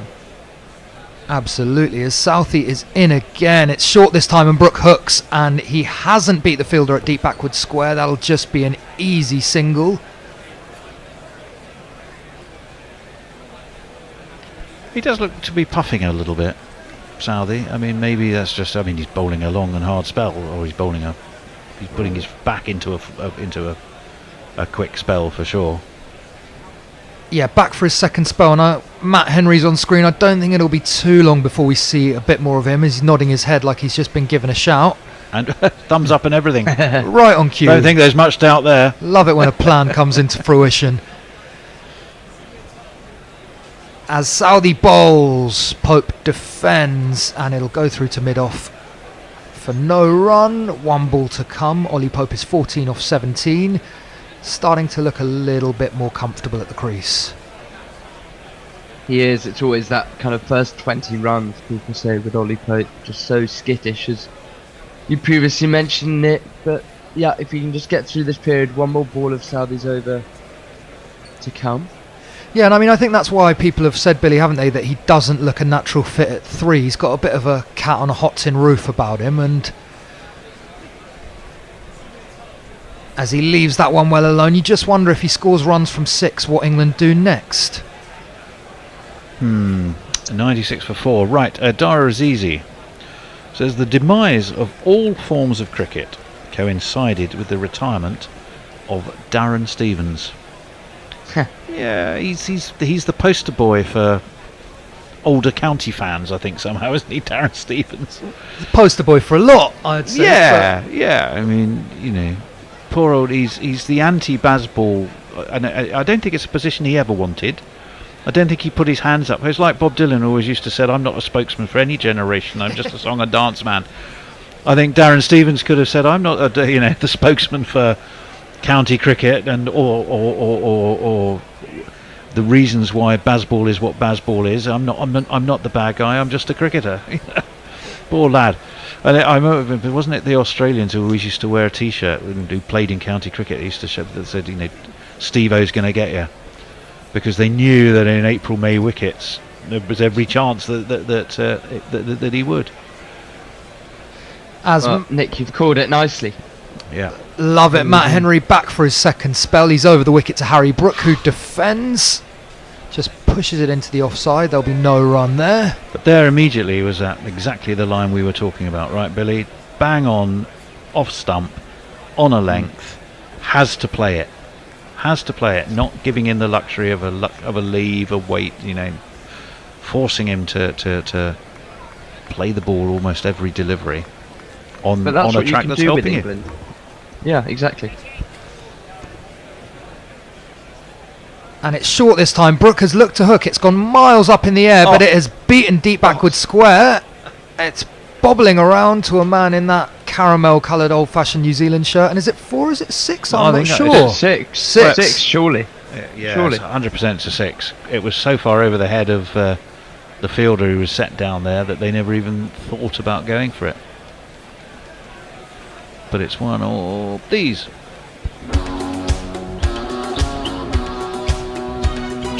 I believe in miracles. Since you came to bat, you 60 thing, you 60 thing. I believe in miracles. Since you came out to bat, you 60 thing. As Henry is back into Brook, who this time just pushes it into the leg side. He'll get a nice 1 to square leg there. And I mean, New Zealand won't be too displeased to see him playing shots like that, will they? It skewed off the top edge and it looked pretty ugly. He didn't get it out the middle of the bat at all. He was trying to flick it kind of over fine leg, I think, and it more went just over backward square leg's head, comfortably over backward square leg's head, as previously discussed. So he'll take the runs for Harry Brook, and that'll irritate Matt Henry, as Tony was saying, usually so good in his line and length, but strayed there in the attempt to bowl a bouncer. We have seen the bouncer ploy work against England quite often, most notably against Lords against Australia recently. Exactly. Well, 2023. As Pope drives, it's nicely driven inside of mid-off for a couple of runs. Oh, more than a couple. They'll get back for 3, will they? It was sharp running. Very sharp running, and it's somewhere that Brook has been found out, hasn't it, that short ball ploy? Teams have worked him over with it a bit because he likes to take everything on. Yeah, absolutely. It's the need to fill bat and ball, so that short ball ploy could, if these two do get going, could be a tactic that New Zealand would implement. And as you say, Tony, you know, that we were 188 for 1, Lyon off with his calf injury, and we completely gave it away. And we saw Cass get Mitchell with it yesterday. It looks to me like the pitch has gotten a little bit quicker. I don't know whether that's the New Zealand bowlers, but it certainly doesn't seem to be stopping quite as much as it did. As Henry's in again, it's on a good length, and Brook defends this time for no run. Yeah, I'd probably agree with that assessment, and the outfield's got a little bit quicker as well. It's been bathed in sunlight. But yeah, pretty tidy once again from Henry there. Harry Brook just dropping the bat on it and defending it into the leg side. It is fantastic. Cricket on, at this ground must be awesome to watch. The grass banks just look beautiful. It looks a bit of alright as Henry's in for the final ball of the over. It's back of a length. Brook defends into the leg side. That'll be the end of the over. 106 for 4 after 28. Right, Andrew Cook says, he's talking to Mog actually, or Mog with his disinterested hand job in mode. I refer to that organisation as Team Grant Dalton after the manager, since the last defence wasn't in New Zealand. Again, that's a conversation I'm not quite sure I was up with when it happens. Will Reynolds says, has anyone noticed that Matt Henry looks a lot like John Robbins? He's here to justify that now. Yeah, the comedian. Am I buggering off? The comedian. Yeah. Yes, I know the guy you mean. Has a regular podcast with the Welsh bloke whose name I can't remember. Ellis James. That's the fella. Yeah, that's it. Yeah, I know the guy you mean. It's quite amusing. Right, I've got to love you and leave you. As will I. Okay, we're on a drinks break, so we're good. Hello, Will. Billy, Hello. you're not supposed to be buggering off. You're on. No, very much here. On ball by ball. Oh, of course, it's a drinks break though. And Tony's forgotten to change the YouTube setup to fit all 3 of us. So at the moment, I'm the only one appearing on screen. So bad luck, all of you. But I think Tony's in the process of changing that. So where do things stand? What's your reading of things, Billy? Well, I think this partnership's crucial. I think quite often you say that in Test cricket, but you know, if Brook and Pope can bat for a decent period of time, another 20 overs, the momentum will just really begin to shift in England's favour. But you know, New Zealand are a long way ahead, and that total is looking ever more imposing, you would have to say. Is there anything to add on that, Will? I would completely agree. I think, yeah, you need them to stick around, get a bit more comfortable. I don't know whether like the momentum really would shift I think the momentum is so much with New Zealand, but it would kind of deplete in terms of New Zealand. It's that thing of like, I don't think England would kind of feel kind of they're ahead of the game with a sort of decent partnership. But it would bring them more into parity, which I think is the best they can hope for at the moment. I have to say, Billy, I placed you more in the bear camp than the Hendo camp, to be looking on the upside rather than the downside. As we do this, Tony is having a challenging time trying to get all three of us on screen at once, because you're appearing as a black box on screen, Billy, I'm afraid. But that's disappointing. Oh well, my face is... Yeah, Tony's thrown up his hand and said, I can't work out what the fuck is happening, but that's don't worry, Tony, I've got a face for radio anyway, don't worry about it. I was going to say, do you want to swap with me? I've got a face. Messrs, you're usually very hot on the GPL. What are the numbers saying today? Well, I did put in a tweet about 10 minutes before lunchtime saying don't forget the GPL, but for some reason Jason didn't get around to reading it out. So there's only one entry apart from my entries in the GPL. It's £113 all up. It may be because in the tweet I referred to Darren Lehman as a Bradman, shall we say, because he's a dickhead, that man. Absolute dickhead. I think we're all in agreement. Can't stand him. Joe Root is clearly the supreme batter at the moment in the world, and I love watching him. Darren Lehman's got no fucking idea. He hasn't been watching him bat. And just because he hasn't made a century in Australia doesn't stop him being one of the greatest ever. He's just full of shit. He always has been, always will be. I can't stand him. Sorry, he falls very close to Marnus Labuschagne in my dislike portfolio. Ooh. Well, I don't mind Marnus. What's your dislike of Marnus for? Oh, he's obsessed with himself, and apart from batting really badly at the moment, insisting on bowling tripe is really giving me the shits. Well, Tim Southey comes in, that's angled into the pads of Ollie Pope, who skews it to gully for no run. Yeah, well, God, the Aussies. I mean, there's a break between the first and second test of the Ford Gavaskar Trophy between India and Australia, but God, it'll be good when that starts again. Yes, especially an Adelaide day-night match is a different beast altogether in many ways. Boomer under the lights, that's not an appetising prospect for that shaky Australian batting lineup. Well, Southey will come in again. Pope taps his bat down on the ground a couple of times. It's good length, and Pope drives away from his body, but it's a tumbling stop at cover for no run. Yeah, I can't wait for Boomer to get another chance to scare the shit out of Marnus. I tell you what was interesting. I thought the similarities in the shape of the game between South Africa and Sri Lanka and Australia and India was noticeable. Sri Lanka did a pretty good job dismissing South Africa for about 190 odd, and then fell in a heap on a very spicy wicket. It's not a bad wicket, but they just didn't deal with the bounce at all well. Jansen bowled pretty well too. Southey bowls, and that's left well alone by Ollie Pope outside the... Yeah, Marco Jansen's a bowler I love watching actually. I have to say that left arm action is always difficult to face, and it was a quick pitch actually. I put in our little group chat, you know, how enjoyable it is to watch cricket in South Africa. I love waking up and there being Test cricket on. There's nothing better. Yeah. The funny thing about Jansen is his first over was a shit show. It was all over the place, and from then on he got, what was it, 7 for 13 all up. That's pretty I think amazing. so. Something like that. He's one of those though, isn't it? It takes a couple of overs to get him.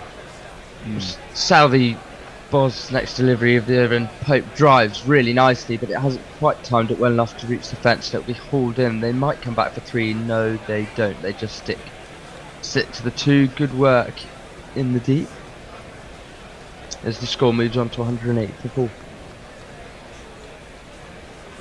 It's interesting. I was thinking about how much the sort of the whims of ground staff can sort of affect the trajectory of how Test cricket sort of globally is played, and I don't know whether that Do you think that's kind of coming into, the shape of the tests?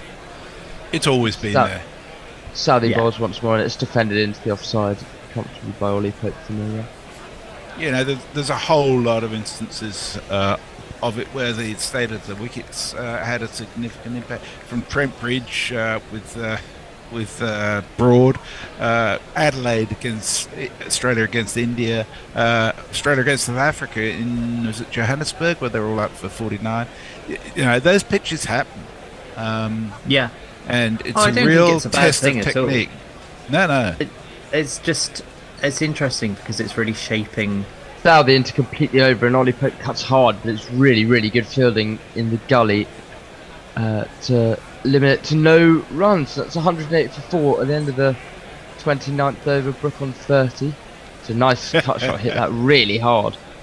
And what are you laughing at? What's on socials, Nessie? Dara Zizi from Arizona is with us.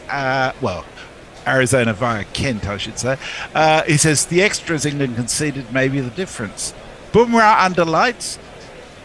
It's like a rock band. Yeah, I go and see them. How's homicide in Arizona? Anyhow, Dara. I hope you're not too busy, to be honest, but who knows? And that's up to date on YouTube. I don't know. Oh, no, that was you, Will. Yeah, sorry. So it's quiet after lunch.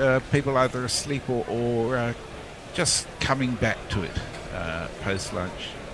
Well, Henry with a bit of a false start at the end of his run-up. He comes in now to begin a new over and bowls its back of length, and Brook dabs it down to backward point where they'll trot through for a single.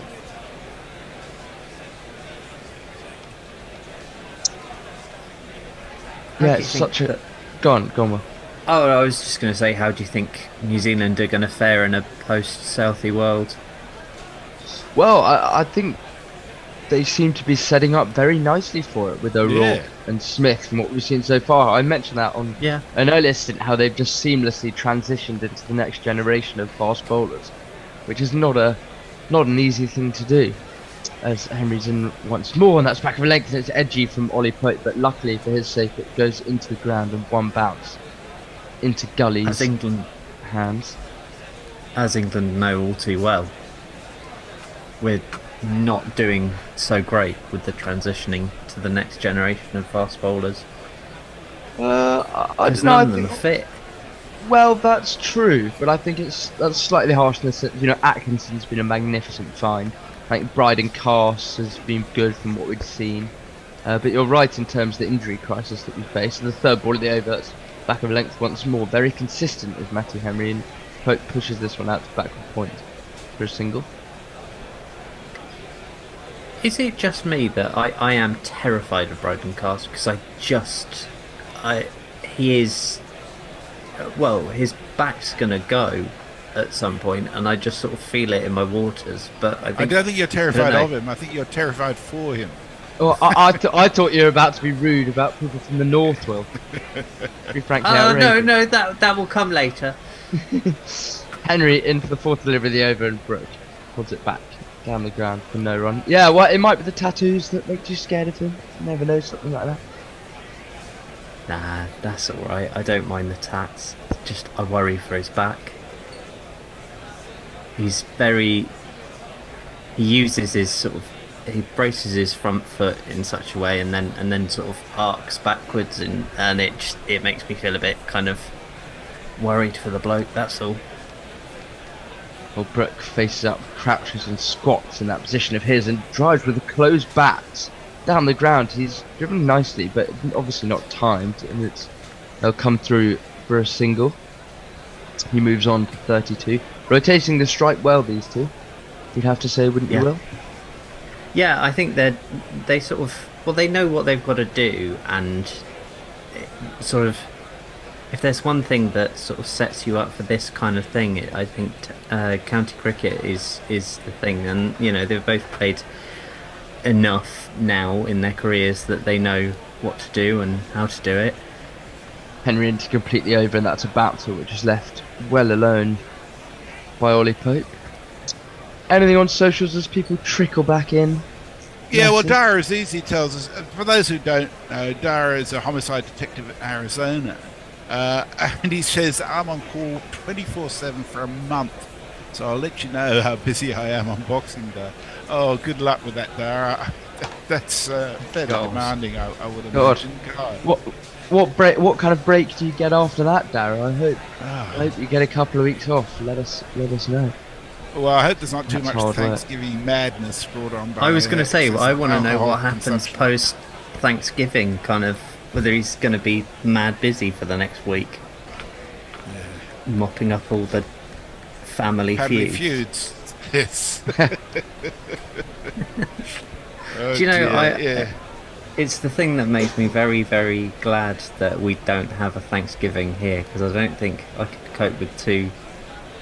And the first ball of Southeast knew over is pulled by Brooke. No wonder through for a single. Two sort of prolonged family get-togethers within a month. So I have you the know, sense that in America it's more likely that it'll be a Thanksgiving than Christmas, and maybe not both. I think there are many things that make me glad that I'm not American and live nowhere near America. You're not Thanksgiving. Thanksgiving is one of them. Trump being president is another.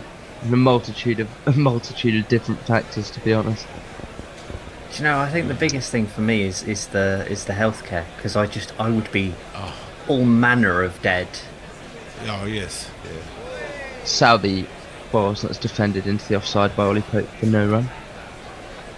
It's possibly the most inefficient healthcare system in the world. They spend more on healthcare by a very considerable margin than any other Western country per capita, and yet their actual outcomes are much lower than most Western nations. I had a weird semi-argument with a nurse about she was very pro the American healthcare system, and I was in recovery, so I was off my bonds.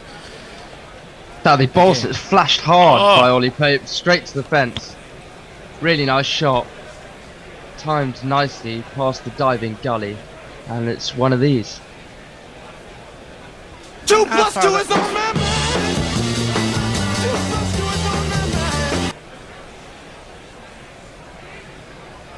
Wow, spectacular from the shot. gully. No, not at all, but went so quick. Is that Phillips? I couldn't quite see. And Pope, well, he puffs out his cheeks. He knows he got slightly lucky there, to be honest. Yeah. But it's just another boundary. 24 of 30. He's mostly dealt in boundaries so far. Ollie Pope, he taps his bat on the ground and squats and faces Southey, who runs in and balls front on and gets his head well over that. Ollie Pope, well, a boundary and then a dot ball. Jeffrey Boycott will be loving that. And if he loves it, I hate it. What a prick. What have you got against Jeffrey? I assume you don't have much time for Chris Tavray either, then, well? So Boycott, mainly because he's a wife-beating prick. He got done in France, and then he said, "Oh, it didn't count," and all that sort of thing, and blah blah blah, and it's all kind of like. Yeah, I think you should be reasonably Southey balls judicious, left well alone by Ollie Pope. given that we are on the permanent record.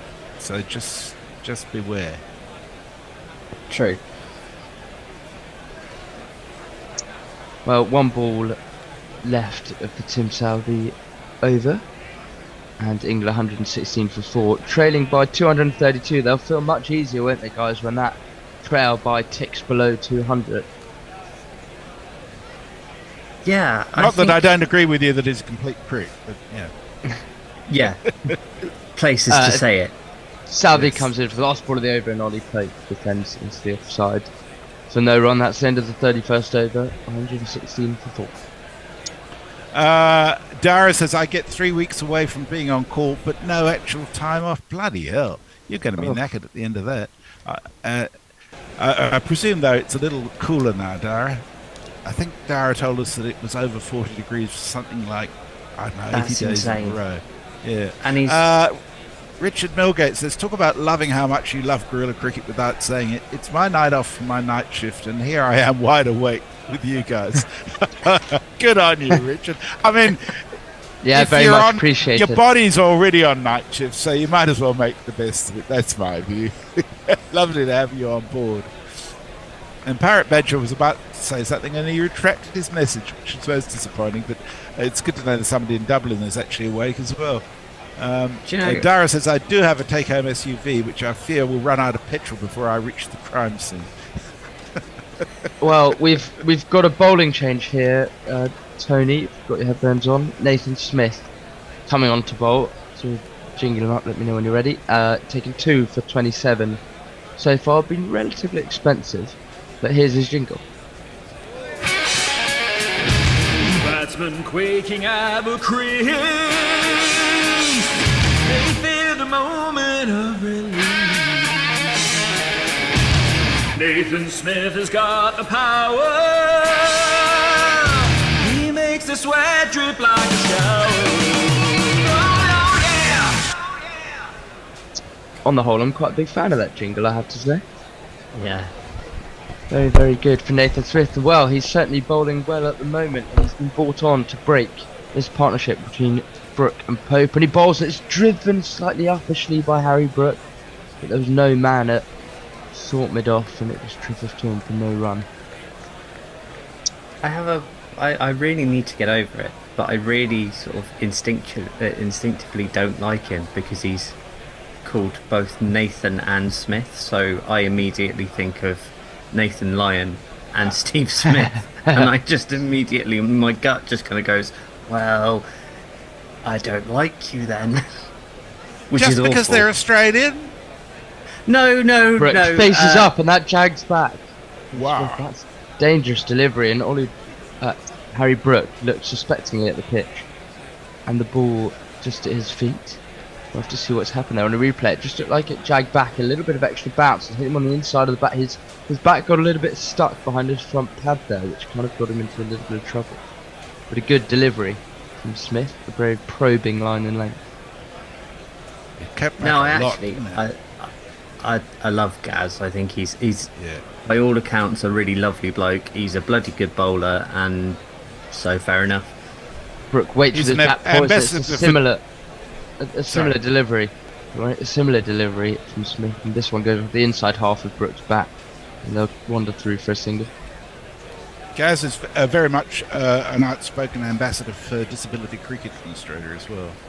Yeah, well, that's another thing that I know about that, because he's done really great things. While he was at Lancs, he went into the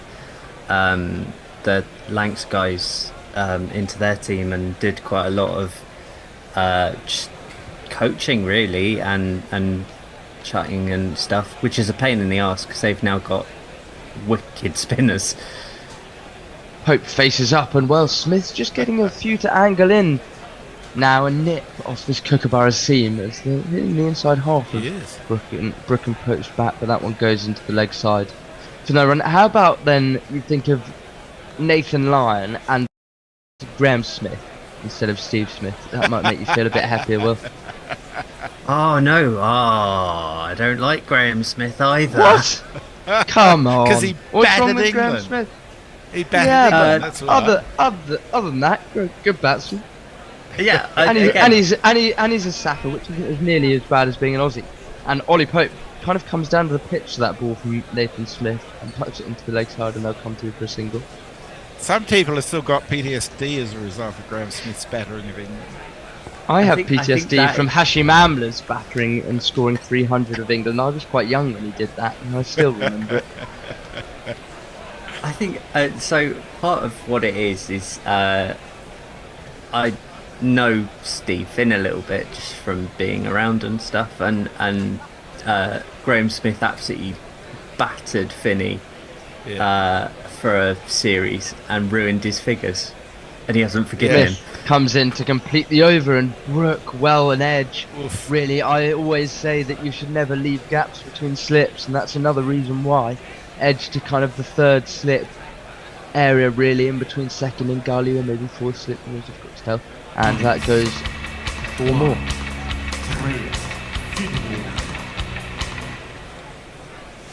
Yeah, well, Finney still feels it quite clearly, because he talks about it from time to time on the podcast with Daniel Moore. yeah.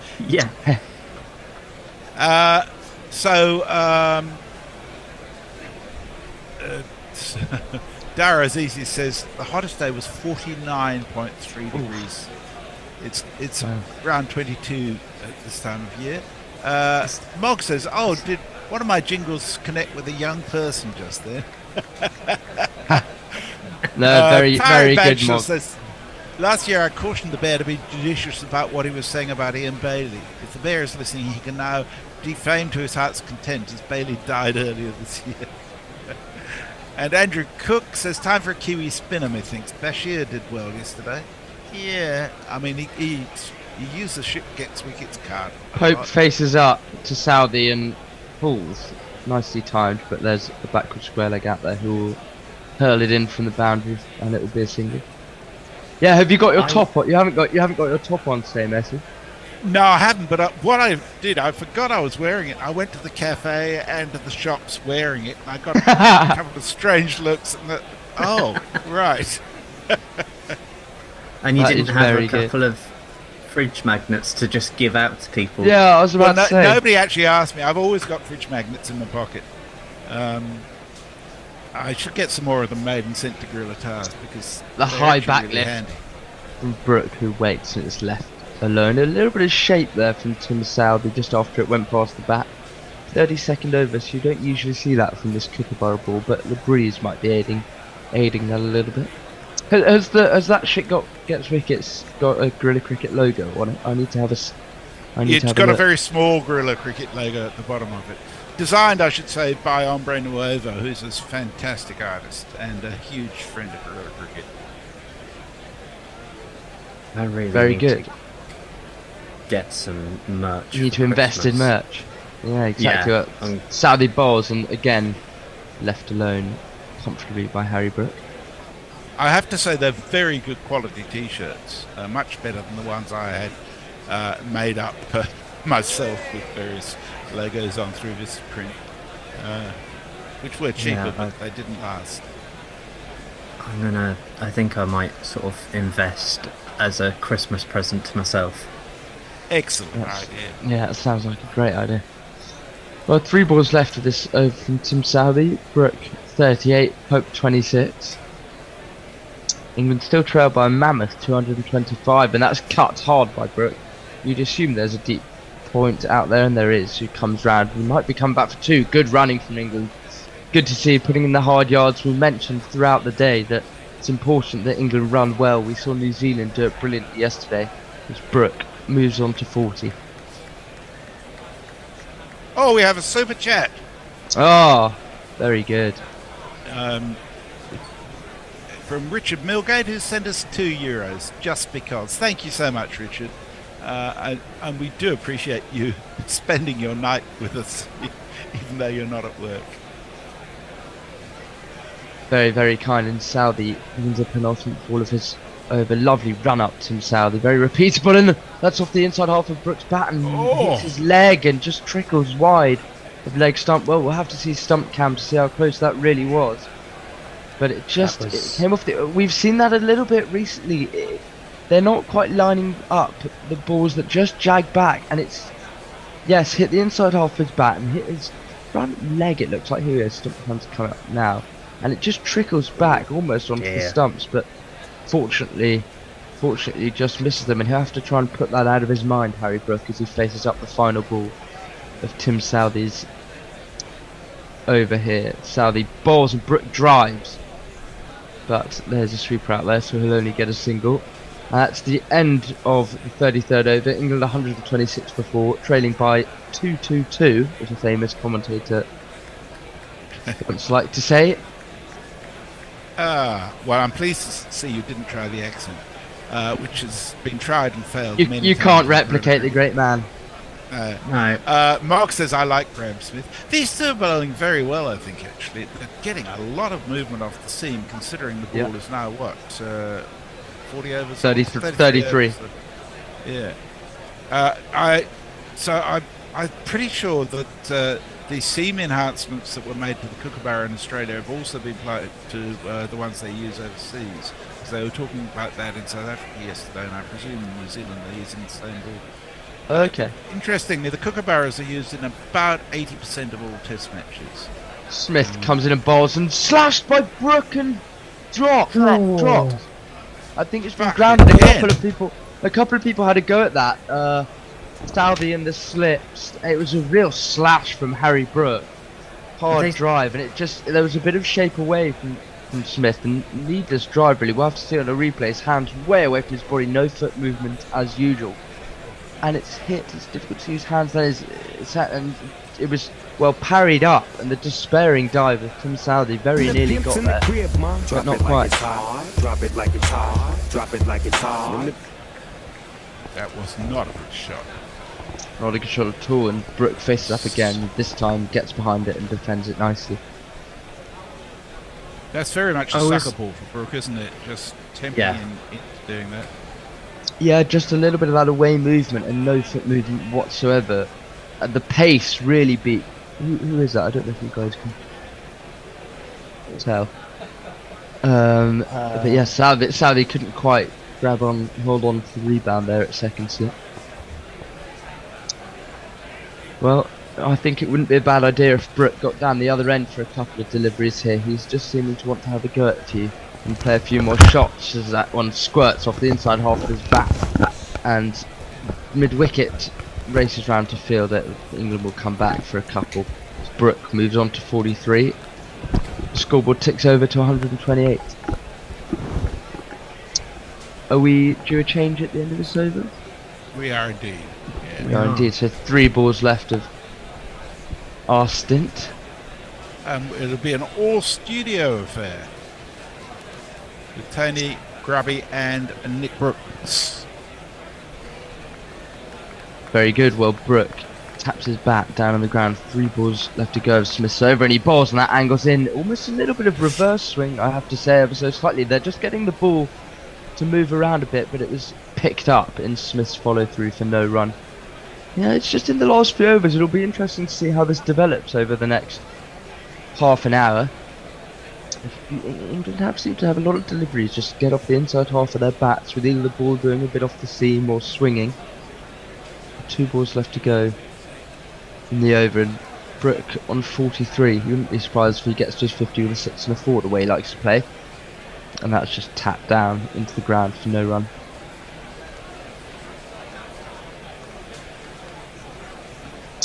Yeah, how would you guys assess this last half an hour of play? Exciting. Yeah, very exciting. I would say New Zealand still very much on top. England basically one more mistake away from the wheels coming completely off. But that's the joy of it. At 5 and over. Well, Brook faces up to the last ball of the over, and that's off the inside half of his bat into the leg side. So no run. Yes, they have just picked up the scoring rate slightly well. We leave you in the capable hands of Tony, Nick, and I think, did you say Grubby Messers? I did indeed. Here I am. We're all here. Up to date on messages. So I'll catch you after. Fantastic, Messers. Check your WhatsApps.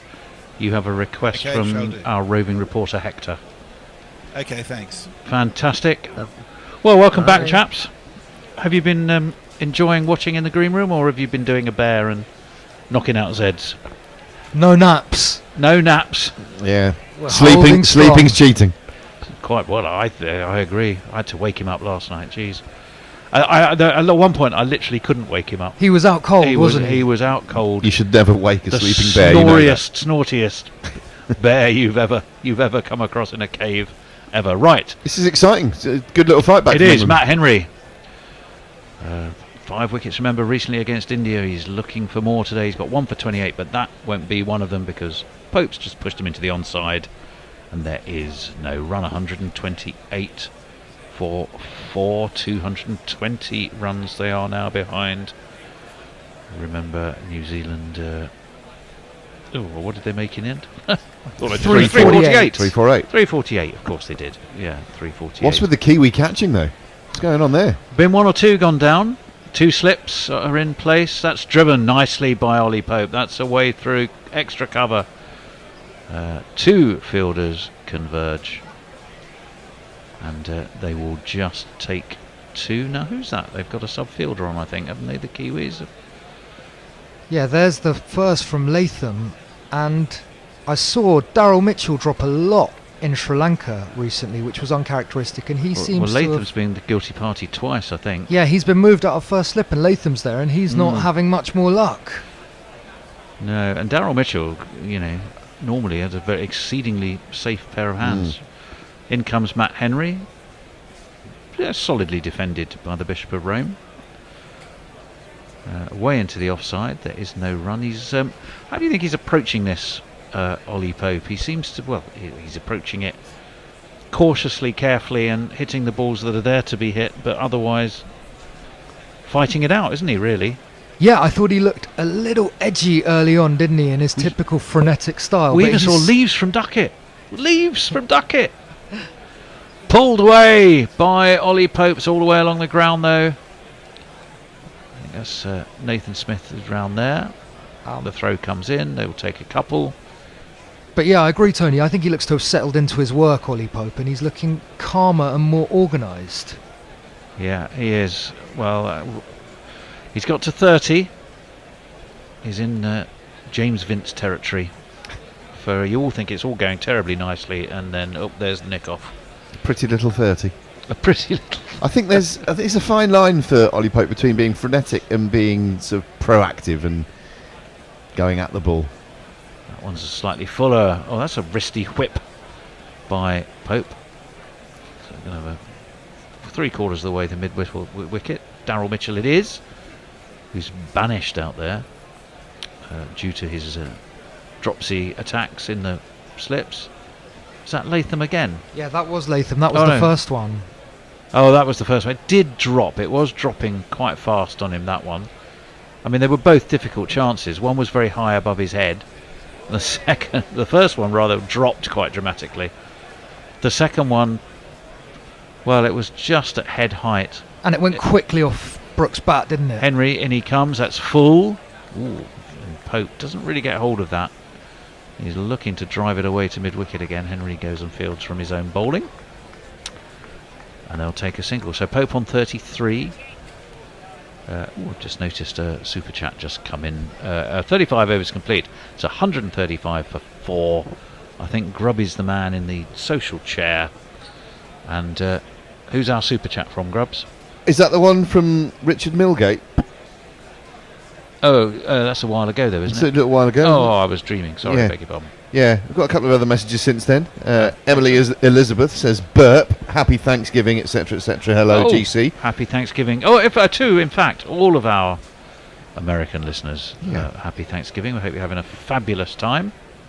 But particularly to Emily, because she's taken the trouble to write in. Oh, absolutely. Thank you. And our very own Will Reynolds recently departed this parish. He's not dead. He's just not on the show at the moment. But he said, did duck it. And Message Jazz says, hi, Emily. Well, Message Jazz, who we can't see him obviously on YouTube, but for some reason he's left his Zoom on, and we can see everything he's up to over in the weather cave in Perth. I don't know if he can hear us. Yeah, I think he can. Oh, he's gone. Fuck me, I've left the screen on. I'll have to put my trousers back on, as that one is pulled away down to mid-wicket. That one he did pull very effectively, did Ollie Pope. More kind of square leg, away it went, and it's 4 runs. Now my innings going, great guns, I hit the ball. 4 runs, I hit the ball, and it went for 4 runs. Again, didn't have a lot of room to play, but he just was very quick with his arms and wrists there, wasn't he? Yeah, he's played a couple of really nice shots, and the scoring rate's gone up quite drastically in this afternoon session, hasn't it? And once the ball's lost its shine, it's looked easier. And this is well, and corresponding with a slightly older ball and much better batting conditions overhead. That was defended into the offside this time by Ollie Pope, and there was no run. And the fact that the Kiwis can't catch for shit at the moment. Well, the three drops we've seen, the 2 from Latham and the 1 from Phillips, they're all chances where you think they should be taking them more than 50% of the time, aren't they? Yeah, you should. I know that they weren't the most straightforward necessarily, but they're all straight in there, two-handed. Yeah, they'll be really upset. In barrels Nathan Smith. Wristily, slightly uppish, flicked away through mid-wicket. And Pope's rather liking that area of the pitch at the moment because he's found the boundary there again, and it's 4 more. 4 on the floor, and 1 more 4 than the 4 before. That's what 4s are for, to get funky on the dance floor. Well, Nathan Smith, I think, must have thought, oh, well, I wonder if there's a fielder there. He should know. It was probably slightly uppish over short mid-wicket. That was the thing that was exciting Nathan Smith, but it wasn't that close. No, not he quite found the to gap justify- beautifully, didn't Yeah. he? And it was just a quick flick of the wrist. I think the fact that it was aerial was enough for Smith to think, hello, where's this going? And he jumped in excitement. Oh, that was an inside edge, though. It's a good comeback from Nathan Smith because it hurried Pope. And he inside edged it onto his little toes. And there will be no run on this occasion. 143 for 4, 205. Got to be doing it in little increments, Nick. Once it's under 200, it doesn't look so daunting, does it? No, keep ticking off those 20s, and if these two can stay there for another 45 minutes, then England will feel much more confident than they did at lunch. Still plenty of cloud over the Hagley Oval in Christchurch, but crucially you can see a lot more blue sky for it to be nestling into at the moment, which was not the case so early this morning. In comes Smith. Up onto his toes goes Pope, pushes it into the onside, and Smith this time, much as Henry had done last over, wants to make sure they get no more than a single. It's 144 for 4. Yeah, he's put on. He has. We've definitely put on a yard or two of pace. Has Smith get himself into the international reckoning? And I've liked the look of what I've seen. He certainly did pretty well for Worcester. He accounted for Duckett twice, I think, last season. So he's got the Duckett shaped notches on his bedboard or wherever he puts them. I don't know. In he comes anyway. I'm sure they're not on his bedboard. That one is gloriously driven again. It's by Brooke this time, who's been a little quiet recently because Pope's been doing all the attention grabbing in not quite a Kohli-esque way. And they'll just take a single. It's 36 overs complete. It's 146 for 4, Grubs. Chad Wright is also wishing Emily a happy Thanksgiving, which we all echo, of course. Disinterested hand job says, apologies for my lack of super chat action, but I pissed away a lot of money on a friend's horror film. And then he goes on to try and advertise that. Not on this show. Messrs has done him the good service of posting a link so you can go to I'm that. Intrigued. Yeah, well, go to YouTube. What's it called? Just Go tell to us the YouTube title then. of it, the horror film. Or is it got one of? Is it a bit like one of Mog's songs? No, just look at it. Just look at it on YouTube. If you're interested. Okay. All right. We can only advertise for money for our show, not someone else's. Okay. And straight back at me. I've always hated you, Grubby. 146 for 4. Matt Henry, a man who's said to look a bit like John Robbins, and we can see that. And he's right on the money straight away, causing Pope to defend to mid-on, and there is no run. And they've been bowling very straight to Ollie Pope, haven't they? Definitely looking bold LBWs, aren't they? Yeah, but he's certainly wristy, and he's needed to be. He's had to use his arms and wrists. He's been working that onside a lot. Do you get what I mean, though? It is such a fine line between being frenetic and being positive. And when he's in nick, and he looks in nick at the moment. That one's defended into the offside. No run. Yeah, he's playing Williamson shots at the Fields. moment, but it looks good, doesn't it? It's those positive moves towards the ball, but which in other circumstances, like in the first 20 balls of his innings, where he's had such a problem, as particularly at number 3, it looks frantic and skittish. Yeah, very fine line between looking shaky and fluid. That is his game, whether we like it or not, whether we think it's appropriate for a test number 3 to bat like that or not. That's his game. When it clicks, he looks good. Well, Henry is in, the 2 slips are down, and there is Pope again, just nudging out towards mid-on. He's had a cracking year, don't forget, has Matt Henry, excluding this test. In this calendar year, 33 wickets at 16 and a half, just slightly under 16 and a half. That's really not too bad. And not many quick bowlers go to India and expect necessarily to come home with a hatful of wickets. In he comes. That one again is those Pope wrists. A lot of a late cut through between second and slip and gully. Goes all the way down to third man, and will be 4 runs more for England. They have got that deficit under 200. Giuliani had his reasons for selecting his landscape seasons. There were 4. That said, was he fully in control of that, do you think, Nick? I don't think he was at all. He had a very skittish look on his face when I saw it as again, the ball went off the bat. Henry in. Up onto the toes goes Pope. That one he was nicely in control of, guided it to backward point, and they will take a single. This partnership has been now 80 runs, 80 runs from 93 balls. That's a decent lick to be trundling along at, and B, it's absolutely what England needed. And both these two have been flirting gleefully with the slip cordon as well, haven't they? Aiming balls deliberately in that direction, occasionally giving a chance, and really tormenting them. Henry, that was a terrific ball, and that, I'm not sure how much Harry Brook knew about that. Was that off his bat, or did that just beat the bat and come off his leg? I think it went straight onto his back leg. Yeah, I think it's that's going what it well did. over the stumps, but he didn't know a lot about it. It's beating him all ends up. Well, it was a good ball, but nonetheless, he is still there. 37 overs are complete. The 150 is up for England. They're 151 for 4, and they trail by 197, Grubby. Nothing to report other than Mog and I have kissed and made up. I'm very glad to hear that. I did spot, and if she's still listening, hello Anna Forsyth, who was very excited earlier by the Ellison Robbins link on Guerrilla Cricket, which seemed to.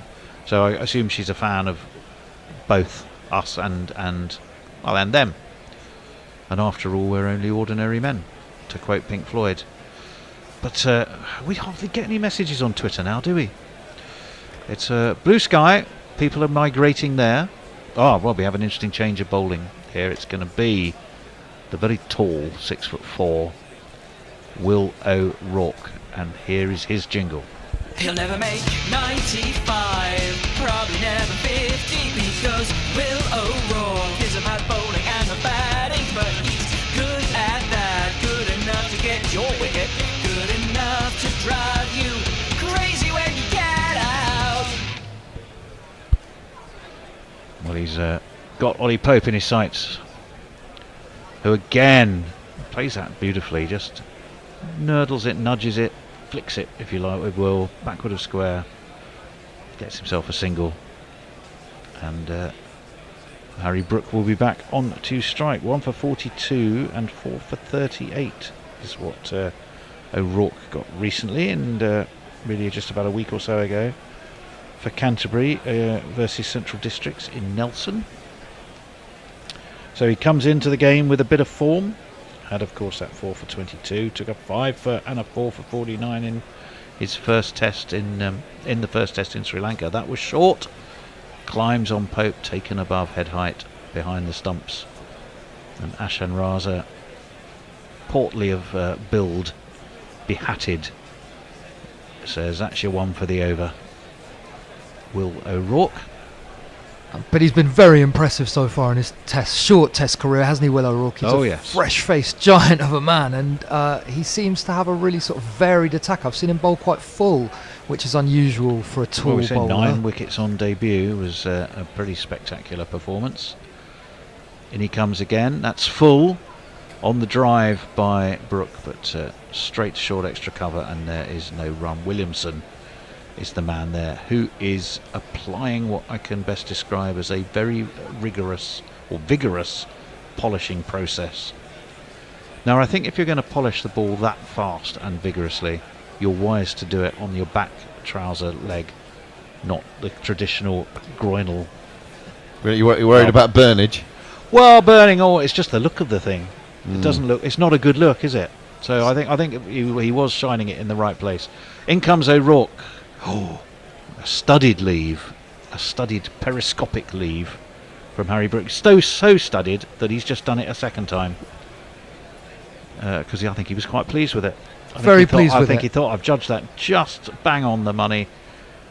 England look very relaxed in that dressing room. Ben Stokes pads on. He's just bouncing a ball up and down. Ben Duckett is, he's in a kind of, I can only describe as a paint me as one of your French girls poses on the team sofa.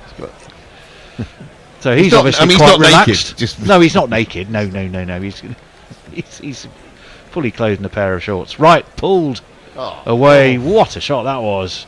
Short, hauled, up go the stocky arms of Ashan Raza, because it was over mid wicket for one of these, and what a belter it was. Brings up the 52 for Harry Brook. He's got 51 to his name off 65, and these two are continuing to motor along for England, who really need them to try and stay here while they're making hay in the increasingly sunshine that they're enjoying. I was going to play another. I know what it was. It's a millstaging. I need a mill. Where's millstones? There they are. Here's one. Oh, short left. There it was again. Studied leave. No run. Sorry. Now eating into your social time, Grubs, by playing a 50 jingle. Happy with that? You don't mind? And as we celebrate that 50 for Harry Brook, Grubby. Yeah, disinterested hand job, whoever that may be. Indeed. Makes this point about Blue Sky. Finds it mildly disappointing because not a single porn bot has followed me or liked one of my posts. Very disappointing.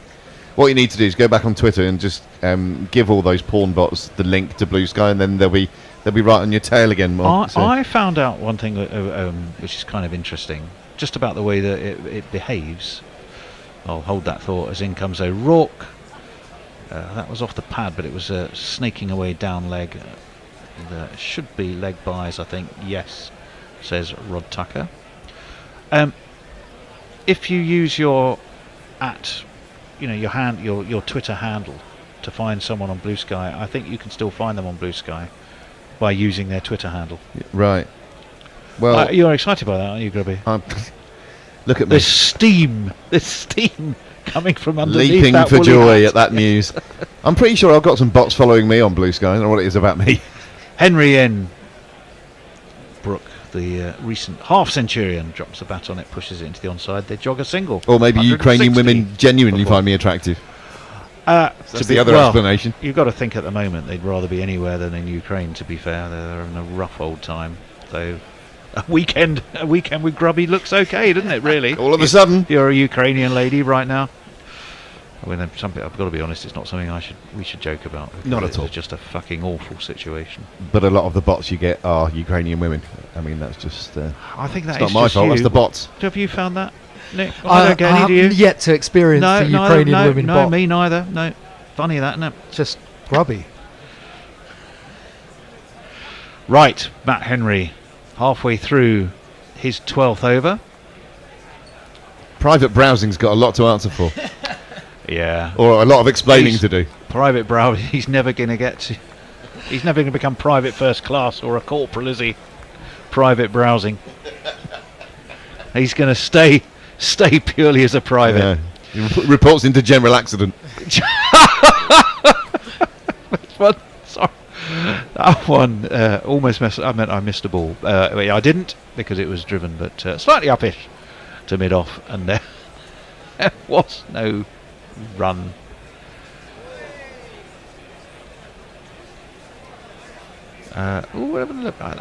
Looked high to me. Oh, umpire's call. Umpire's call on that. Look at that. Well. No ball by Matt Henry, straining a little bit too hard perhaps. Well, Pope is on 48 now of 56. And I'll tell you what, which again I've sounded a bit 70s DJ for a moment there. I'll tell you what, mate. That one's defended to backward point, no run. Every one of those runs is worth more than the 100 and something he scored at the Oval against Sri Lanka, if you want my honest opinion.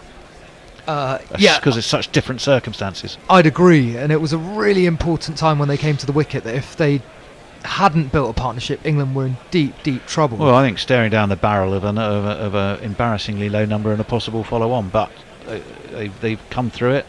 The Kookaburra ball is not as hard. The weather is considerably better. That one is nicely just chopped.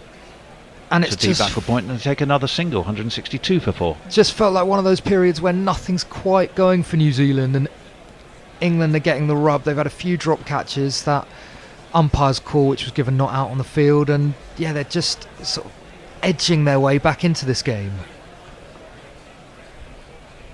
Yeah. You want them to keep going from England's point of view? Oh, we certainly do. And they'll keep playing this way. That one's uppish though. Ooh, and fielded at gully. Thought I'd given them the good old curse. It was Phillips who was at gully, diving to his left. For a moment, I thought it was a chance, but it wasn't. It had dropped on the bounce, well short of him. It's 39 overs complete, 162 for the score. Got a message from a bot here. Really? A bot? Well, Diana Patterson. Oh, hello, says Grubby, we bots just love you. We bots. And disinterested hand job in response to our military chat says there's quite the kernel of comedy in that. Obviously colonel would be spelt differently. Be a major error to go any other way. Or well, then Will Reynolds says private browsing reports directly to major crimes. Yes. And Messrs. And corporal punishment, presumably. Exactly. And Messi Jez just alerts people to the fact after this. In comes O'Rourke. That's full and on the toes of Pope, but he's going to get his 50 because he managed to work it off those toes towards mid-wicket. They take a quick single, and Ollie Pope, your job's not done. I think I know exactly which 50 jingle you need, but under the circumstances, 50 off 59, fairly torrid start. Difficult conditions for England. Wickets had fallen. Everyone's questioning, can he wicket keep and bat at 3? Well, they said no, so they put in a bloke who made 10. But he's done a good job. Don't stop just 'cause you got to 50. Don't stop, treat it as a start. You can use this to get a better score. In comes O'Rourke. First 50's done. Baruch drops the bat. They take another quick single.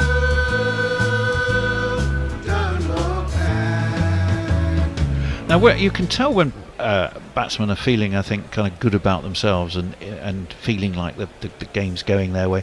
It isn't just about the way they launch sixes and free-flowing drives.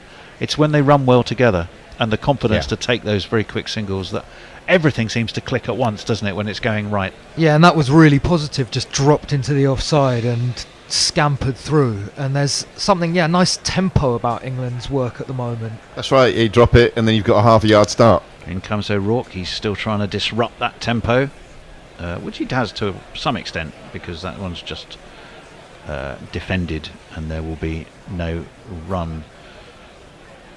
Yes, message just alerting people to the fact that you can go to Blue Sky if you're looking for people to follow. Go to Blue Sky, find Guerrilla Cricket and click on our starter pack.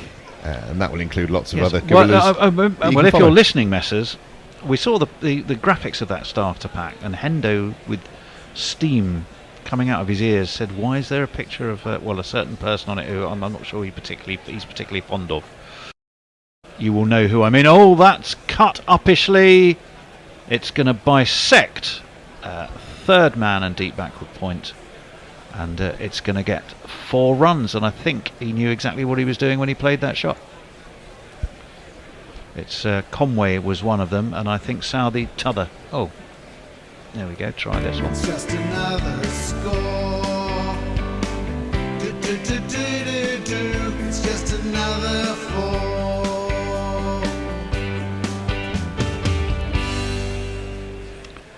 Well, 180 now. The trail by. Yeah, and Ollie Pope was in total control of that one, wasn't he? And he's in total control of that drive as well. That's pass cover and extra cover. Has it got the legs? No, it hasn't. It's going to be hauled in by, is that Kane? It was indeed. It was indeed Kane Williamson. And with the ball doing less, Decent shot, though. O'Rourke's gone searching a bit, hasn't he? We've seen a couple of Yorkers in this over and a bouncer. He's moved away from that hard length which he was hitting so consistently earlier. Yeah, you can 171 for the 100 partnership. You can get hit off your length, can't you? And I guess that's what's happened. Is all of a sudden you don't trust your stock delivery anymore. And maybe we'll see more short pitch bowling, more of that kind of containing tactic. 100 partnerships, fantastic effort. Ooh, that was a possibly overconfidently flowing attempt at a free flowing cover drive, and it went past his inside edge, I think. And as that 100 partnership has come up,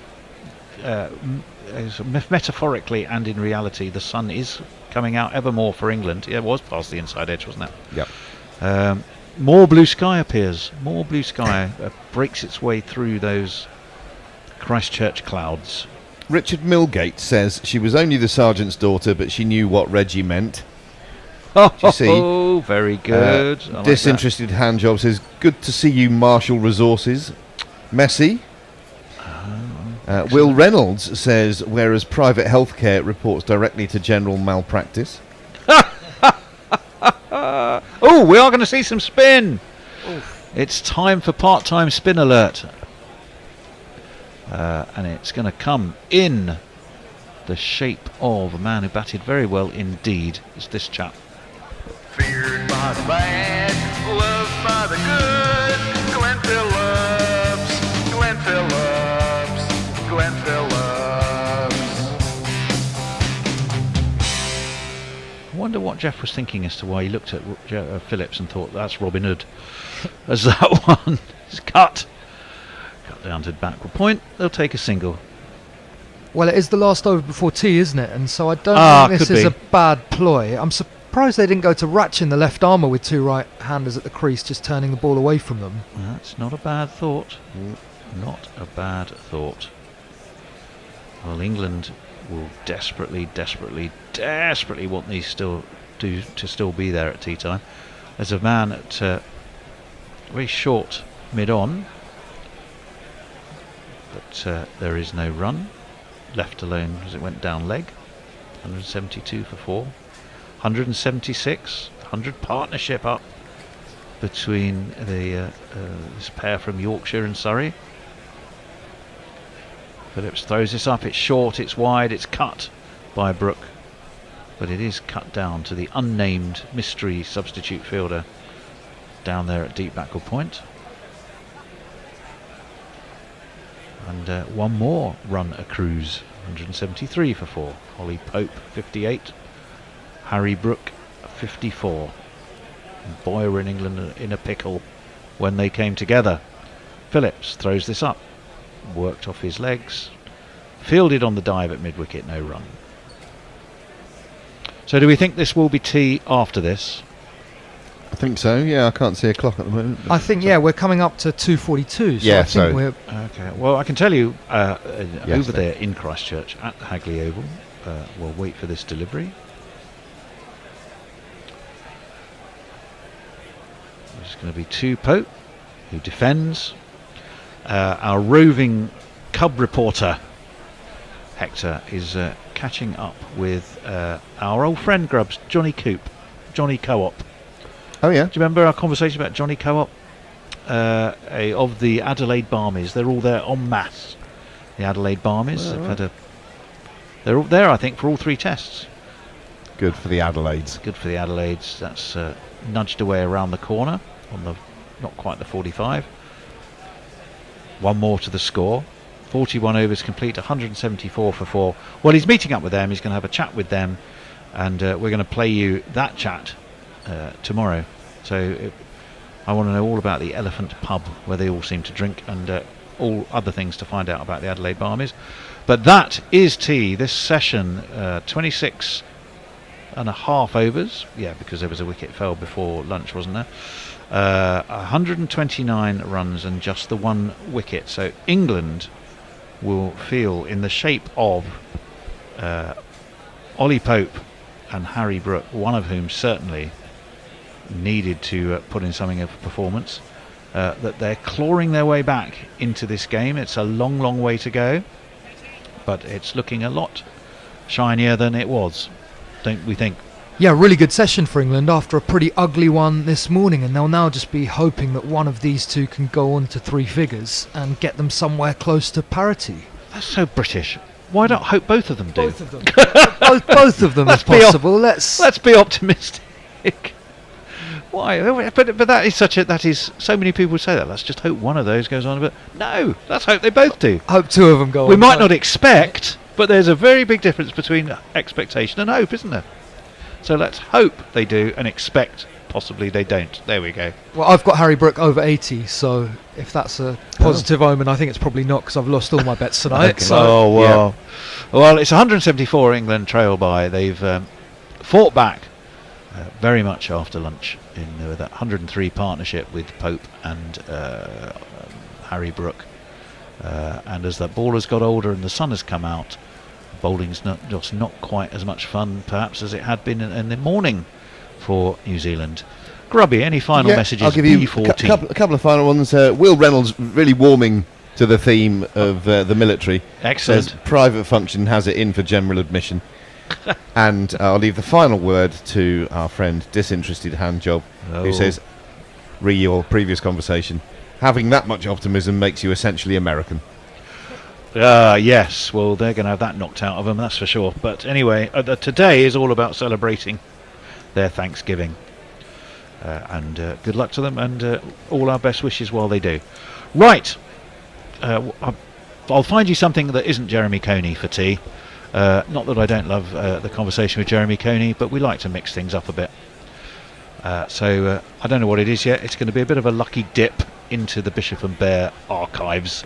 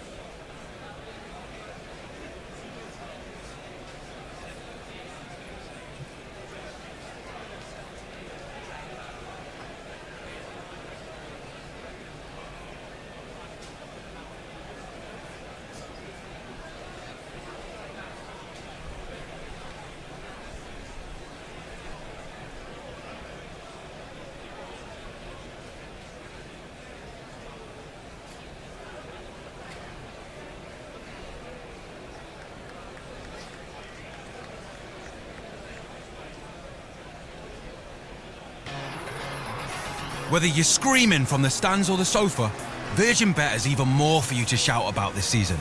because we're giving you a totally free bet builder on a selected football match every week this season. So get ready to make some noise. Join us and claim your Bet Builder free bet every week. Virgin Bet, a good bet. Use Bet Builder free bet on selected match by kickoff. Min odds evens. Max one free bet £1 to £20. Except via pop-up. T's and C's apply. 18 plus. Bet responsibly. Gambleaware.org.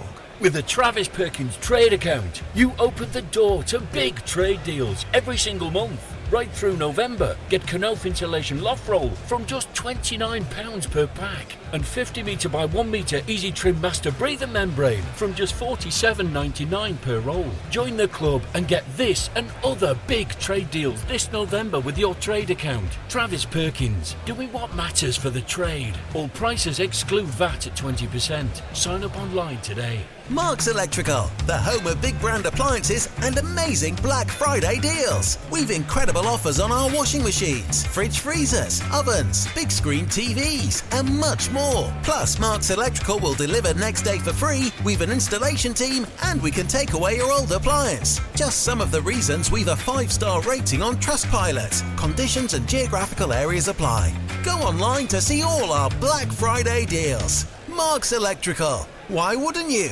The Bishop and the Bear, the Bishop and the Bear, and to the delight of everyone, they're here to share jokes and rants and guests and things. Who knows what any fun they'll bring? Not affiliated with the Mad Bishop and Bear pub at Paddington Station. The Bishop and the Bear, bats beyond compare, buckets of savoir-faire. The Bishop and the Bear. Welcome back again to the Bishop and Bear special one today. Is always a bit special. We've got Hendo on the bar stool of bravado. So we've got loads to chat about, which will undoubtedly include any or all of the following. Chat on the Sri Lanka series, a discussion about the crowd is only about 8,000, I think. The day 4, the pricing. News about Gus Atkinson, he's man of the match, but other news that's been appearing in the press. We've got the ODI series coming up after this next Oval Test. We've had a Kookaburra run frenzy once more in the championship, and we've had a record broken that has stood since 2 weeks after the death of Abraham Lincoln, which tickled me, and we'll probably talk about that as we go. But first of all, Hendo, what can we get you to drink? Maybe I'll have some sort of coffee liqueur. Coffee liqueur. Well, do you want to be a tad more precise on which particular type of coffee liqueur? I mean, Irish, Jamaican, Irish will do. Irish. Chuck in a Jameson's, and we're off and away. Nice. Other Irish whiskies are available. That's my favourite, though. That's very nice. You do good ones here in the Bishop and Bear. We do indeed. We aim to please in the Bishop and Bear. And you got it together very quickly. Well, you know. It's a good barman. Despite the landlord, the bar service is excellent. The landlord's a fucking genius. I don't know what you're on about. Right. Okay. Right then. Well, what do we make of? We're two tests into the Sri Lanka series. Yes, England have won them both pretty convincingly. I would say it's actually been Sri Lanka have always been in the game until they weren't. What have you chaps made of it? Well, I think they've had opportunities, but I think that's true of a lot of test matches in general. I mean, think of the times that we've said when we've been doing the Ashes, especially from Australia, and we said, well, England are in this day 3 or whatever, and then it suddenly all falls apart. I mean, obviously their biggest opportunity was when they had England 216 for 6 in the first innings. But I guess, they didn't know that Gus Atkinson was likely to come out and play like that. I mean, everyone knew that he could hold a bat, but no one knew that he could play shots quite as inventive and attractive as though it was over a sustained period. And Joe Root at the other end, but it was a really great knock, and I just think that Sri Lanka were probably as surprised as the rest of us. Certainly surprised us. What do you make of the thought that, in a way, whilst the run rate's been healthy, England have been arguably a tad less baseball-y in this series than they have been for a while, and they've gone back to not conservative and slow, but playing the circumstances of the match more than constantly trying to drive the match and thus giving away wickets? Well, I wouldn't say that. I think they started out trying to Bazball it while Duckett's there and the other opener. Well, Dan Lawrence isn't Crawley for a start. He's probably a little bit reticent to go all out from the top. And he's done all right. He's scored a couple of 30s here and there, looked okay, and then given it away. Pope's had a pretty poor series, so they haven't been able to really get off to a start. And then immediately you're kind of thinking, and without, it's funny to think that because Stokes is in the dressing room when they're batting, but he's not out there on the pitch. And I guess that just takes the little edge off it. He's the guy driving it all the time. And I guess he has to kind of leave Pope to it because he's captain on the day. And whilst they can give him a bit of chat in the back, does he take it all on board and does he go like that? And does everyone else therefore follow Pope in the same way that they follow instructions from Stokes here? Probably not. I mean, the whole premise of this is built on Stokes driving it, Stokes being the leader, Stokes being the man who gives kind of instructions and lets them get away with it. And maybe Stokes offers them a kind of shield in a way because it's his strategy and that's how he wants them to play. And without him actually on the field, there is a slight little bit, and they change the side. The other thing is you don't have Stokes obviously at 5 and Brook at 6 and then Jamie Smith at 7. If you have that top 7, it gives you a hell of a lot more depth. You've got a complete, not novice, but you've got Dan Lawrence who averages 30, is not an opening. And then you've got currently Jamie Smith up at 6. So you've lost a batter and you haven't got an all-rounder. And then you've got a bunch of bowlers who are all reasonably okay with a bat. And you've got 4 of them in a row. So your tail feels quite deep, but it also feels it could be fragile. So I think the balance of the team is a bit out of whack to be totally Bazballing, I think.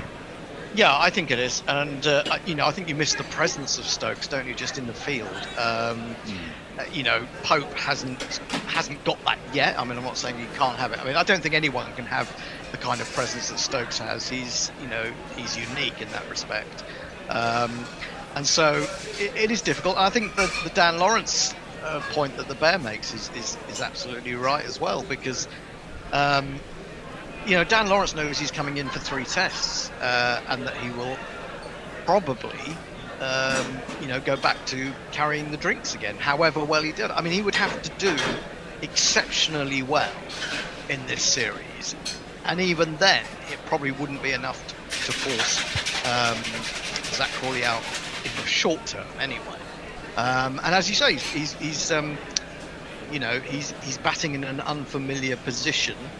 I mean, it's all right to go out there and say to him, go out and play your natural attacking game, and he is a natural attacking player, but he's not an opener. And Crawley's been given countless opportunities to fail, and I don't think Dan Lawrence has got that luxury, which makes it very much more difficult for him. I think he's batted reasonably well from what I've seen of him, but you're asking him to do an unfamiliar role, and it's very difficult. He's done okay, but not enough to make a stamp that would make you think he really needs to be there, even when Ben Stokes and Crawley are back. That's the I think. I mean, I think the problem with that is that there's no one that they're obviously going to leave out. I mean, the man under most pressure for his place in the batting lineup surely has to be Ollie Pope himself, and that's he's not going to be dropped right now anyway, is he? Because he's skipper. I mean, Dan Lawrence knows that short of Zach Crawley having an extended loss of form and him doing very well in very limited opportunities, he's just in there to fill the space for now, isn't he? And against teams that you would expect him to get a few runs against, if he's going to get runs against anyone. I think might have been Simon Hughes who's sort of doing his analysis of Pope and Root, actually, and the way he summarised it, and it sounds like something you've heard a million times before, but it's quite pithy. Is that Root was treating every ball as an opportunity, Pope was treating every ball as a threat, and there does seem to be that kind of sort of difference in their mentality. fucking bollocks. What a load of shit to come out with. I think that's quite clever. Not really. Look, Pope looked to drive and he looked to attack. And what fucking nonsense. I never heard such shit like that. I can't agree with you there, Bear. I mean, I think that, one, I would never have promoted Ollie Pope to 3 in the first place. I think that was misguided in the sense that they wanted to show long-term confidence in him by saying you've got this position, but he doesn't bat it at 3 for anyone. He's really a number 5.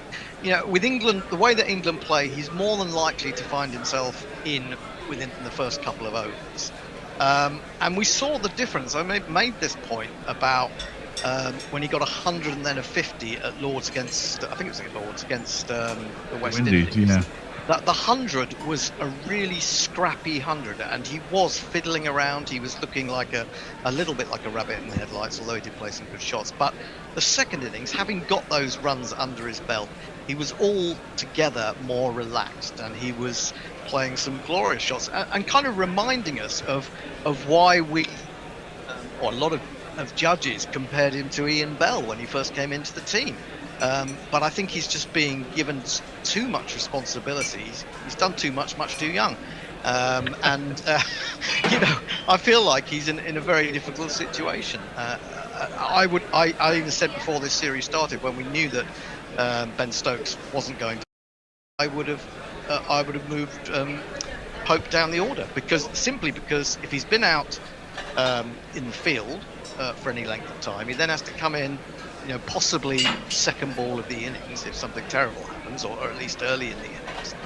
He hasn't had time to sort of get out of captaincy mode, to think he's into batting mode, and I just think that's, you know, this is one of the reasons, I think, wasn't it, that Root didn't want to bat 3, he wanted to bat 4, because he, you know, especially when he was captain, because, you know, he knew that the stress that captaincy was making on him. And even if you win the toss and you bat, for example, as someone said, you've still got to go out, put the blazer on, make a decision with the toss. You've got to think about, you know, you've got to think about the team rather than just yourself, and getting your own game in order. So I think, you know, that's the way I look at it from the point of Ollie Pope. I think that Ollie Pope, well, he will have the captaincy taken away from him, because Stokes presumably will come back. I don't think Pope is the long-term answer as skipper. I think most people, certainly Michael Vaughan, dare we even mention his name, but he's heavily backing Harry Brook as having a mentality there. But then there is a sort of the Yorkshire Union at play, amongst other things. Well, I don't know what, I mean, if Bear's talking about Simon Hughes talking nonsense, I would say that in general terms, Michael Vaughan is talking nonsense. I mean, he was unnecessarily personal about Pope, I thought. Yes. I mean, what was that all about? I really don't understand it. And clicks and column inches. Well, yeah, but you know, I mean, he gets enough column inches, whatever he says. I mean, all the Indian websites repeat, you know, ad infinitum whatever he says. So it's not like he needs to make an effort in that respect. So, you know, I just felt it left a real sour taste. And I don't know about you, but I Brook possibly. I mean, I've seen he did a little bit of captaincy in the 100, didn't he? But you know, things are completely different in Test match cricket, and I wouldn't really want to burden him with that at the moment. Well, there's no one in that side you really want to burden with the captaincy. The only senior pro left in the side is Rooty and Stokes. So Stokes goes, is Rooty, and Rooty's likely, I mean, Rooty's a little bit older than Stokes, not much. And maybe Stokes will have more wear and tear on his body and retire before Rooty does. But I mean, the best you can hope is that both of them play for, another 4, 5, maybe 6 years. And then, well, I mean, by then, if Brook's still playing, he's 25 now, he'd be 31, he'd be a senior pro, and he'd be fine. In fact, Pope, if he's still in the side in 6 years' time or 5 years' time, you think they'd have enough experience to take it on then? I mean, I think apart from the results, he needed to catch a break somewhere, and even his reviewing, I think it was 8 or 9 nil. Sorry, late back on. We missed one ball, and there's been 1 run. Hello, Gary Naylor, and hello, Billy Stevens. How are you? Hello, I'm all right, thank you. As Pope will settle back down after T. O'Rourke comes into him and bowls. That's back of a length, and Pope tickles it down the leg side, and they'll get trot through for a single. Yes, no, I'm alright. Gary, you're on mute, by the way. In case you haven't noticed. No, I'm alright. How's everything going at Gorilla Towers? It's going fine, thanks. Tony and I were just having a little conversation about music, and he made me a coffee, and all of a sudden they were back out, so it took us by surprise. I'm sitting in for Tony, in case you hadn't realised.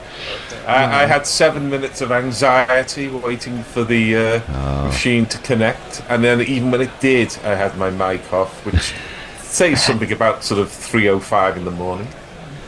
You're very welcome to the show. O'Rourke into Brook this time, and that's left well alone. A nice bit of carry. Yes, Billy. I heard you get a wicket early on tonight. I heard you sort of building up Jacob Bethl, building him up. Yeah, well, not everything can come off. Absolutely. But it's we've all done it. We've all been that ball by baller who's lining somebody up for a century when they're next due on. But disappointing. Cricket, like life, bites you on the bum. We'll see what these two can do in our stint together, and that's wide and flashed at by Harry Brook, but goes through harmlessly to Blundell, who takes it nicely. So, Gary, what do you think about the state of the game? How are England positioned here? Well, they've had a bit of luck, but you do get a bit of luck when you play positively. Don't think these players should apologise for that. Catches will be dropped and hit the ball hard. Shots like that don't exactly engender faith that they're going to make 300 or something, as Harry Brook did not so long ago. But I think it's quite nicely balanced. I think New Zealand have their noses in front, but add another 50 to the score. Brook faces up, and that's back a length from O'Rourke and tapped into the offside, and they'll scamper through for a single. Because if the fielding side can add 2 wickets to its score and us make a judgment, then the batting side can add 50 or so runs to the score and us make a judgment. So I hate to say this, but we could be in for a crucial hour. Yeah, I mean, I think that's the thing. You always have to add a wicket to the score card, really, and you kind of get the impression if Pope or Brook were to get out now, it would be quite difficult for the new incoming batsman, which would be Ben Stokes, who I actually think has a bit of pressure on his batting. I know we all know. Hang on, after this ball, O'Rourke comes in, and that's off the inside half of Pope's bat and down into the ground. Slightly unsure of himself there. No need for him to fish at that. Although we all know in the Pakistan series what came out afterwards with his family being burgled. Yeah, I think that his mind might have been elsewhere, but he certainly is short of runs. And that's the end of the first over after tea. 178 for 4. Anything on social? Well, not many other than messages saying Gary's on mute. How will the world cope? Hardy har. Except he's misspelled it with a T, so it said Gart, which is not quite the world according to Gart.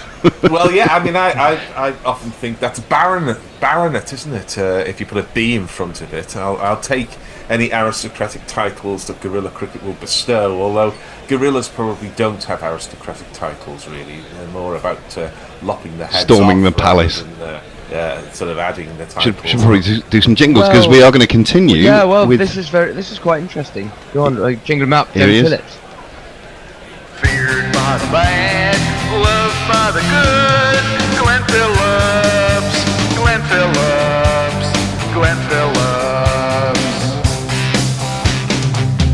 Well, it's obviously something they've discussed over tea as Phillips comes into Brook. He taps that into the leg side for no. Well, what do you think of this then, Gary? Well, one aspect of it is that we're playing on a fairly blameless pitch. There are 2 set batsmen, and there are 37.5 overs before the new ball. This is time for England to cash in. Well, he bowls and defended calmly by Harry Brook. Well, I think England have got to be careful, really, because say time to cash in, it's exactly what New Zealand wanted, for them to go big and make a mistake and lob a catch up. Well, they don't want them to knock 170 in this session and start tomorrow on level par. So, I think both ways. No, true. Or Brook faces and goes for a drive, and it beats the outside edge of his bat, and Blundell looked like he tried to go for a stumpy and didn't quite gather it. Maybe that's where he's got to be dangerous. We've seen a little bit of turn. That one's been not as much as Brook thought it did. Yeah, more top spin. And Blundell didn't gather it cleanly. this is what the pitch has, a little bit of bounce for the spinners. Phillips is in once more. That's a full toss and turned into the leg side by Harry Brook. No wonder through for a single. Maybe maybe too negative here. Grubby, you're not going to be negative about this situation. England have got a platform here. They should be looking to press on and be up around parity by the close.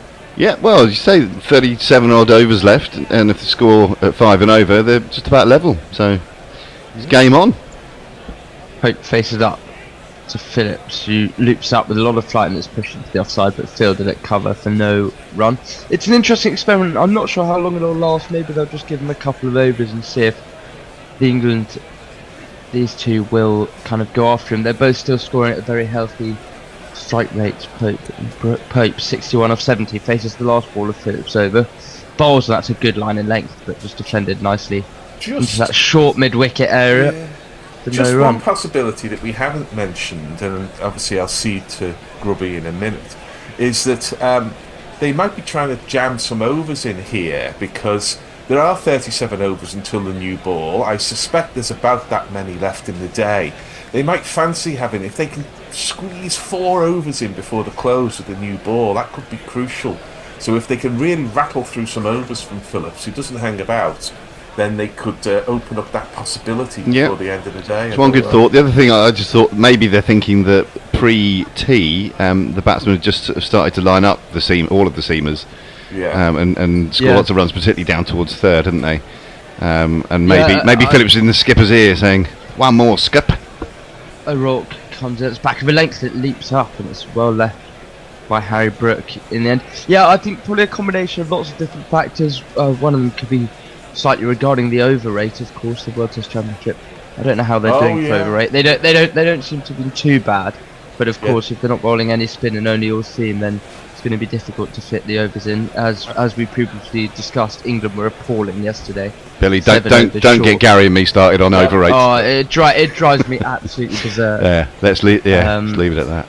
Yeah, but the social media will liven up. O'Rourke bustles into Harry Brook on 56, and he cuts hard. It's good fielding though in the backward point area. A nice diving stop to his left, and Brook will remain on 46. When that left his bat, he probably thought it was 4.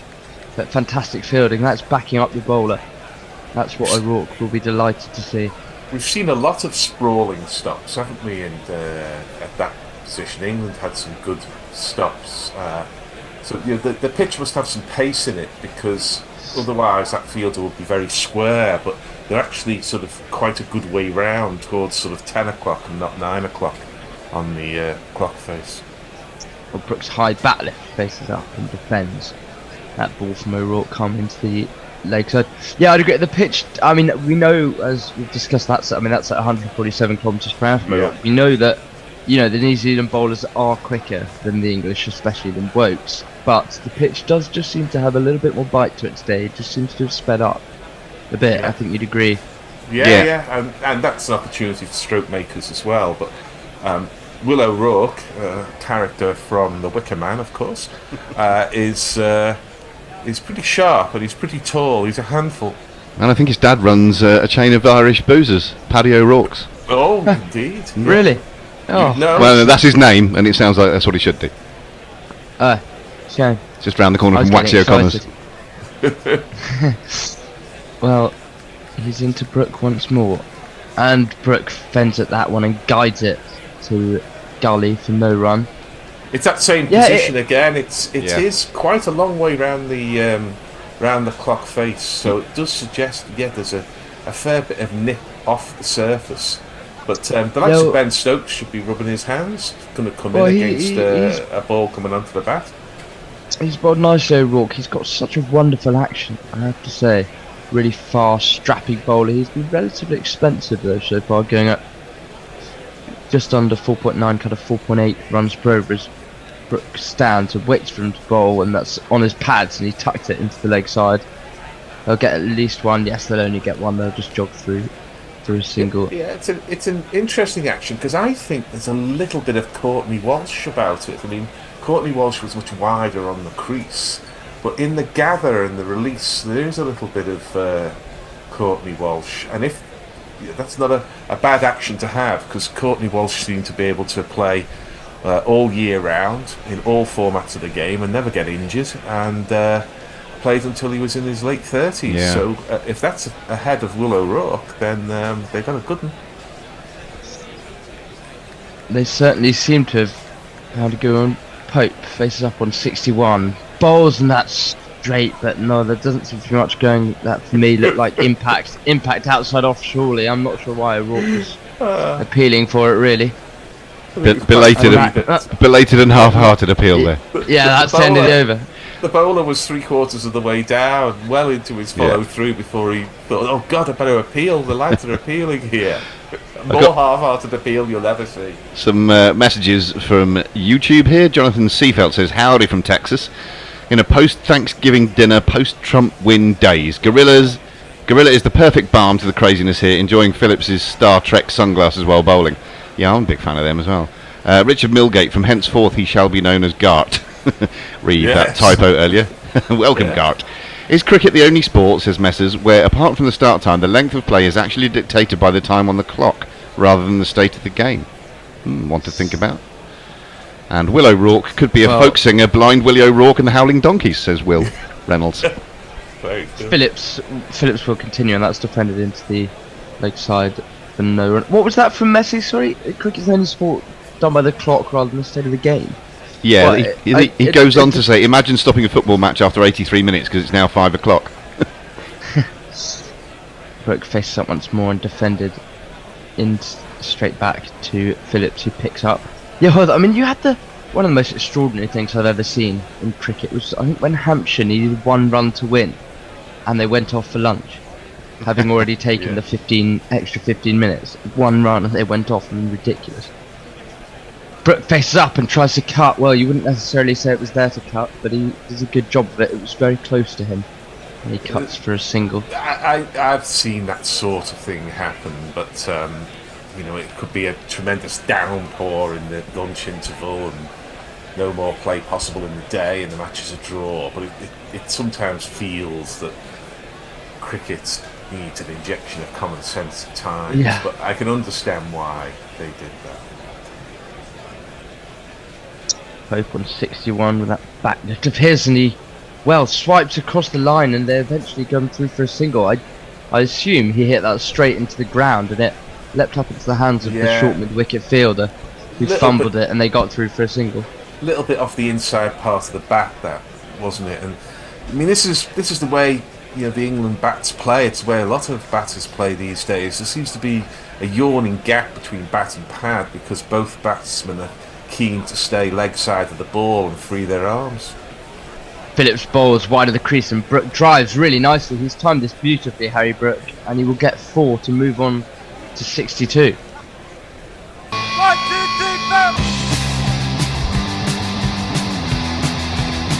4. And we have that strange phenomenon that you have so often in partnerships, that the batsmen are completely level, 62 all. Lovely. Scoring. I love that. Well, it was just too full, that delivery from Phillips. He got the treatment it deserved, really, from Harry Brooke, who drove it nicely. The last ball of Phillips is over, and I think should be last ball of his spell, and Harry Brooke negotiates it nicely for no run. England 186 for 4 off 45 overs. Chaps, I was making an observation about Pope pre-tee. See what you think. He's been famously skittish and nervy and jittery at the start of his innings in particular, but I contend that there's a fine line between that and the way that he plays when he's in really rich form, where he's seeking the ball, he's aggressive, he's going towards the ball, and when it all clicks into place, he looks $1 million. And we've seen him, those of us who've been lucky enough to see him at the Oval over the years many times. What do you think about that? That's that real fine line there between those two states. I agree. I mean, I think that's the distinction between it being skittish and being busy at the crease. There's no problem at all with being busy at the crease, which, as I'd agree with you, you'd say when he bats well, he's busy. Well, those movements are very similar. There's definitely, they are similar. When he faces up now on 62, back of the length delivery from O'Rourke, and flicked into the leg side. Obviously, there's a lot in that, but at elite level of sport, the margins, to use the cliche, are always very fine. a full-blooded tackle takes the ball. Missed that in football. There was a lad, I think, Connor Bradley did this, or was it Canate? I was just about to say that, Bradley. Yeah, and he mistimes that. It's a penalty, it's a red card, and the game is completely different. So it's not unusual. I'll break off. Pope faces up, and he goes for a little dab, almost over the slips, but it bounces over his bat and head. A nice bouncer from O'Rourke. It's just when Pope is out of form, he is so reaching for the ball. He is so much of a cat on a hot tin roof. You just feel, just lower that heart rate from 160 down to 150, and then things will be better. But yet there isn't much. And the curious thing about Pope is that even when he's made his big hundreds, extraordinary 100 in India and a big 100 in Sri Lanka at the Oval I was there to see, he never really looked in form when he was making them. O'Rourke in once more, and Pope defends into the side for no run and remains on 62. And what is, I think, a difference is that when he came into the side and established himself, and he still was a little bit in and out of form, but he made hundreds much more in a much more orthodox style, in a much more dominant in terms of the body language, in terms of the absence of skittishness. So we do know he can play with a calm authority, but it's been many matches since we've seen it now. Oh, that ball just leapt off a length from O'Rourke to Pope, and he sprawled all over the floor. Really, it's curious. It was gathered by Blundell, but we might need to see replay as to what happened here. Well, he's attempted the same shot. He's attempted the same shot, two balls running, isn't he? Just tried to flick it over. Yeah, a little uppercut over the slips, and it got completely cramped. O'Rourke followed him in a really good take behind the stumps. Yeah. It was far too close to him to play the shot, but it speaks to a man whose balance isn't quite there. And in any sport, you're not going to succeed if your balance is so awry. And he's twice now tried to connect with that and failed. O'Rourke in again, and that's tucked into the leg side by Ollie Pope, who will retain the strike for the next over. And I would contest, Grubby, that you're not falling over playing that shot when you're on 62 as an established player, and he's just explaining to the umpire now the trouble he got into. The umpire doesn't care. Yeah, no. I know. But he's clearly decided, I'm going to play my way out of trouble aggressively. I'm not going to do the other way. He could go is try and be Joe Root and wait for the ball under his nose more like Joe. There's actually one more ball left in the over, and it's negotiated by Brooke, defended back to O'Rourke. It's just and they run England 187 for 46. I'll just on that, I think that's the right way to go, and the basketball era has shown that succeeds more often than it fails. It must give the bowler such heart to see a man who has head, arms and feet often pointing in different directions, and that's the difference between the skittishness. It's not swift movements into a good position. It's jittery movements into a bad position, and we saw that twice against the short ball then. Yeah, we certainly did. I mean, it's also the wrong shot, of course, is the obvious point. Yeah, he should just be ducking it or pull it or hooking it. Sorry, we'll do some socials in the over. Phillips is going to continue. I'm not necessarily sure about this tactic, but we'll see if it pays off. And the first ball of it is tucked into the leg side.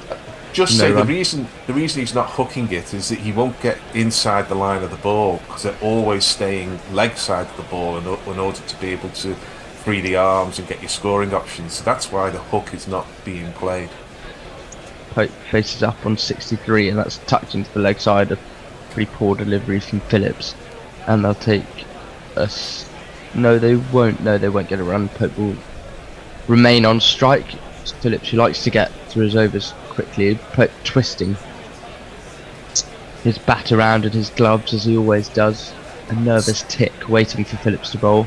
Slipping. And Phillips trots in, and he does now. That's turned into the leg side.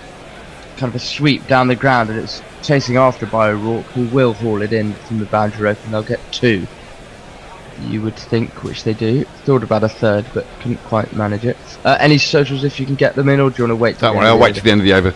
Yeah, there's Only a couple of little bits. Ooh, Oh, Pope. well, Ollie, Yeah. Ollie Pope has just passed 3,000 test runs.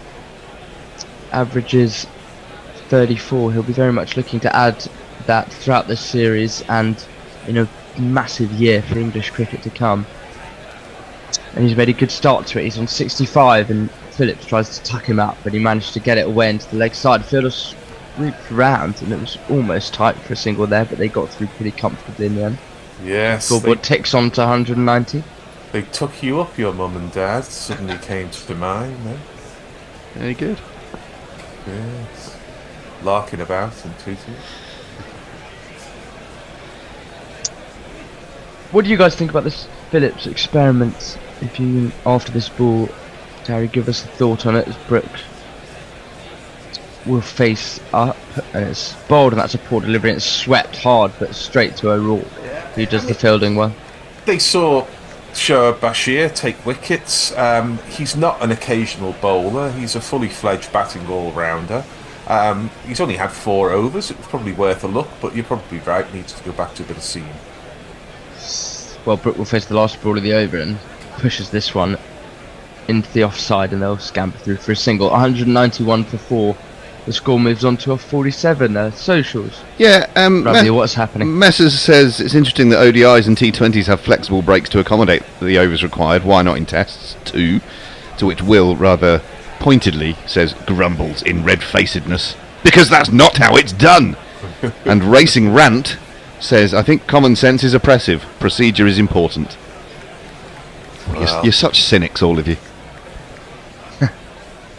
Well, we'd end up with some pretty short final sessions of the day if they had to go right the way through to 60 overs. I mean, the main thing is that I've said this 100 times. Sports people are very transactional. You make it not worth their trouble to fail to bowl the overs, and they'll bowl the overs. Run penalties. It has to be. Yeah. Yeah, Stop instantly. agree. The penalties would never be used, or hardly ever. Well, Brooke faces O'Rourke with a high back lift and nudges it into the leg side and they'll get a single. They're running nicely between the wickets, these two. Good communication so I far. thought they should have got 3 from that earlier one that was fielded by O'Rourke. They may have been a little lax in running the first one because they only got 2 for it. But certainly Harry Brook is looking to sit in the game a little at the moment, just nudge, take 1 and get Pope on strike, who's looking to play more shots. You have to do that in a long partnership. You know, sometimes you feel the wind is in your sails and then take the strike, hit the boundaries. The front on action of O'Rourke bowls to Pope, who drives nicely down the ground. This outfield we've talked about throughout this test has been a bit slow, so it will hold up. And they will definitely get at least a couple. They might come back for 3, and they do get 3. So Pope flings his head up as he runs to the non-strikers, and I'm not quite sure what that was. It may be an annoyance that it hasn't gone before. He looked to time it reasonably nicely. It was just a straightforward push down the ground, but then quickly realises that he needs to get the skates on because it's outfield. Although it's lush, now the drying outfield. up. Yeah, it is. still pretty lush though. Drying up under the sun. Yeah. It does seem strange to have an outfield like that. Of course, it is still early season. We never used to play test matches in November in New Zealand, did we? We used to play them in March. Yeah, true. Brooke faces and pulls hard. Very fast hands from Harry Brooke, nicely as well. It's into the gap. The fielder will race round from square leg and will pull it in. There might be 3 more here coming Innings way as they run hard, and they do get back for 3. Maybe they heard your words, Gary. They push for both of those 3. Yeah, they did, and that was a short ball, but it was still treated with something approaching contempt by Harry Brooke. And yeah, England, I think, feel that they have a chance. I mean, the new ball's a long way away. New Zealand are into their 3rd session in the field, albeit the first session was somewhat truncated. The lead is now 150, so there's a chance here to press on for England, and they never need a second invitation. Well, O'Rourke's in again, and Pope guides it nicely where Gully will field, and they'll trot through for a single. So he moves to 70. Just can't. We're talking. Just can't bowl a dot ball, can they, at the moment? You can tell that these 2 batsmen feel that they're in the ascendancy. Yeah. And they're looking to ram that advantage home. Yeah. Well, still trailing by 149, although they've done this is obviously a magnificent partnership Yeah. for England. You do still feel like one wicket, and it will be tricky for Ben Stokes to come in. Although England's tail has got a bit more length to it than we've seen in recent times, with Stokes, Wokes, and Atkinson the next three in. I mean, we always talk about adding a wicket, but as I say, add an hour to play at this scoring rate. Brooke faces and guides it to Gully, but luckily on the bounce. I'm slightly unsure. I'm never really sure about that shot. Sometimes, Gary, if that bounces a little bit more, he's edging it straight through to the keeper. I mean, 30 years ago, they used to sort of puff at that shot. I'm sure you remember Grubby, they used to say it's come into the game as a result of one-day cricket, sort of running the ball down to third man, and occasionally it does produce a catch in the slips, but it is an option. Well, two of the greatest batsmen in the modern era, Root and Williamson, in this game, both use it and both score very heavily with it. Yeah. Very true. O'Rourke bowls, and Brooke, was that leg buys or was it all bat? I think he might have got bat on it, and it's a single. Yeah, I think Barry Richards used to say that third man was the biggest scorer in the game because of the reluctance of captains. Is this the England's 200 up? It is 200 for 4. Of 48 overs. They've done well to recover from, I think, 71 for 4. I think it was. Our own Will Reynolds says, Gary with the Larkin. God, we're classy, aren't we? One word for it. There's one word for it, Will. Yeah, that's it. One word. Are we having a change now, or are we going to do another over? I think we can do another over, can't we? Yeah, let's do one more. There's certainly no one here to replace me at the moment, so always I'm time all right for one more. Yeah. Just the 7 extras in this innings so far. We saw something England really struggled with. Lots of no balls and wides. 42 and, extras. well, England Phillips gave is away. continuing, and that's leg side-ish, and Brooke turns it into the leg side, and he'll get a single. Yeah, Glenn Phillips sounds like a kind of amalgam. If AI made a 1960s Californian musician, they'd come up with Glenn Phillips, I suspect, as the name for their all-purpose Californian folk rocker. Or maybe that's just me. The Mount Maunganui lineman.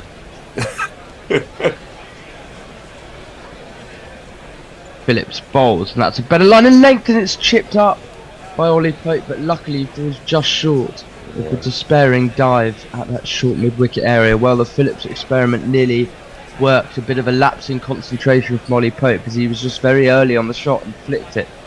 But actually, the replay shows it was quite a way away from that dive, but nonetheless, he's very much in the game as he's edged forward.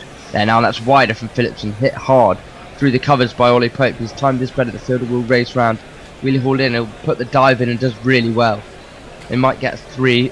Fielders hope can throw it in, and they will get 3. Nice drive from Ollie Pope and good fielding.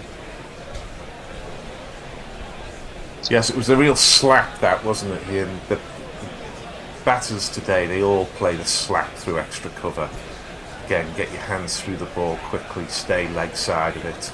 When Yeah. it's as full as that, it's pretty much a free hit. Yeah, the bat's at the 45-degree angle rather than sort of gun barrel vertical straight.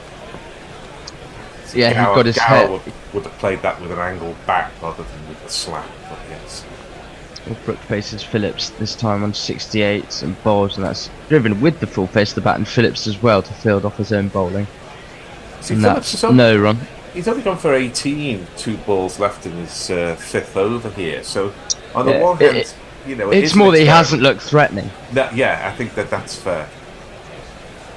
Well, let's see what he can do. 2 balls left in this over. Brooks on 68 and just rocks back in his crease and defends it into the leg side, into the offside. He For a scored single. so many in that sort of between 9 o'clock and 10 o'clock as we're looking down towards him. He scored so many singles. Well, just nudging we it there. we spoke earlier, recently on the stint, about Pope passing 3,000 test runs, and Harry Brooke has just surpassed 2,000 test runs at an average of 58.8. Yes. Had a fantastic test career so far. Pope will face up to the last ball of the over, and that's tucked into the leg side, and they'll get another single. Rotating the strike nicely, these two, as they move on to 206 for 4 49 overs gone. Very good. Are we changing it? Yeah, we're going to change now. I'm just going to leave you with this note from our friend Jonathan Seafelt in Texas. Glenn Phillips is a Californian musician. Was the lead singer of Toad the Wet Sprocket, a 90s soft rock band with a couple of radio hits. There you are. Well, thank you, Jonathan. Need to go for the Mamas and the Papas and the Eagles. There is one. See you in a bit. There is one. Fantastic. And he also says Gary is spot on with his AI instincts.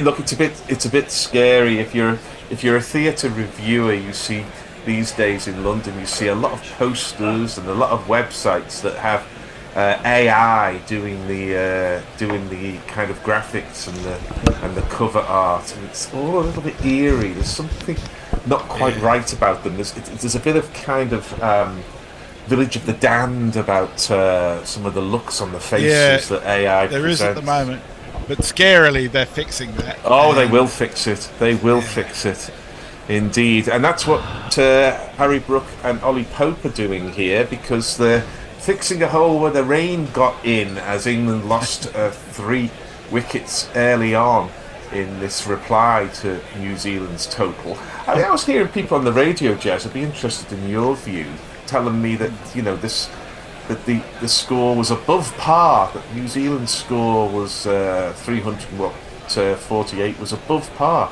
I thought it was about 50 below.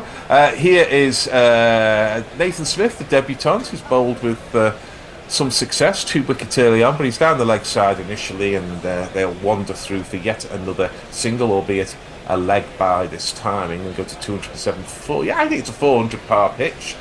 I think a lot of that was prejudiced by the fact that they were put into bat, so there was an expectation that England would do well against them bowling. But I don't disagree with you. I thought 350 to 400 was par. Yeah. I definitely did the upper end of that for me. Brook on 69, and would you believe the ball's gone into that backward point area where it's fielded actually by the gully.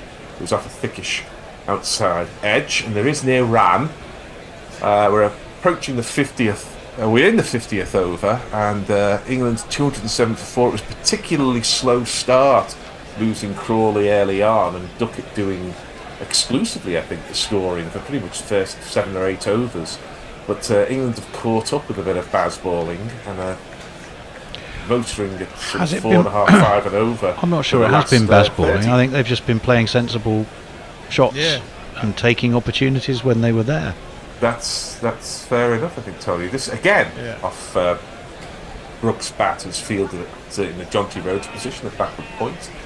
Yeah, I think there was a little bit of Bazball earlier when Ollie Pope was trying to ramp every short ball, but he seems to have put that aside as we're seeing a drop in the slips. I always think it's a bit harsh when they show these things. It's like nobody's ever dropped a catch before, and you put an asterisk next to the innings. You don't, because hit the ball hard, it fly fast, it takes a bit of catching. Speaking of which, that would have taken a bit of catching.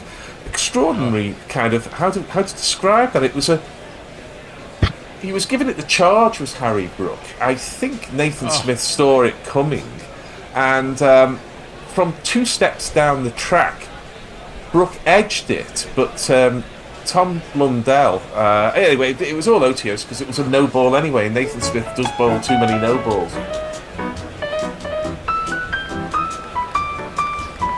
I think Blundell was being too clever by half there, going down the leg side. Well, the ball was headed down the leg side. Yeah, I suppose so. Oh, it actually came off the thigh pad, I think. So yeah, it wasn't a catch anyway. It wasn't a catch anyway, but scrappy crickets, I think, all round. Scrappy from Brook, and then scrappy from the bowler and the keeper. I think he should have done better. As the next ball, would you believe, goes to backward point. Would you believe they get a single from it? So I don't know how many runs England have scored in the last half hour. I suspect it must be about 40 or something. And this is what this positive approach to batting, call it what you will do, can do. If you have an hour on top, 4.9 and over in the last. What is it, 10 overs. Jez? 4.9 per over. But there you go. You see, it certainly cashes in. Marnus scored 2 off 52 the other day, didn't he? It's a different. Don't get me going. I know. different approach. Pope on 74. So this is very full and it's driven, but it's well fielded there in the catching position at short extra that we see often in the one-day game. England 213 for 4. Nathan Smith, he's impressed, hasn't he, Tony? Nathan Smith on debut. He has. He certainly bowled well, as you'll recall very well, from Worcestershire, didn't he? Yeah. Accounted for Duckett on twice, I think, at Trent Bridge, if I'm right. Yeah. It'll be in your notes, Tony. Your studious notes. This is length and Pope. That's where I think there's a bit of Bazball. You see, there's no need there to attempt a short arm jab. It was a perfectly acceptable length delivery on about leg stump, but he got away with it. Had that squatted a little bit, he might have been in trouble LBW, but he wasn't, and so we can go to your socials. Well, it's fairly quiet on socials. Racing Rant says, Otio's fabulous, Gary. It's not a word that's used a lot in commentary, it has to be said. But it's also the sort of word that Gideon might use. I find it hard reading Gideon Haig's article to read through without having to look up at least one word. Yes, he's a firm believer in not talking down to his audience, and you know, I rather like that. Very early on in my career as a lecturer, I decided I was not going to modify my language particularly. I was not going to think that, you lot out there need me to speak in words of 1 or 2 syllables. If the right word was rather longer and rather more obscure, I was going to use it, and in the main, that pays off. I mean, it can get too flowery, of course it can, and it can become a bit of an exercise in self-abuse, if you like, when you're speaking to 200 people. But in the main, it pays off, and your audience will come to you if you do that. But I think sometimes reading Gideon, especially when he's getting into his finance stuff, because he's a big finance guy, isn't he? That it can be a little much. I have a theory in relation to Marnus, by the way. I believe that in August 2019, he was kissed by an angel at Lord's when Smith got knocked out and said, for 5 years you're going to be able to do fucking anything. And in August 2024, that spell ran out. Now he can't do fucking anything. Yes, he's certainly in a run of poor form. I think we missed 2 balls on an elongated advertising break, one of which appears to have been a dropped catch as Pope helped it round to deep square, and a fielder running round got 2 hands to it, but put it down because we certainly missed 2 balls there, as did not us at Gorilla, the TV producer, as Phillips is in, and this is down the leg side, and it's a full toss, and Pope just punches it to vacant mid-wicket, and they take a single. But it's another life, I think for Pope, though I'm not certain. As we're seeing the replay now, it would have been a good catch, but really a professional cricketer should be taking that, 8 times out of 10, 9 times out of 10? Made good ground to it, yes. Got both hands to it. It wasn't that hard a catch. No, yeah. It was in the air a long time. So, yeah, we know what catches do, and we know what drops do. As this is very full, and Brook punches it, and he punches it hard into one of the many gaps there appear to be in the field, and Nathan Smith does the fielding there through for 2. Well, I think when I came on the mic, I said this is an opportunity for England to, long time before there's a new ball, New Zealand are in their 3rd session in the field, an opportunity for England to score and score quickly, and they've certainly taken that. Both batters on 75. Grubby will be celebrating that fact somewhere at Gorilla Towers. I think, though, that drop catch is precisely what New Zealand were hoping for, not the drop, but the catch. Yeah, indeed. That's what Phillips will do in terms of getting his wickets. Next ball has just been defended, and Phillips continues. He has none for 26 in his 6th over here. He's one flappable character behind the shades. Down the wicket again comes Brook, and there's decent Bit of fielding there by the man in the on Hayden, close in. Well, Was it a bump ball though, or was it? I think a half I don't think chance? it was a catch. Didn't look like a catch. No, it wasn't. But it's the end of the over. 2:19 for England. Rook has 75, and pleasingly Pope has 75. And we have your socials. Will Reynolds says, as a dyslexic, I have to approach Gideon's stuff armed with a dictionary. Yeah, I know what you mean. Although of recent times it hasn't been quite as bad.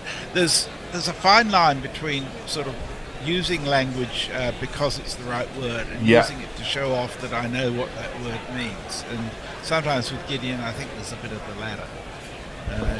He has read a lot and he has written a lot, though, so yes. he should have an extensive vocabulary by now. Oh, he certainly has. I think he's written 27 books. Yeah, something like that. I think that I'm not convinced that wasn't a drop. I'm only going on a message from Hector. No, I saw it. Saw the replay on my screen. It was definitely a bump ball. Okay. Yeah.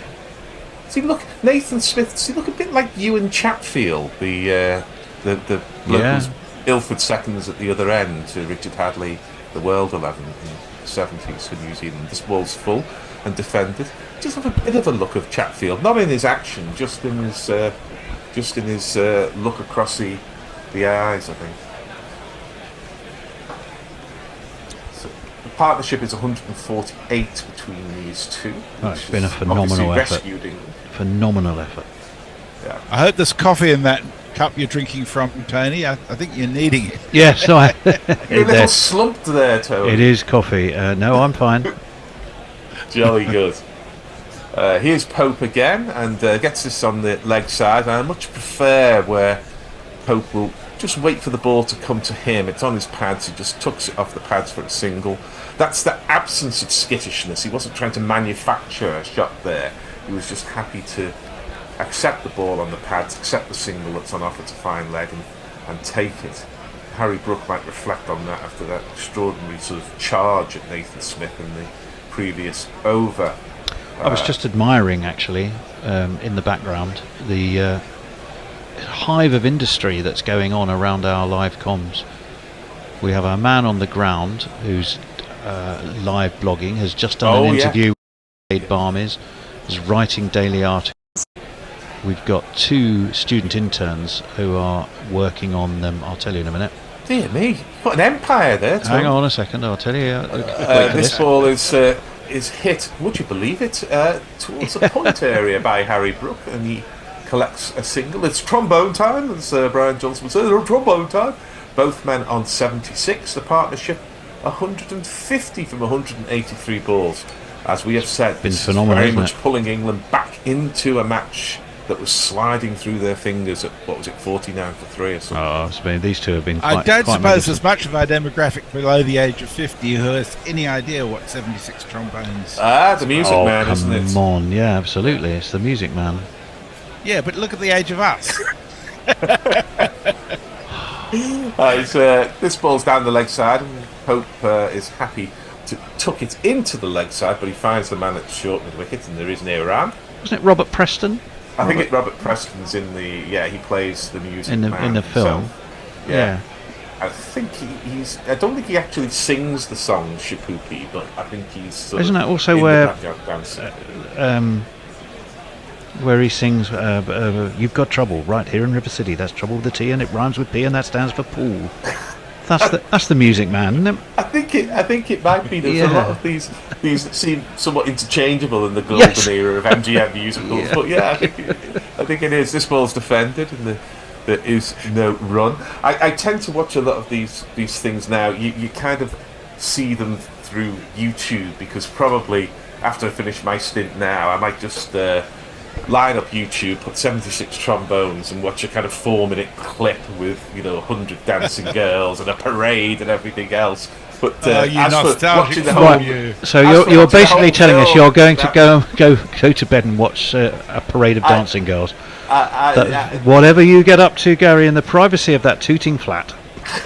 This is hit in the air. Is there a man out there? There is, but the ball bounced well in front of him at deep square. They're through for a single. Yes, mid-1950s MGM musical. I think the Music Man. There's unlikely to be anything that's too untoward. There's a very good Neil Diamond song called Trombone. Other than the rampant sexism throughout it. Oh, well, there is that. It's 222 for 4. Racing Rant says, nonetheless, how good that we get Gideon without having to pay Rupert. Indeed. And he did an absolute stunning article recently around the officials who officiated in the match where Phil Hughes was it. It was just brilliantly done. Jonathan Seafeld manages to clothe a mild dig in a compliment. Says, forgive me for some mild bigotry shaped by some personal experiences, but Gideon Haigh is an Aussie rarity, somewhat soft-spoken, articulate and thoughtful. Thank you, Jonathan. You can see the same for his big mate Peter Laylaw. Peter Lawler's a lovely bloke.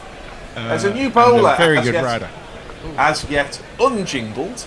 I like the fact that we often use a neologism, unjingled at Guerrilla Cricket. His first ball has been pushed into extra cover, but no run. So we'll jingle him up. Yeah, we will. Want to keep hearing this one while we can. To fly with Tim Saudi tonight. I probably won't fly with Tim Saudi. Then again, I'm just a man. So Gary, please, can you tell me what a neologism is? Yes, I can. But that is a spectacular catch. Wow. Saudi has done the job.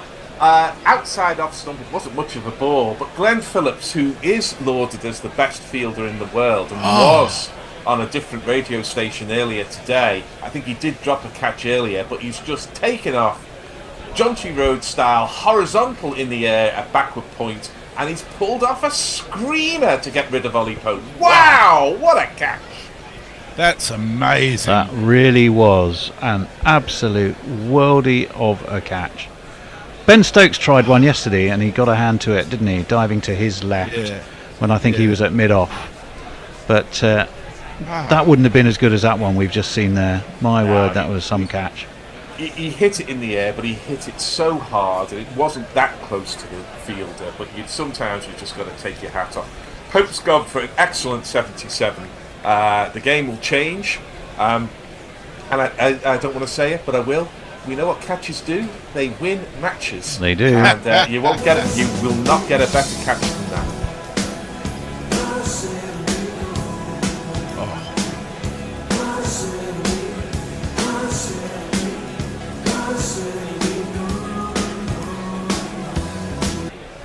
And if our correspondent at the ground, and we seem to have a number of them, could give us a sense of the reaction in the crowd, because when you see something as spectacular as that, there's a lovely moment, and it happens in all sports crowds, where there's a moment of silence, where there's a beat as people take in what they've seen, and then we're going to see it again here.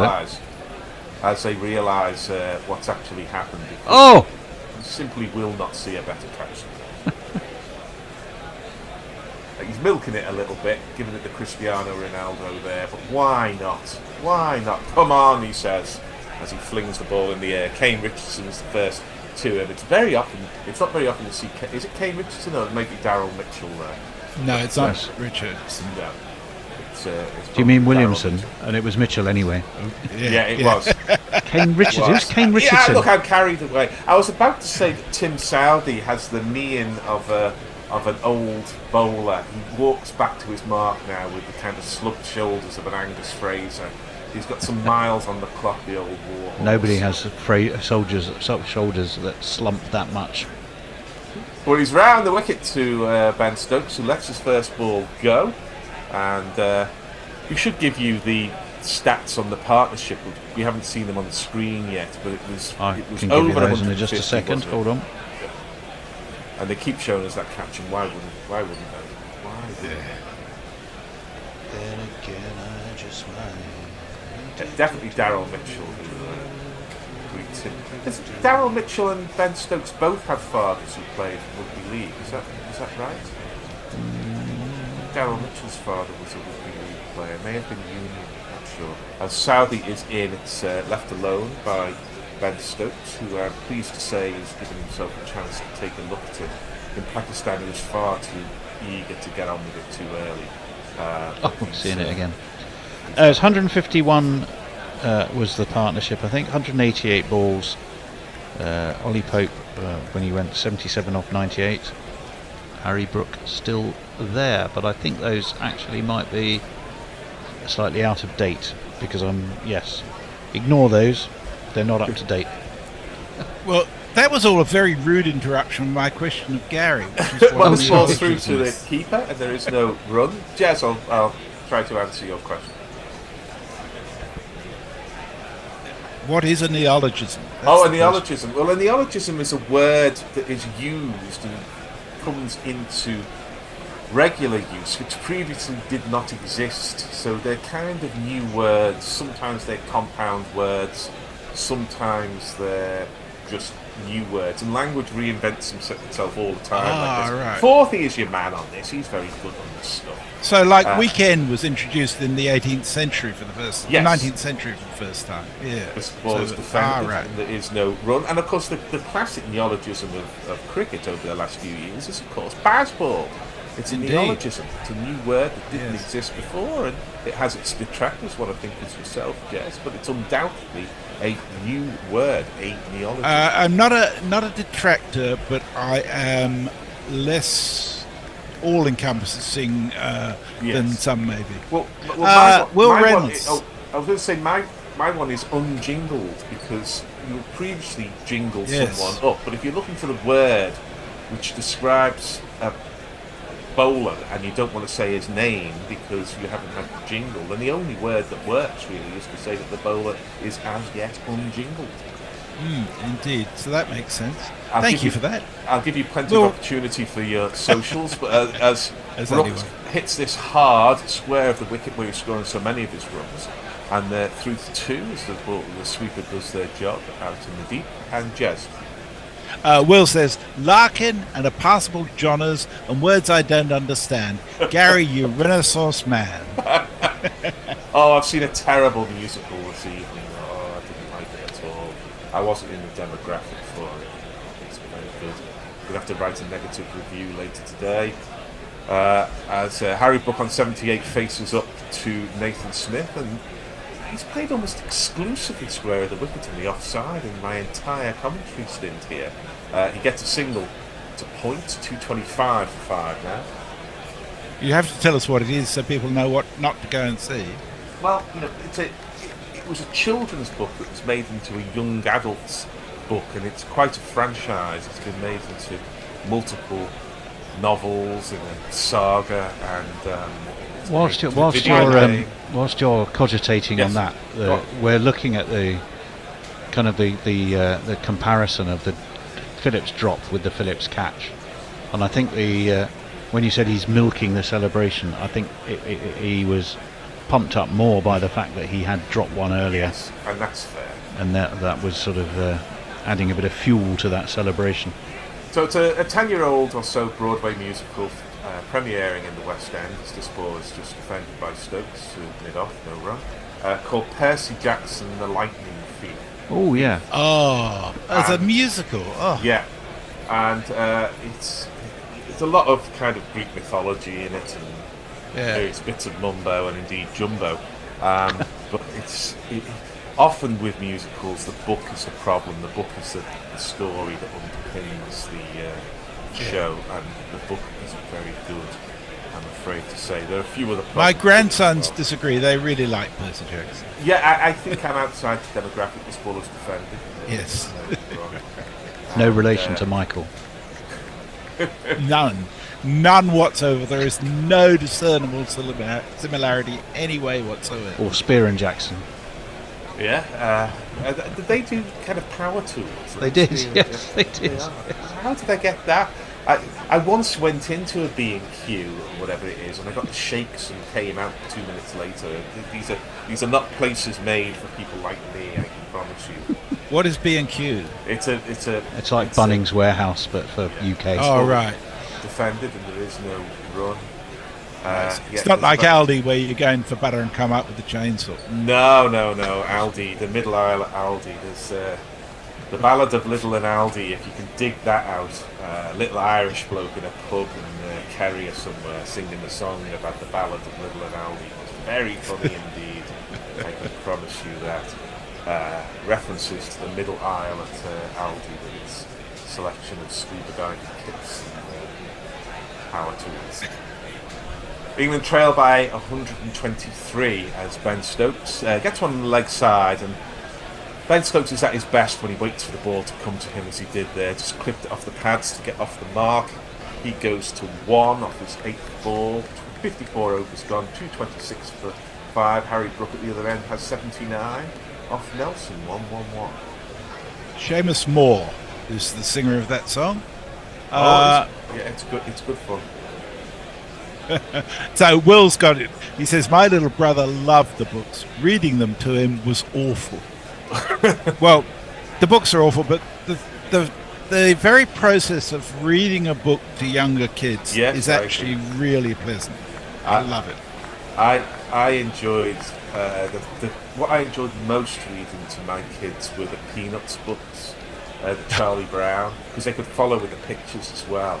And they Wind in the Willows, I love reading. I enjoyed it on another, and just fantastic. Last over of our stint, and it's met with a straight bat by Ben Stokes. And Saudi does a slump-shouldered Angus Fraser walk back to his mark. Oh yeah. Man in the crowd goes, yay! The man who goes way, you can always rely on him. One day I need to time how much goes past between ways. Yeah. What is the interway interval, if you want to? That's when you got very little to do with your life, Tony. or it's the boring middle overs of a meaningless ODI. Ben Stokes pulls to one side there, stops Saudi in his run-up, which I'm sure will not improve the demeanour of the veteran Saudi, whose last series this will be, unless New Zealand get to the World Test Championship final. Or so we hear. Somebody earlier today was suggesting they might get Trent Boult out of mothballs and get the old gang back together, but I don't think that's going to happen. Did Trent Boult go in the IPL? This is through to the keeper. There is no run. I think he is in the IPL, but he's probably playing 5 over a side, matching Canada. How the mercenaries do their job. They're professional cricketers. They've got money to earn. I don't blame them. I just think the format is shit. Yeah, it's is. awful. It is. And that European cricket is just a joke. It is literally a joke. Boult probably played 80 or 90 Test matches. He doesn't owe anything to New Zealand cricket, but he's decided to do that, and fair enough. As this is very full, it's driven beautifully by Ben Stokes, but it's fielded by, I think, Kane Williamson at extra cover, and there is no run.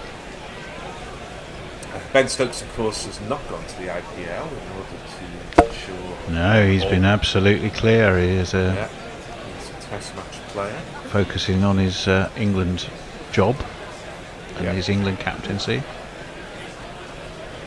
And, so many of these grounds where they play Test cricket in New Zealand just look lovely cricket grounds. They're not stadiums, they're cricket grounds. His beats are rather tentative prod from Ben Stokes there. I thought Joe Root's shot was terrible that he got out to. Of course, you can get out shots like that, especially just before a break.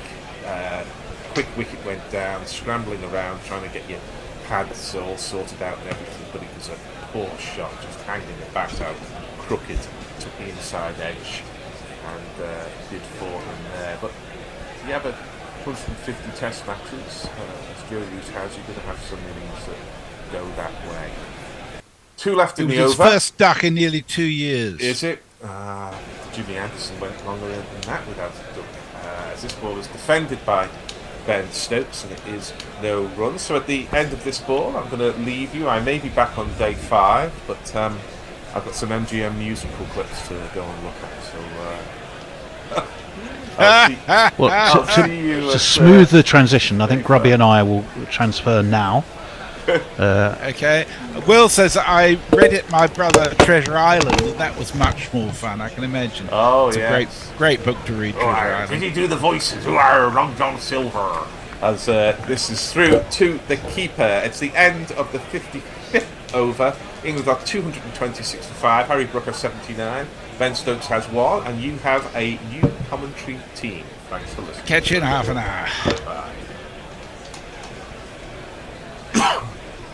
Hello all. Hello everyone, hi guys. Hello. Well, it's Grubby here in the Central Missionary. I'm joined by a couple of Williams. This is Reynolds and Stevens. How are you, chaps? Yeah, alright, thank you. God, what an extraordinary catch from Phillips, that was. I mean, that's the Prosecco moment sorted for the day, isn't it? Yeah. Incredible. Absolutely. I can't remember too many better catches I've seen ever. No, I mean, it was very reminiscent of Stokes' I mentioned it earlier actually, in 2015 Ashes when Voges edged it behind. oh yeah, the Stuart Broad celebration one. Yeah. This is full and driven by Brook into the covers. I don't know, thought it might have been a single there, but it wasn't. Yeah, oh god, yeah, that was a great game. Another one at Trent Bridge, I was lucky enough to be there live, was Strauss's famous one in the 05 series off Gilchrist. Oh, that was amazing. I think we've got a picture of somewhere around Gorilla Towers of that where he's in full flight, and as Glenn Phillips was just then. Yeah, incredible catch. Right up there, that very top draw. That sort of lives rent-free in my head pretty constantly, because 05 was my kind of defining cricket moment, I suppose. Was it your cricket epiphany? Yeah. Brook has 79, faces up to Smith, and he deliberately uppercuts this one, races away to the third boundary. One of these.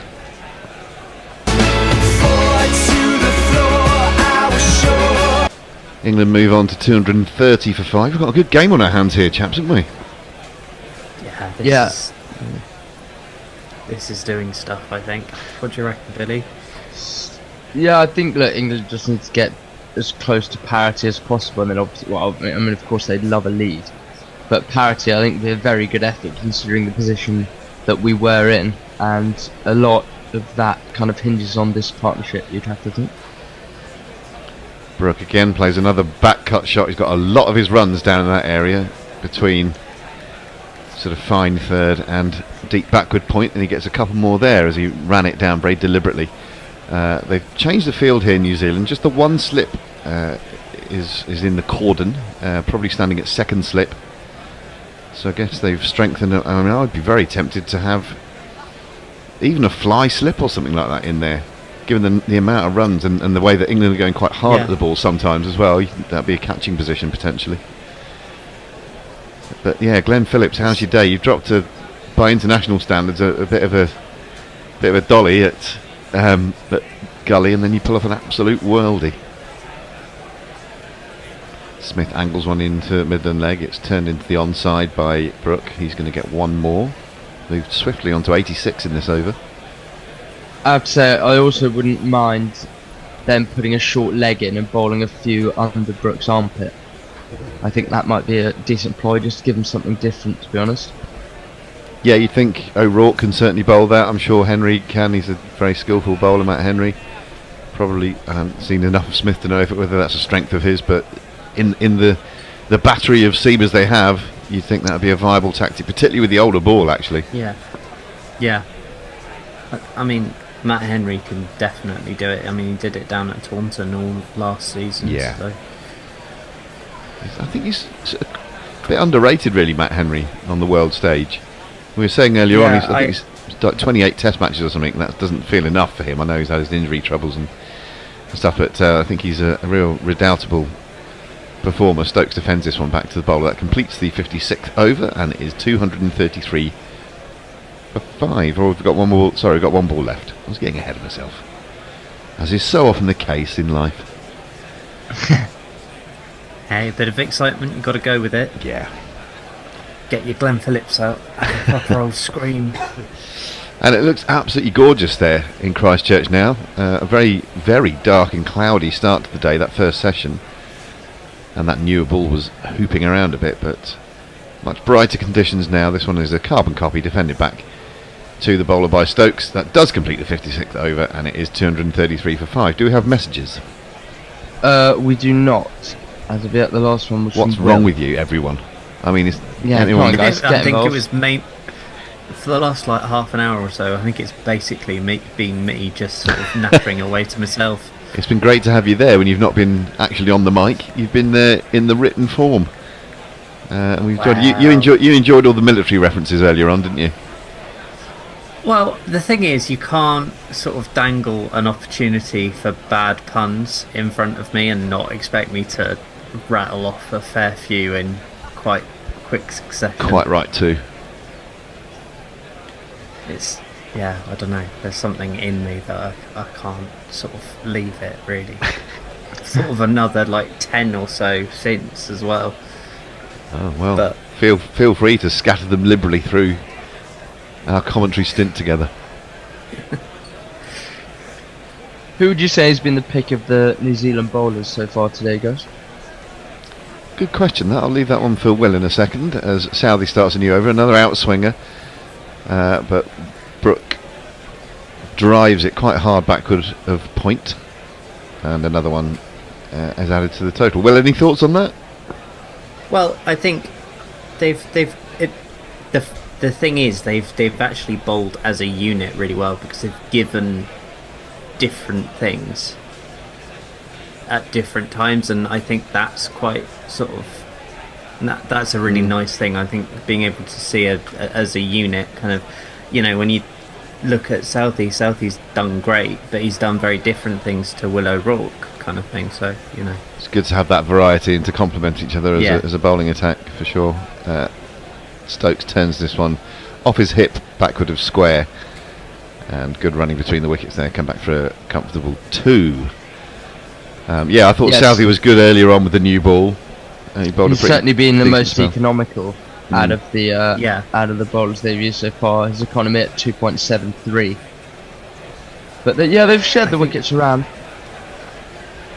I think, you know, Southey's just that kind of steadying influence that's reliable, and then sort of it allows for Will O'Rourke to kind of go a little bit more in his economy and sort of think and try things, and then you've got Matt Henry, who is massively underrated. The ball outside the off stump that Stokes leaves alone. Yeah, that's probably true, that Will, that with Southey and Henry being more your steady eddies, and then O'Rourke can come in and sort of hit the deck and go searching for wickets a bit more. It allows him to kind of use slightly different fields and try different areas, and sort of, and it will all have been talked about in the bowlers meeting, you know, last night or whatever. But and then Nathan Smith's come in. He made a good impact just before lunch, didn't he? Taking those 2 quick wickets. Hunting in packs. Stokes takes a stride down the wicket to defend this one into the covers. As a unit, they slightly remind me of that 2005 England attack. Do you know what I mean? Because they really hunted in packs, and you had sort of different, because on the face of it, those 4 bowlers kind of all looked fairly kind of similar, but actually if you sort of break it down, they all kind of gave different things, and then one could sort of soften the Aussies up, and then someone else would come in. And Southey slings one wide, and Stokes is not interested in that one. Yeah, I mean, arguably that is England's greatest ever attack, that 2005 one, and they famously didn't ever play together again after that series as a 4. Well, but it certainly came Jonesy together. got crocked, didn't he? I mean, poor bloke. Well, he'd already recovered from one horrific injury early in his international career. Yeah. And then he was out for the last game in that series, and then another period on the sidelines. Do you know, I think that's that wicket of his. Southey bowls one into the pads of Stokes, and Stokes whips him round the corner for a single, which is going to retain him the strike for the start of the next over. It's 2-3-7 for 5 after 57. The one where he clean bowls someone, I can't remember who it was, It was Damien Martin, the one where he left it alone. Yeah. Yeah. And the noise Yeah. is the best noise I've ever heard. Yeah. With the amazing commentary from Mark Nicholas, is that what you mean with the Oracle strikes again? Or I can't quite remember what he said. That's the one. Oh, there was also Mark Nicholas when Harmison bowled the slower ball. One of the great balls. Oh. I mean, I love that. Yeah. Just inventory overs. Baby Shaker is on the YouTube comments. Said, wife asked me what's on telly. I told her dust. If anyone understands that. I feel like we're some sort of late night jazz radio show, and we've got the crank callers starting to get in touch. Hey man, I just seen a UFO, man. Again. Well, O'Rourke's limbering up. Are you gonna give me? Oh yeah, I could probably jingle him up in a minute. Yeah. There he is. He'll never make 95, probably never 50, because Will O'Rourke is a mad bowling and a batting. Comes around the wicket to Ben Stokes, who steers him through that gully, but man of the moment, Glenn Phillips dives across, does the fielding, and almost runs Stokes out. Confident. I don't know what they gave him at tea, but something. Well, Mr. Handjob says, "Are you chaps telling me you didn't get that dust joke?" He's always listening, Mog. Isn't he? He's always on it. Yeah. Just poking away, just in case there are any errors or oversights, and he's on you like a wolfhound.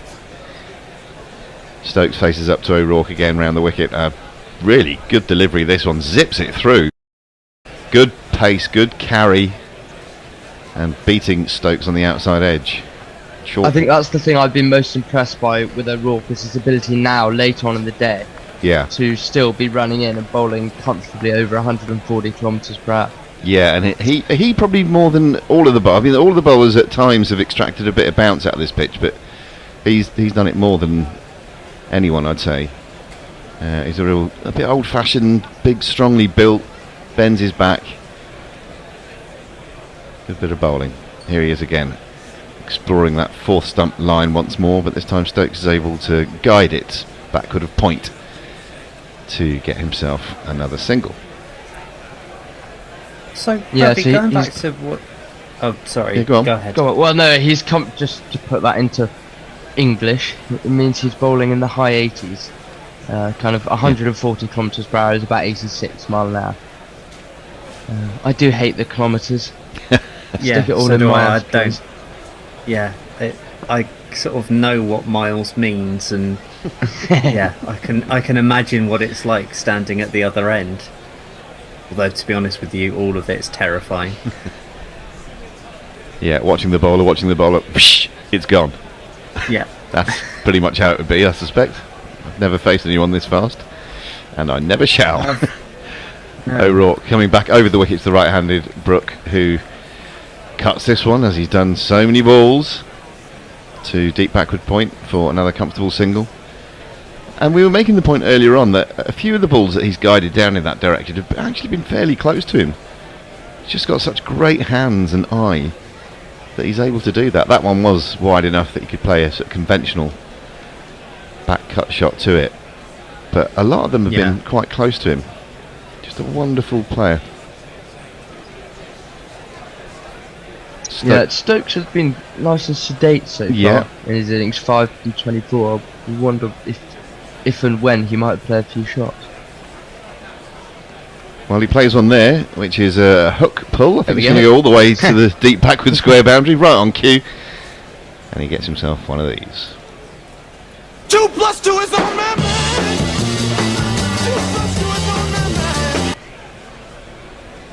So yeah, I like many others quite like it when Stokes plays himself in the way that he's done here. Completely agree. Yeah. And just gives himself Some that of his pace. greatest ever innings have come from slow starts. Indeed. When his 135 Headingley, he was 2 from 48 beforehand. I think he was two from 70 odd balls. Was he? I thought it was. Are you talking about the 2019 one? Yeah. Down the leg side. Good bounce and good carry again from O'Rourke, but slightly ill-directed that time, down the arse. Nothing Was it doing. 2 from 70? He was 2 from 70 at one point in that innings. Yeah. Seriously? Yeah. Wow, Yeah. you sure? I thought it was 2 from 25. Yeah, amazing. Of course, that wasn't the best innings played that day, but Are you thinking Jack Leach is one not out? of course I am. Have you got the mug and the T-shirt and everything which shows the one on his pitch map, his scoring areas? I've I saw much of his 92 against Ireland when.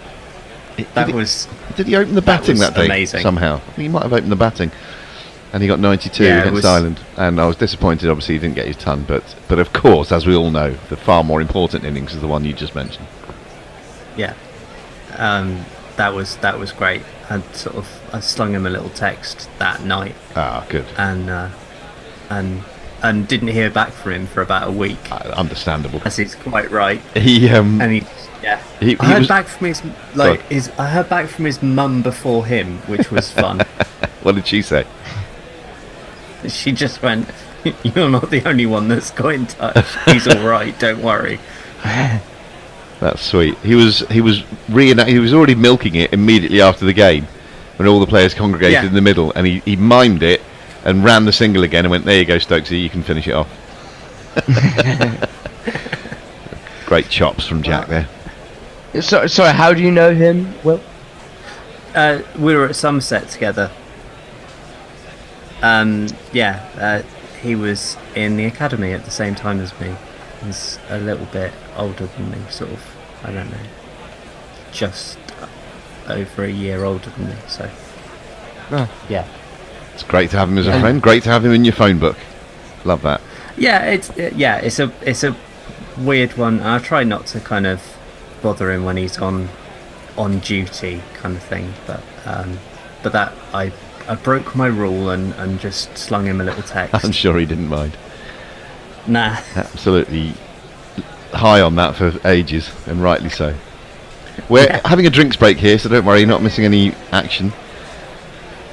With the score on 243 for 5. Just seeing about. They're just replaying that catch again. I mean, about the 30th time we've seen a replay. But if you are listening and you haven't seen it yet, I mean, if you go onto social media, it'll immediately come up.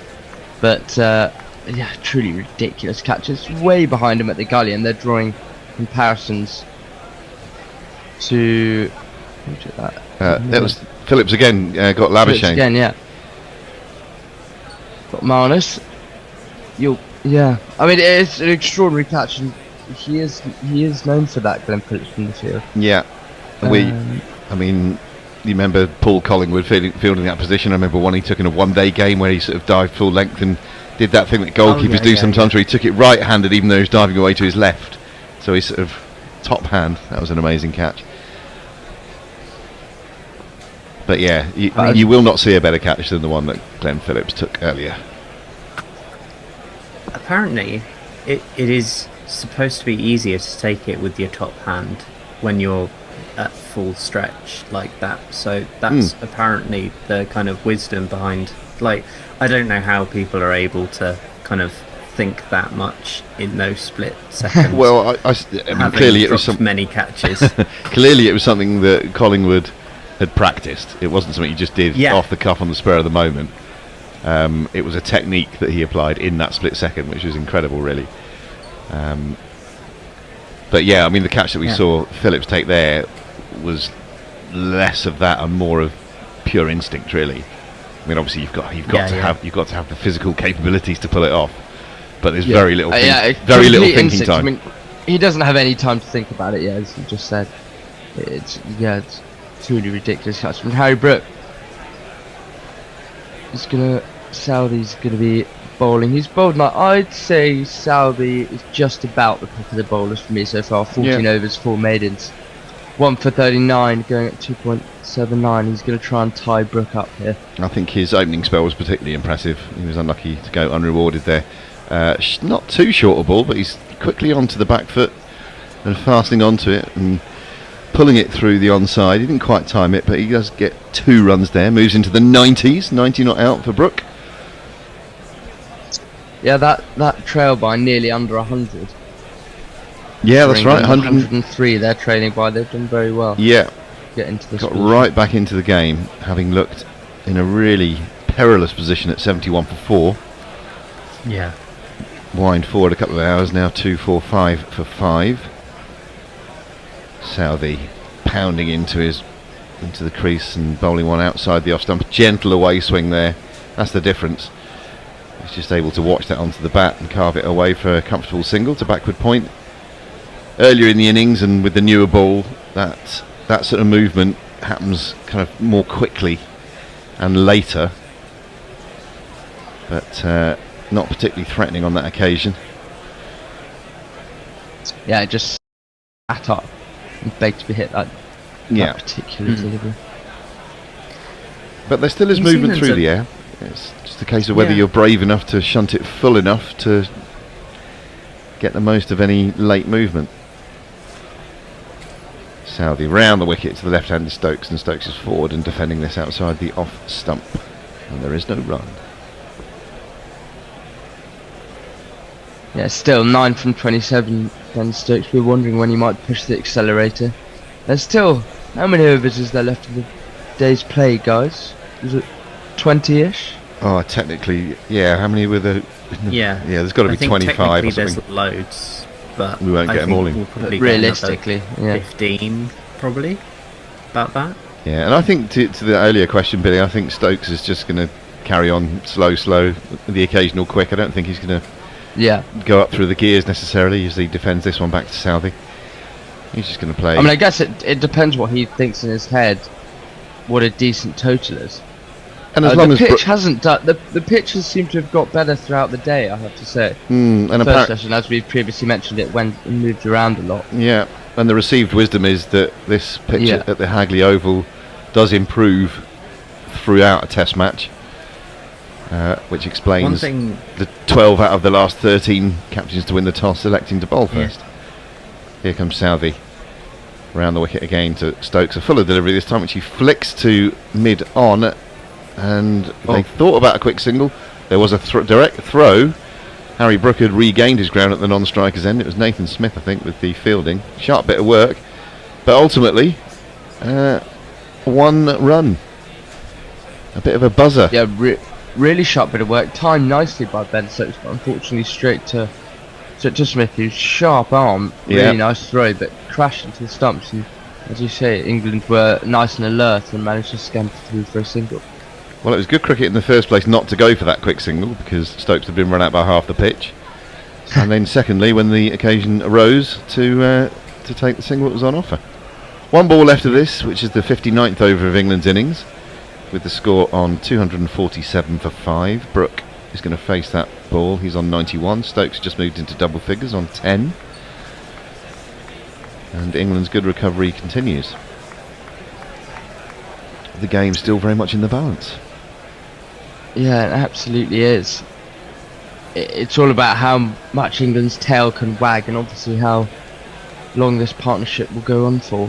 I mean, I wonder if New Zealand might try the short ball ploy to Harry Brook at some point. Oh, the scoop's out. Oh, wow. Ooh. That was slightly premeditated, but he scooped it well, even though he fell over in the process. And it bounced a couple of times down to fine leg. One of these.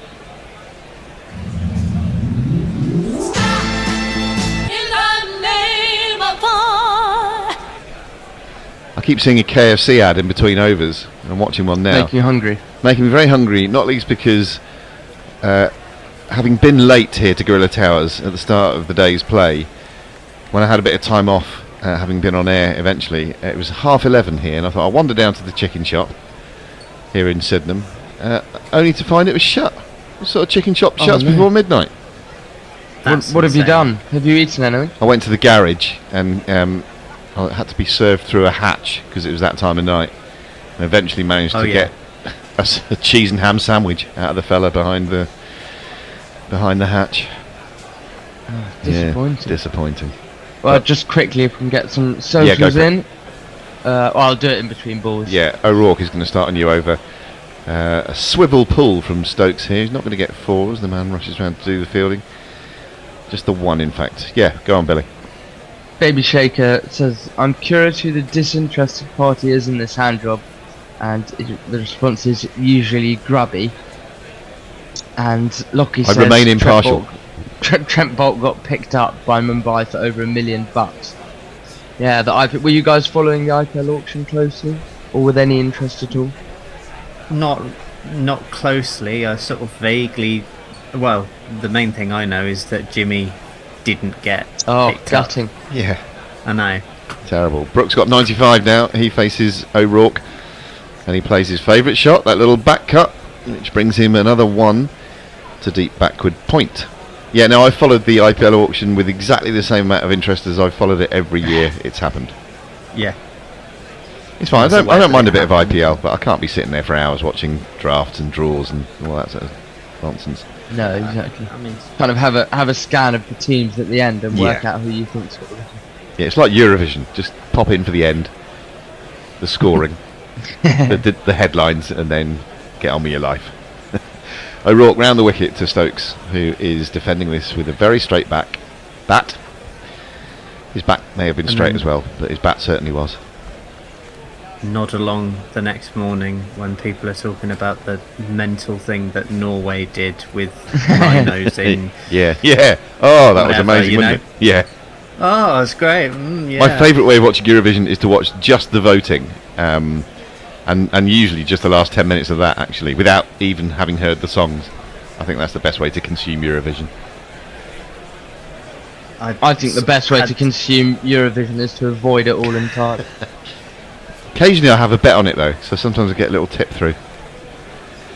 Another swivel pull here from Stokes. He's getting a lot of his runs with that at the moment, and he's going to get one more. Is that just betting on the winner? Is it not just sort of usually one of the Scandi countries? No, I had a win on Ukraine a good few years ago when Ukraine won it. Oh yeah. They tend to share it around. Are we changing after this over? Good question. What time is it? It's about to tick over to 1:30. Well, we'll definitely do these 2 balls. We might do one more over, depending on whether Tony's cheery little face appears around the lounge door. Sorry, studio door. Another back cut from Brook, which brings him his 97th run. Stokes is keeping him company to good effect on 12 at the moment, and that score has ticked over to 255 for 5. The lead is under 100 now, just 93. O'Rourke has the rather unflattering figures of 1 for 69. Fair to say he's not matched his overall young Test career just yet in this particular innings with those figures, but he'll have harder days at the office than he's had thus far, won't he? Tony's cheery face has appeared around the door as O'Rourke is going to complete this over with a ball down the arse. A very optimistic appeal from Blundell behind the sticks. It's not going to be answered in the affirmative. 60 overs have gone, 255 for 5. I'm going to admit Andy. Tone's going to hop in here, and if the game's still going in half an hour, I'll see you then, and if not, another time. Keep Thanks, talking, lads, Toby. and we'll see you soon. Thank you. Meanwhile, I'll read Mog's latest communication. He says, KFC is one of those things that is always better in memory, because when you actually get some, it's a disgustingly slimy, greasy pile of botulism-inducing filth and unsalted chips. Every now and then I get sucked in and go and get some, and I think, fucking hell, why did I do this? Hello, Andy. How are you? Good to see you. You in Bali today? Hey, missus. Actually, no, I'm in Thailand. Tim Southey's at the Hagley Oval, and he's in, and it's cut, past backward point, 4-4 by Harry Brook, which means that Harry Brook has brought up his 100. He's on 101 not out. There's a little mini fist pump, but then he raises his bat and his helmet, one in each hand, enjoys the celebration of the crowd. The helmet's off, a hug from his captain Ben Stokes, who's at the crease with him, and that, Andy, has been some knock. Well, I don't see why he's celebrating. He should have been out 3 times. So, Yes, I mean, look, Harry Brook's obviously an incredibly talented batsman, and I don't know how many Test hundreds he's got now. I think that's a replay, isn't it? We're watching there. Am I sure? No, it's not. It's just cut. It's not the 4. It's not a 4. Oh, no, it's not 4. It's cut. Again, very similar shot actually. A bit more delicate. Just glided really down to point. But yeah, Andy's point is a good one. He has been dropped. But you've got to take your chances. He's a really, really good player. No doubt about that. I mean, I don't know where he is in the world rankings at the moment, but he must be up in the top few anyway. And he keeps scoring runs, but let's be brutally honest, he should have been out 3 times today. So I think he was dropped on 18, 41, and then I can't forget when Conway dropped him. Now the in, this is slapped straight to short extra cover, no run. Just a margin, a frustrated Kiwi. Is that what I'm hearing here? I avoided the word bitter. Frustrated. Yeah, He's ranked 4 at the moment, by the way, Andy. Yeah, I knew he was right up there. Along with Jaiswal, I see he's at number 2 now. But yeah, I mean, look at that average. The average is almost 60 in 22 innings. I mean, that's pretty decent. It is. He is a class act. I will take it. I will grant you, he's taken his luck today. But if you get it, you've got to take it. This one is guided to point, and there is no run. Just as you say there, he's got England into an incredibly strong position now, and let's not take that away from him, and Pope before him, and with Stokes there, and obviously Wokes is very capable for that as well. Carter, I believe, is not too bad for that either. I mean, this is actually quite a worrying time for New Zealand, I would have to say right now. It's amazing how people see things different ways. I can see how wickets can fall very quickly. I think you start to feel positive once the one side or the other, depending on which side you sit. This one's slightly short, slightly low, cut again down to backward point, but there is a fielder there, and they will just take a single on this occasion. In my mind's eye, I can easily see a quick tumble of wickets and still a lead for New Zealand. In yours, you're seeing England striding past that New Zealand total into a commanding lead.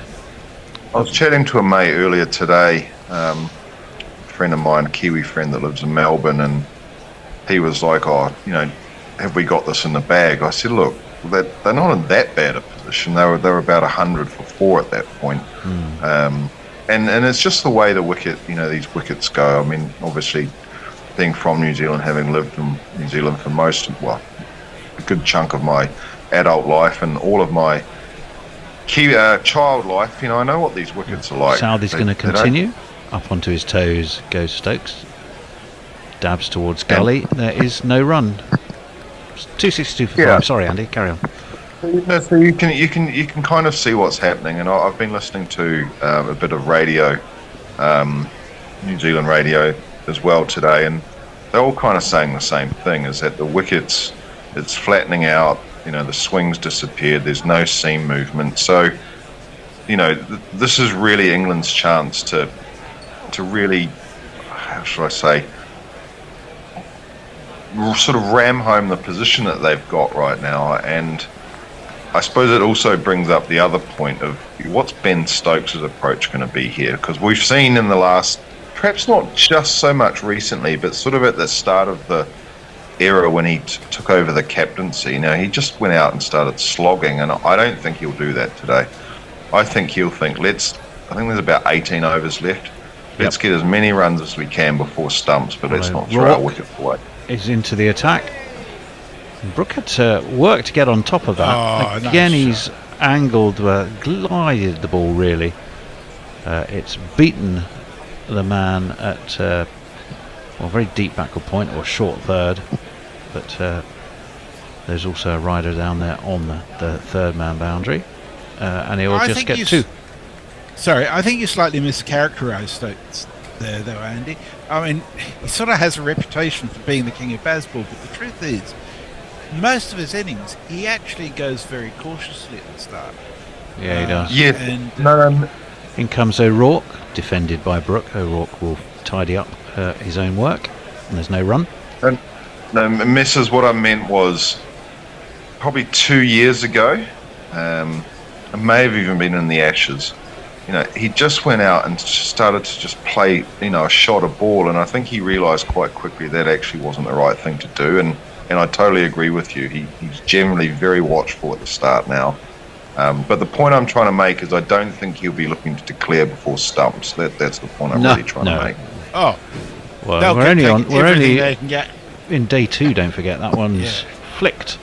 Oh, and he might get 4 for it. That was extraordinary. He flicked it away around the corner. Did he actually get bat on it? Ashen Raza doesn't seem sure.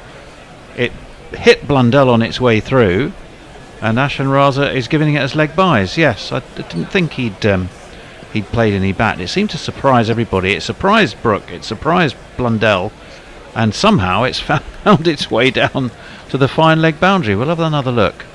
Oh, it keeps a bit low, grazes the pad. Blundell goes up, doesn't get behind it, and it catches the outside of his glove, which seems to make it pick up pace, and somehow England have got a 4 for it. I've got to say, I think Raza had a big lunch. Shout, half a shout. Who's put on weight? Messes you have?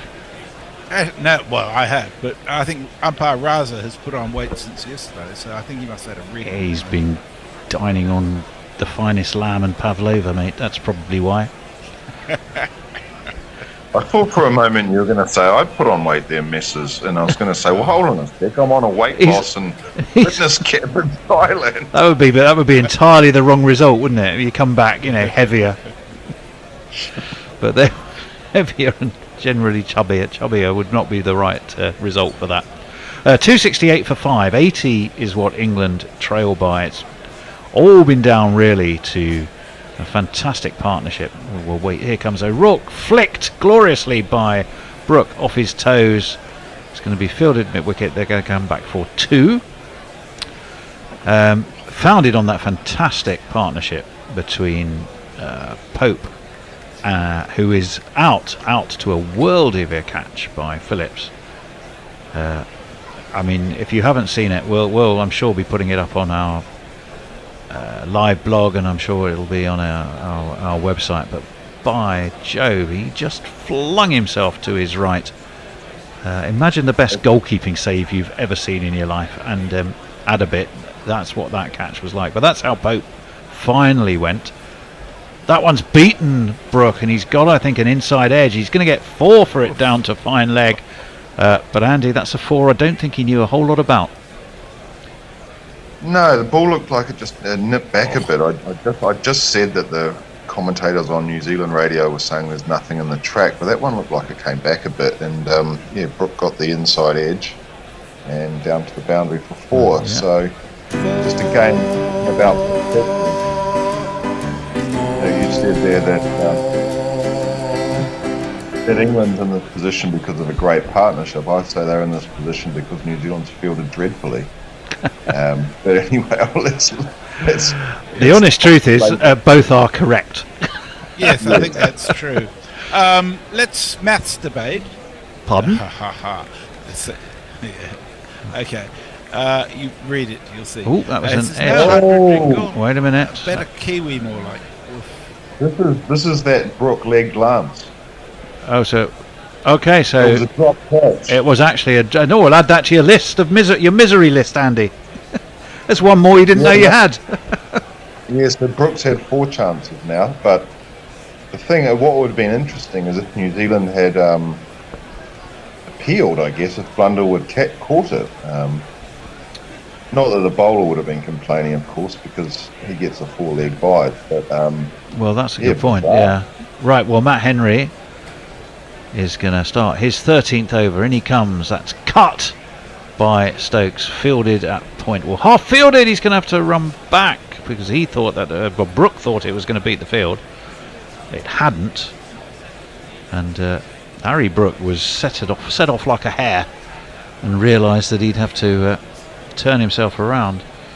was half stopped at point and then tied it up at cover, by which stage Harry Brook was expecting to take the single and was halfway down the track. Oh no, Stokes was stood there going, I think Harry Brook had the chance to stop, didn't he, and decided not to. Just going back to that Phillips catch messes, if you look at the Alternative Commentary Collective on Facebook, which is not necessarily a competitor to us, they're totally different how they do their stuff. But they've posted that catch. It's quite nice actually, the clip they caught. Yeah, I'd say it's probably all over social media. Isn't it? Yeah, well, it was an unbelievable catch. Henry around the wicket to the left-handed Stokes. Keeps a little bit low, taken by Blundell at sort of quarter pad height, but there's no run. The other thing too, I've just noticed him in the field, his name hasn't been mentioned too much today, is Ravindra. There's a couple of things about him. One is that I expect he'll get a bowl soon, which I'll come back to. Down the track comes Stokes, but ends up defending rather than attacking, and dabs it to gully, no run. Yeah, so New Zealand's got themselves into this really weird habit lately of picking guys I'm talking about Glenn Phillips and then the likes of Michael Bracewell that have sort of made themselves into a spinner later on in their careers. Around the wicket again comes Henry, defended by Stokes. Same fielder, same result, no run. Yeah, whereas Ravindra actually is a left-arm spinner. That is his trade. Well, I think didn't he start as a spinner more than a batsman? I mean, I initially thought of him as Steve a spinner. Smith. Yeah. Well, for New Zealand he did, yes, but that's just because they couldn't fit him in higher up the order. Defended again, no run. But not at provincial level. He's an opening batsman for Wellington. Okay. But what I'm trying to say is he's actually a bowler, and we don't bowl him. And Daryl Mitchell's another example. He was an all-rounder when he came into the team, and he doesn't bowl either now. It's just, I'd like to see Ravindra get a proper go, actually. This one again is chopped. This has been a real rinse and repeat over. I'm not sure who that is fielding at sort of a very wide fourth or fifth slit or gully, but I think they fielded 5 out of 6 of the balls in that over, and Blundell fielded the other. So they certainly kept him busy. Messers. Will Reynolds says, in cricket like in life, ride your luck and load up on a free lunch. And Brian in Brisbane has joined us from chilly Northampton. It says, morning, speaking of chubbier, back in my Air Force days we had a bloke who was called back fatter, because whenever he went away on an exercise he came back fatter. Back fat. That's a great nickname. Yeah. It's cruel but true. O'Rourke is in, and that's very solid defence by Brook. Nice high elbow. One thing I do like about Harry Brook, you know when he's done something well, even if it's a well-studied leave or a classic defence. It's not just the ones which he rips to the boundary, where he then replays the shot. If he feels it's been a good shot, you'll often see him reprise it in shadow form straight afterwards. And I like the fact he does defences and leaves in the same way that he does attacking shots. Anyway, Rourke probably doesn't like it so much. Oh, but he's beaten him. That one did. To your point, there is something in this pitch, and that jagged back and almost chopped Harry Brook in half. I think you see, I had it down as a sort of a 280 to 320 pitch. I think you were saying, Andy, you felt it was a bit more than that. It was Gary who was saying 400. Yeah, I don't think it's that, but I was Andy. Sorry, what were you going to say? I was going to say that Mr. Bales by about a centimetre. Not by much, I know. I know, it's a fantastic ball. Well, what has Will O'Rourke, the man from Kingston, got this time? That's down leg. Blundell does deal with that one, and there's no run. Halfway through Is the he 64th. Was he born in Kingston on Thames? He was indeed born in Kingston on Thames. I'm intrigued to right. know where, seeing as I know Kingston on Thames pretty well. Well, his father's Patrick O'Rourke, who played Indeed. for my club in Wellington Onslow, and I know that Will O'Rourke was born in the UK, but I didn't realise it was in Kingston. Yeah, I know he was in Kingston. That one is tickled off his hip by Brooke. They'll just take a single. Just very randomly, going back to what you were saying there before about Harry Brooke replaying his shots. I play in a cricket team here when I'm in Bali, where I live, and there's a guy from England called Ian, and he just is a phenomenal batter at that level. But what he does is after he's belted one out of the park, he practices his forward defence. Does he habitually then defend the next ball, even if he's whacked the one before it out the ground? Not at all. O'Rourke around the wicket, well defended by Stokes out towards cover. There is no run. Patrick O'Rourke played 29 first-class matches and 19 List A games for Wellington between 1988 and 89 and 1992 and 93. So not a stellar international career, a solid state career, I think you'd describe that as, wouldn't you? Yeah. His father, you mean? Paddy O'Rourke? Yeah. Yeah, he was a good player for Wellington. Very good at club level, obviously, for Onslow. Which incidentally, he's had quite a few internationals. Jeremy Coney, Gavin Larson, John Morrison. My chum Jeremy. Oh, that's short. Cut down to just a wideish third man. It's a 4 runs to Ben Stokes, and it's a fine shot too.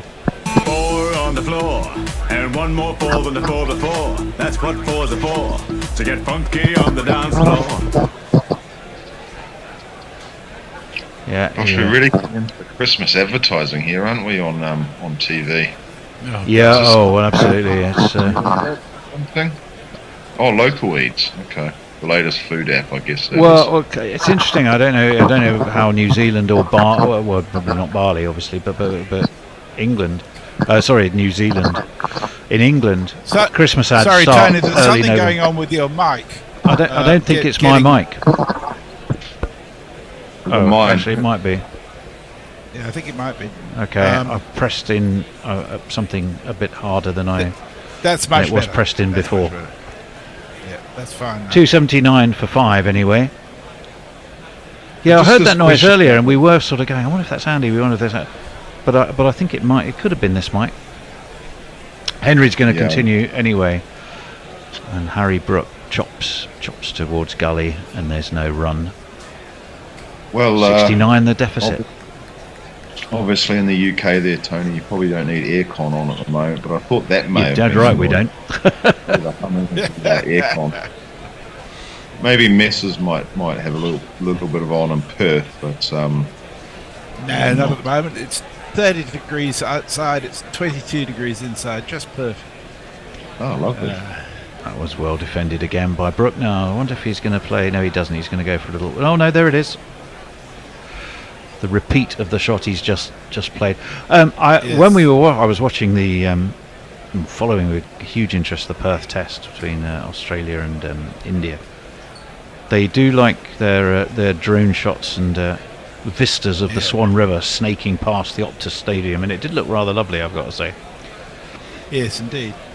In comes Henry, well defended. We looked for you in the crowd, Messrs. We never saw you. Never saw you, sadly. Yeah. We thought we'd. I mean, one of the things that's interesting with all that sort of cricket coverage is the degree to which governments are involved in bringing games there. I'm pretty sure the state government paid several $1 million to make sure the first test was played every year in Perth for the next 5 years. And the only actual on-ground advertising that was written into the turf was the words Perth. Oh, well, in comes Henry. That was extraordinary. It was very short. Harry Brooke played a swat, which he's then repeated, as is his way. It sort of tennis ball bounced up at him. I can only describe it as an overhead pull, and he ends up just pulling it down into the ground in front of him, and it bumbles away to short mid-wicket. It's a weird bit of cricket all round, really, Andy, wasn't it? I think it was one of those slow bounces that Shane Bond perfected. Yes, that's right. Well, what's Matt Henry got? He's met the stout defence of a Brook solid face, and there will be no run. Tony, you mentioned an over or so ago about this, what the pitch would be. I think you said it would be like a 280 type pitch. Well, that was my feeling, yeah. I mean, A, the fact that it was very green. B, I suppose if you combine the pitch with the conditions, which had been quite challenging, certainly more challenging today until the sun came out, when life has got noticeably easier. Down the track comes Brook, but ends up defending rather than attacking, and there's no run. Today, the whole character of the game seems to have changed somewhat since the sun came out and the clouds broke up. So maybe the overhead conditions there were accounting for more, or having a bigger impact than we were giving it credit for. Yeah, I read so just to go back, when New Zealand was put into bat yesterday, I probably would have agreed with you. Like, if New Zealand had got to 300 after being put into bat first, I thought that would have been a pretty decent sort of score, 280, 300. But after what I saw happen yesterday, and despite New Zealand's middle order kind of not doing particularly well, I think probably actually your call was about right. I think New Zealand got a lot of bonus runs with Glenn Phillips. But yeah, today, England did well early on. The ball was moving around a lot. I know Bethl didn't make that many, but at least he stayed there for a while, and Duckett did pretty well. Change of bowling. Nathan Smith is coming around the wicket to Stokes, who defends him pretty straight, and there is no run. Here's Nathan. Batsman quaking Abercrombie. Fine spell for Worcestershire, of course. Nathan Smith has got the power. He makes the sweat drip like a shower. I think that's Moggin, sort of fairly hard, rocky mood. That one's whipped down towards deep backward square. They'll take a single. I was reading your mind. Were you thinking about his spell at Worcester? I was just about to ask you which county you played for, because I couldn't remember. Oh, right. No, it was Worcestershire. And I think he was did that his pretty first well. season? Yeah, I think it was. We'll just hold on. Oh, he's chopped on. No, that's Root from earlier. Thank goodness for that. Tony Bishop, you are remarkable in your consistency. your capacity to It's call a replay. replays Right, just this is I hope real time. Yes, it is, and it's caused quite a degree of discomfort with Brook, who sort of rather ducked into one that rose at him, wore it on the chest, just under the three lions, but he seems okay. Ooh. Those clouds, which were have been breaking up during the day, seem to have now decided that they've seen enough of Christchurch and have gone somewhere else, because the sky is a gorgeous late evening blue, isn't it? Look at the stat that's just come up on the screen. Harry Brooks averaging 91.6 away from home, minimum 15 tests. In comes Smith. Well, he's going to put a tiny bit on that now, because he's just steered that wide of gully and got himself, I think, a single to 82.45. Minimum 15 innings, that was. Yeah, it was. He's averaging basically 97, which is just a few runs behind Bradman, which obviously not really a comparison, because Bradman played a lot more innings, but that's astonishing. I can tell you, yeah, it is astonishing. Nathan Smith, there's just one gully in position now, and he won't be needed because it's angled away towards square leg, and they'll take a single. He was joint highest county championship wicket taker for Worcestershire, 27 wickets in 7 matches at an average of 21. Took 4 for 29 at Notts at Trent Bridge. also got 3 for 67 in the first innings in that game and got Duckett in both innings. So he did. He had a very little tidy, a shortish spell, just as the 7 games, but a very tidy one for Worcestershire. In he comes around the wicket. Stokes has pulled that and followed it round to make sure it actually is pulled all the way down to long leg, and it's gone for 4. Yeah, nice shot there by Ben Stokes.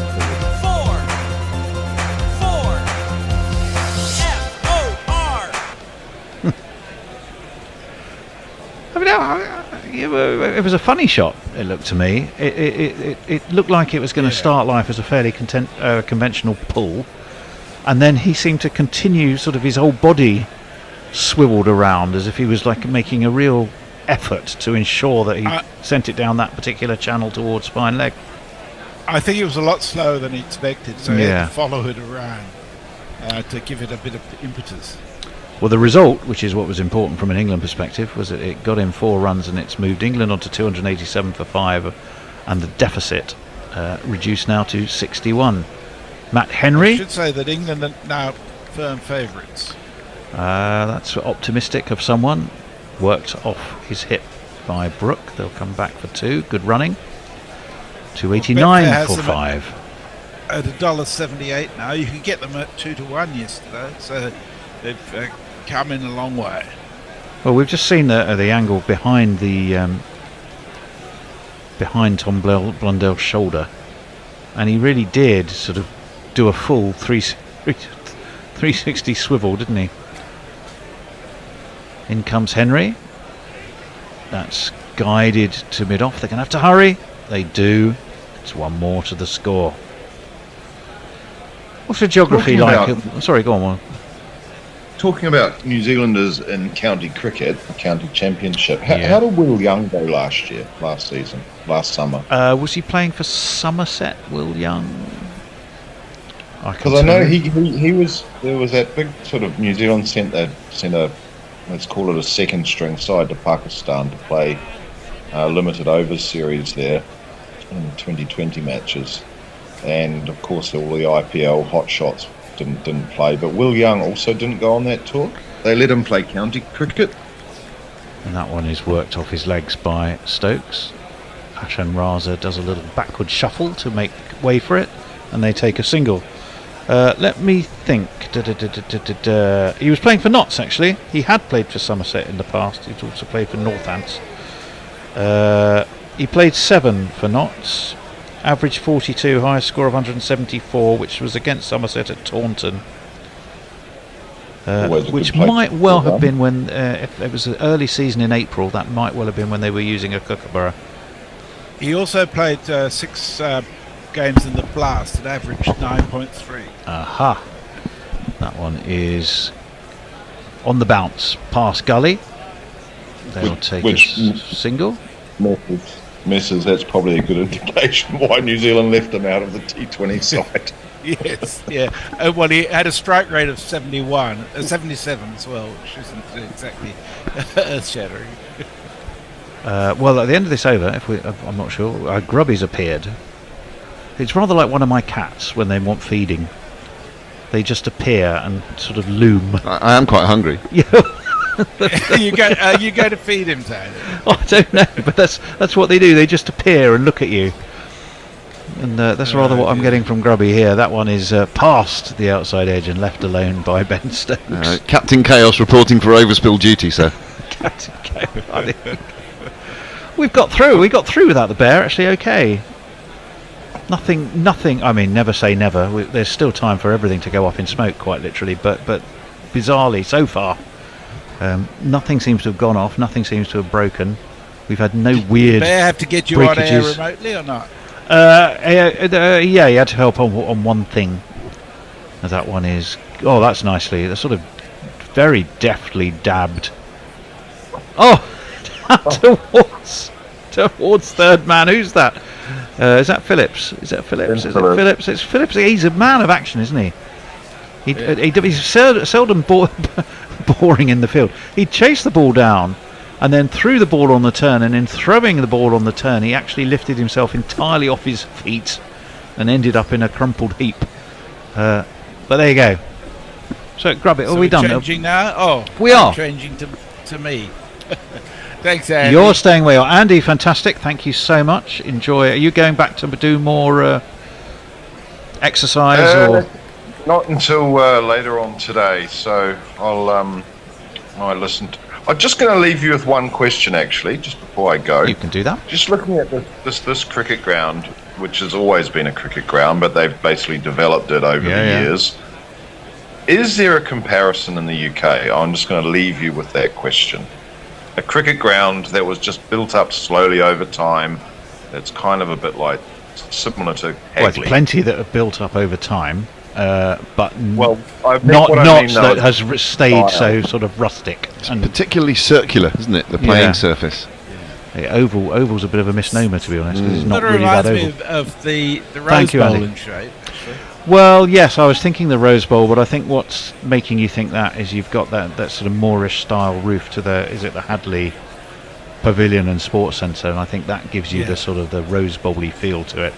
But the Rose Bowl is actually built up all the way round now, whereas most, but you know, I don't think we have so many grass banks. Harry Brook faces up to Nathan Smith, and he gets a full ball, which he turns to mid on, and there's no run. 294 for 5, England trailing by just the 54.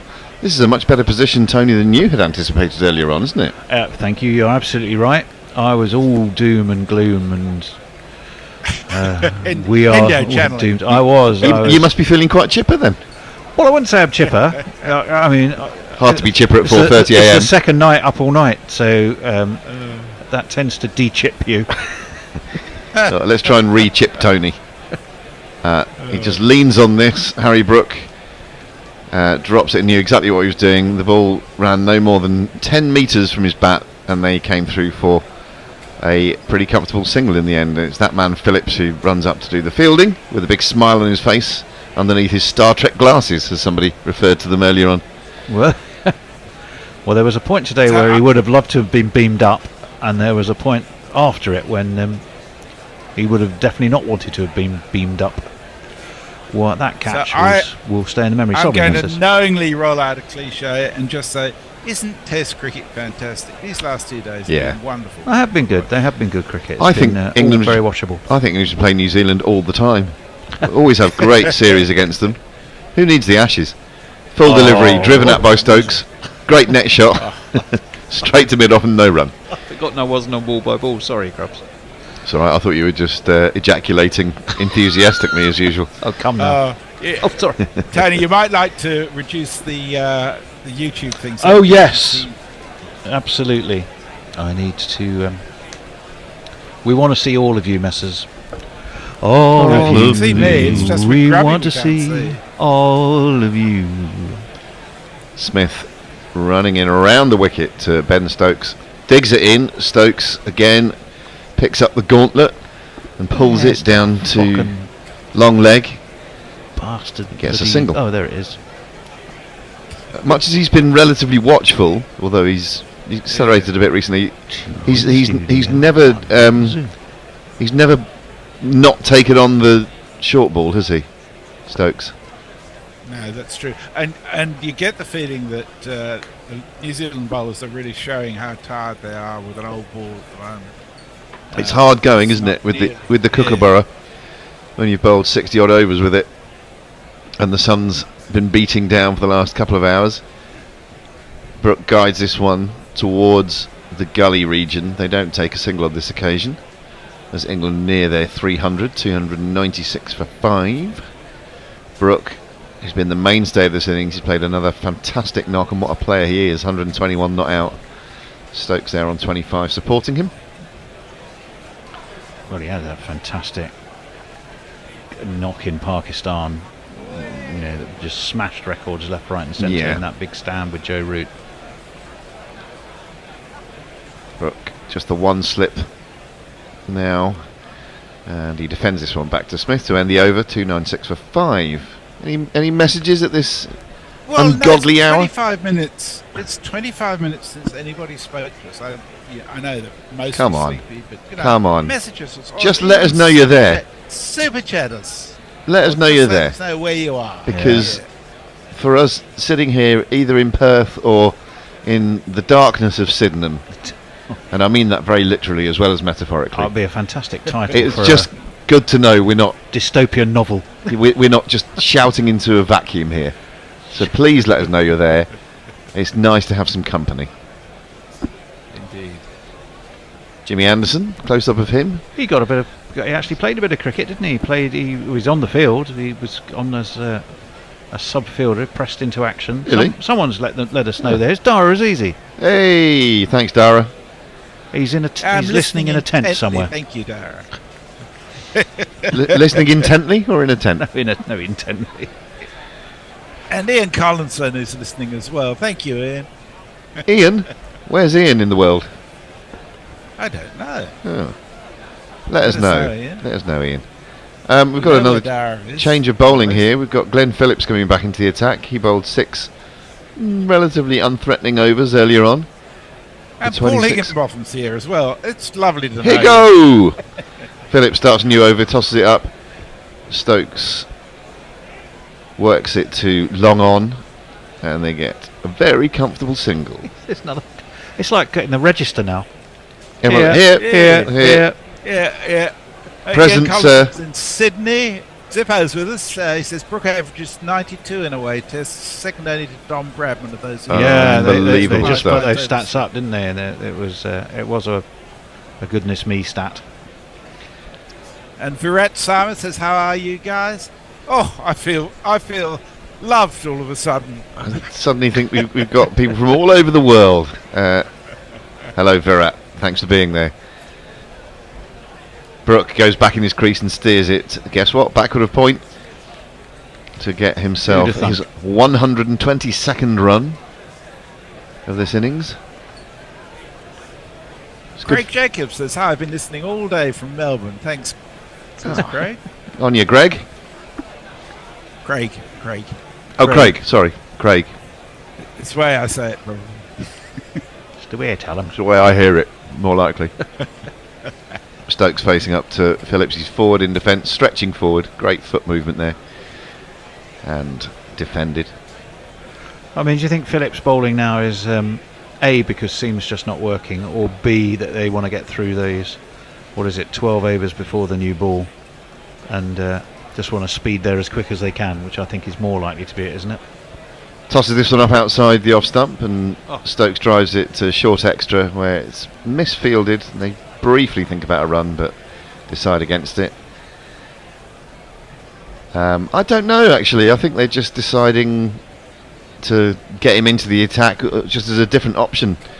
I'm not sure, because it's so close to the end of the day, whether it's to speed them towards the new ball. This is defended back at the track by Stokes, a full delivery.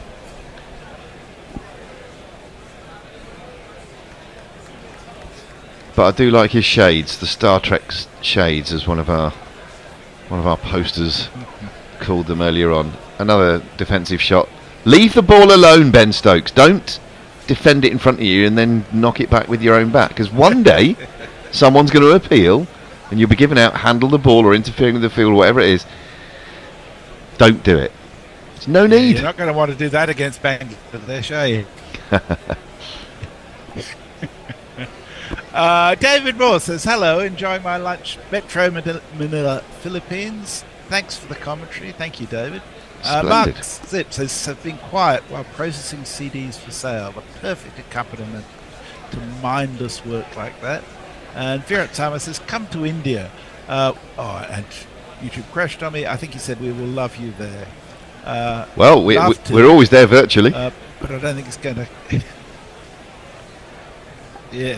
Smith starts a new over, and he starts with a full delivery outside the off stump, which Harry Brook gratefully drives through the covers. Doesn't reach the boundary, but they are back for 3. A bit of a tame start to the over, that from Smith. Full and floaty and wide. I'm seeing some of the drops that have plagued the New Zealand fielding effort today. I mean, with the very notable exception of Glenn Phillips's absolute worldie, you will not see a better catch at backward point at gully. Including among the drop catches, that one with the very faint edge that was proved by the technology, which was fumbled behind the sticks by Blundell. One slip and one gully, Great day. who are spaced rather evenly in that cordon. This is defended by Stokes, and there's no run. And England have indeed breached the 300 mark. 301 for 5 it is now. 47 is the ever decreasing lead that New Zealand have. And I wouldn't say the pitch has gone to sleep, because we're still seeing, even with this older ball, the occasional one go through with good carry, aren't we? Particularly those bowlers are able to bend their backs. Smith bowls a full delivery. Lovely looking shot this from Stokes. He's threaded the eye of the needle there. And this is going to race away to the extra cover boundary for a very well played one of these.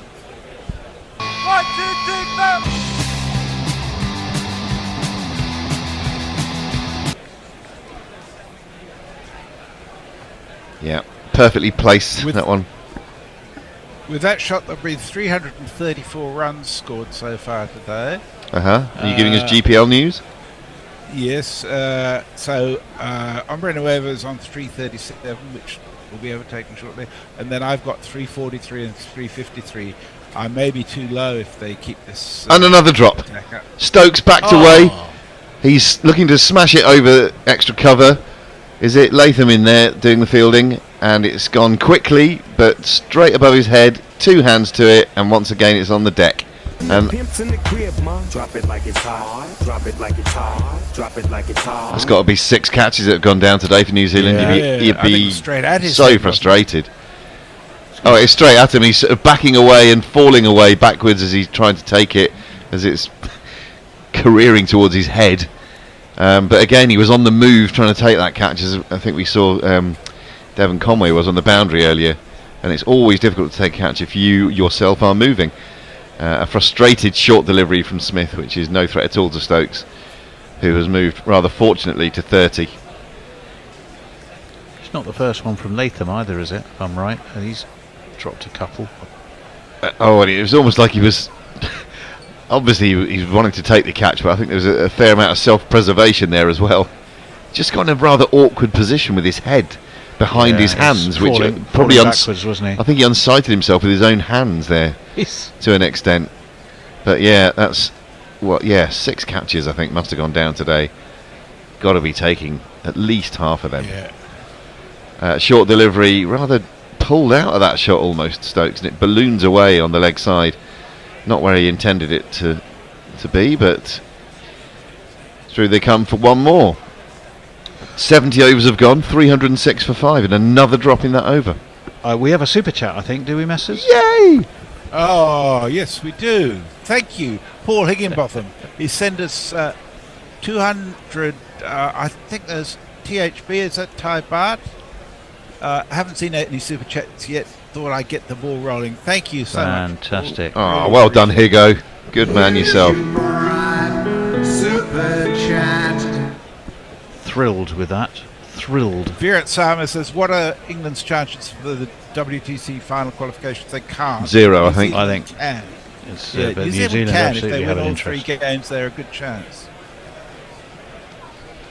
It's going to be more Phillips, isn't it? Yep.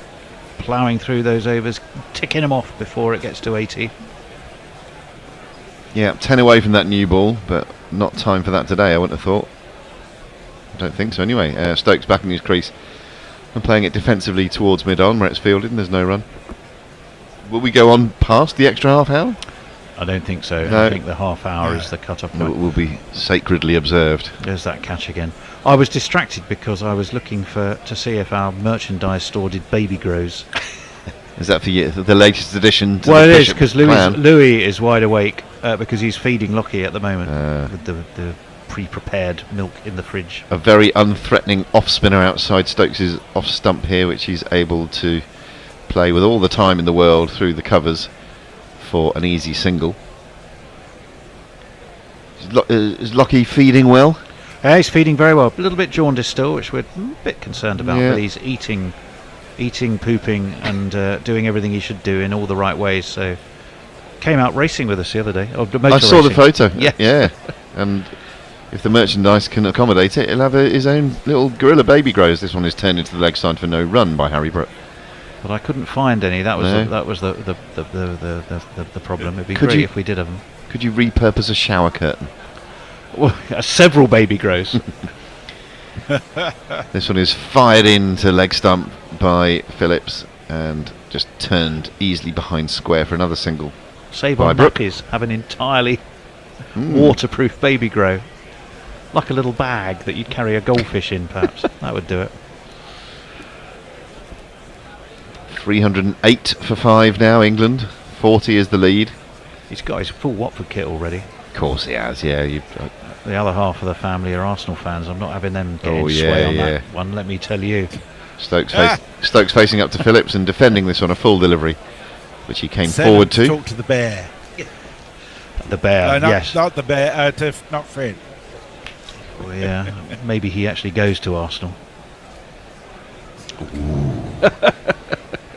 Catty. Stokes facing up to Phillips again. He defends this one, covering it up. And that is the end of the 71st over. It remains 308 for 5. Anything Paul else? Higginbotham. Yes. Yes, he confirms that THB is Thai baht. Dara Azizi says, "You just remind me of an ex-girlfriend who was also full, floaty and wide. She did have natural rhythm though." Virat Sama says, "I think instead of Zach Crawley, Joss Butler should open along with Duckett." Yeah, it wouldn't be dull. It's It may not last not long. Going to happen. Not going to happen. I think Joss is well suited to white ball cricket, not so much to Test cricket. Yeah. Yeah, I think that boat has sailed, isn't it? It rather has. I think in some ways it's a shame because, you know, on his day, he played some good Test innings, but they were far and few between, and that was the problem. Smith starting a new over, and Brook is back in his crease, turning it through square leg to get himself another single.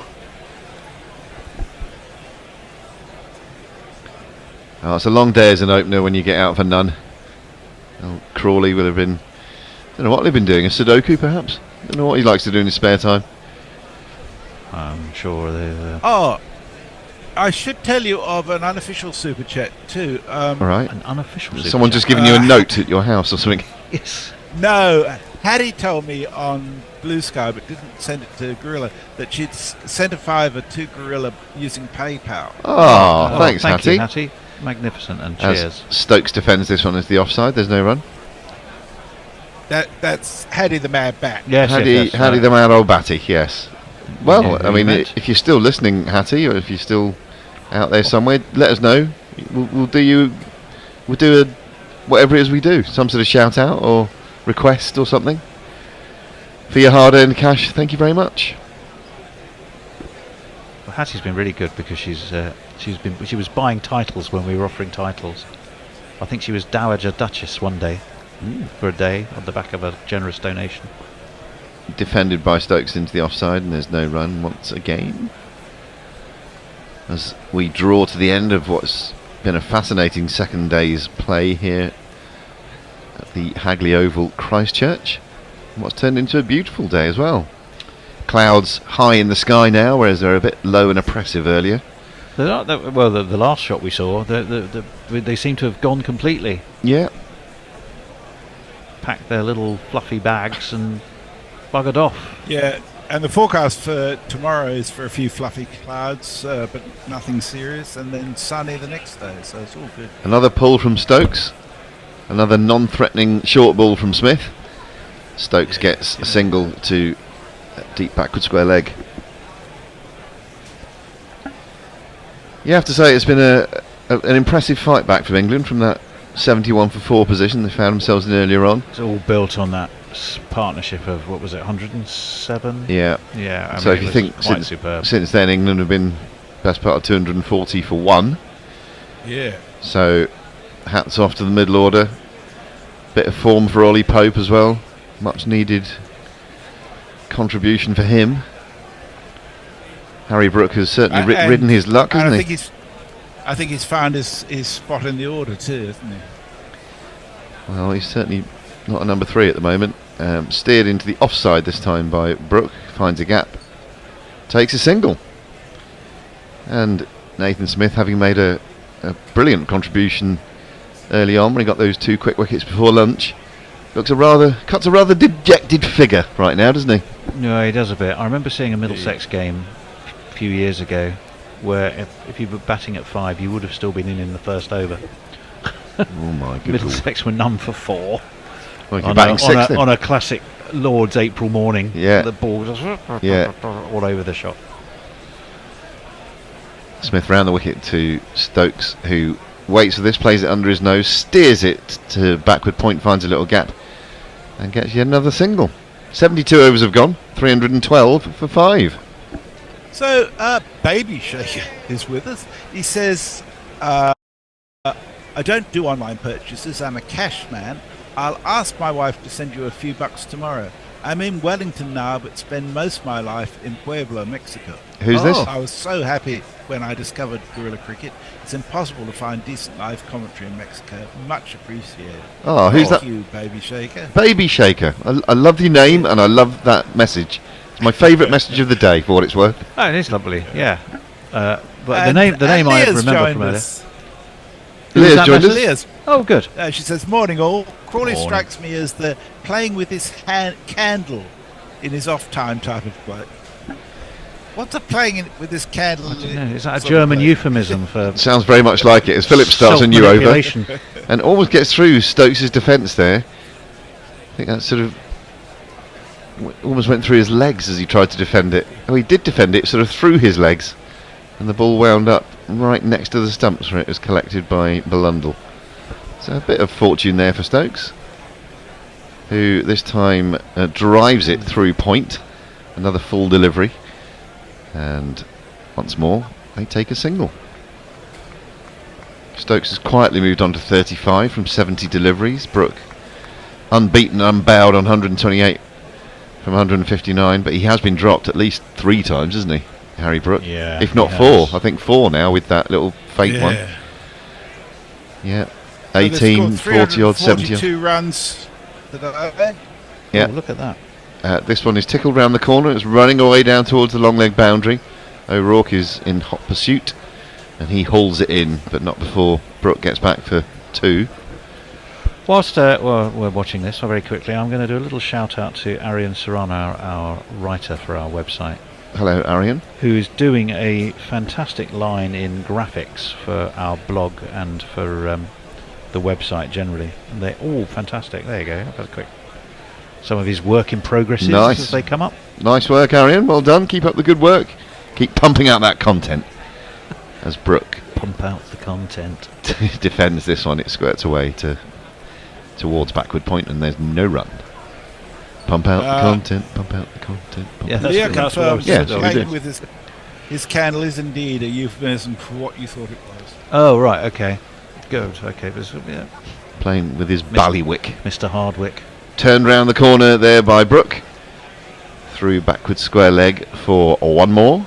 Oh, we're seeing a lovely... Oh, look at that. Oh, that was my reaction. Lovely as soon as I saw aerial shot of some grilling meat on long skewers. Is that a drone hovering over a barbecue? That looks sensational, doesn't it? Oh, doesn't that make you just... Long skewer. They must be over a metre long. I mean, metre and a half long, those skewers, I'd say, and they've got... Forget it's 5:30 in the morning. I'm drooling. Oh, yeah. Have some of that.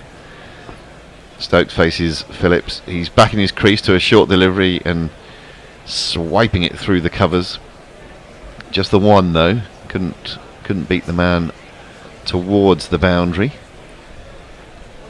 So I can tell you, I want them to finish on 324. Oh, that's your GPL pick du jour, is it? The GPL. Otherwise, the GPL is safe and the bear will be happy.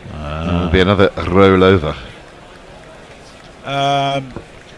Virat Sama says, what are your thoughts on the Champions Trophy? I understand there's a meeting to be held on today, in fact, by the ICC to determine what the future is going to be. What is that? Whether it all goes off to play it in Dubai, which I think would be a shame. Yeah, I feel sorry for Pakistan, mind you.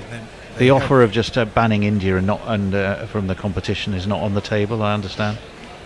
Well, funnily enough, there are people in the ICC who are quite sympathetic to India. It's hard to believe, Are I they? know. Oh, well, maybe they were just a bit lucky there. Stokes gets another short ball from Smith here, starting a new over. Rather takes his eye off it, Botham style, as he hooks it down to long leg. And one more run to the total. A little nod of So this will be approval. the last over of the day, won't it?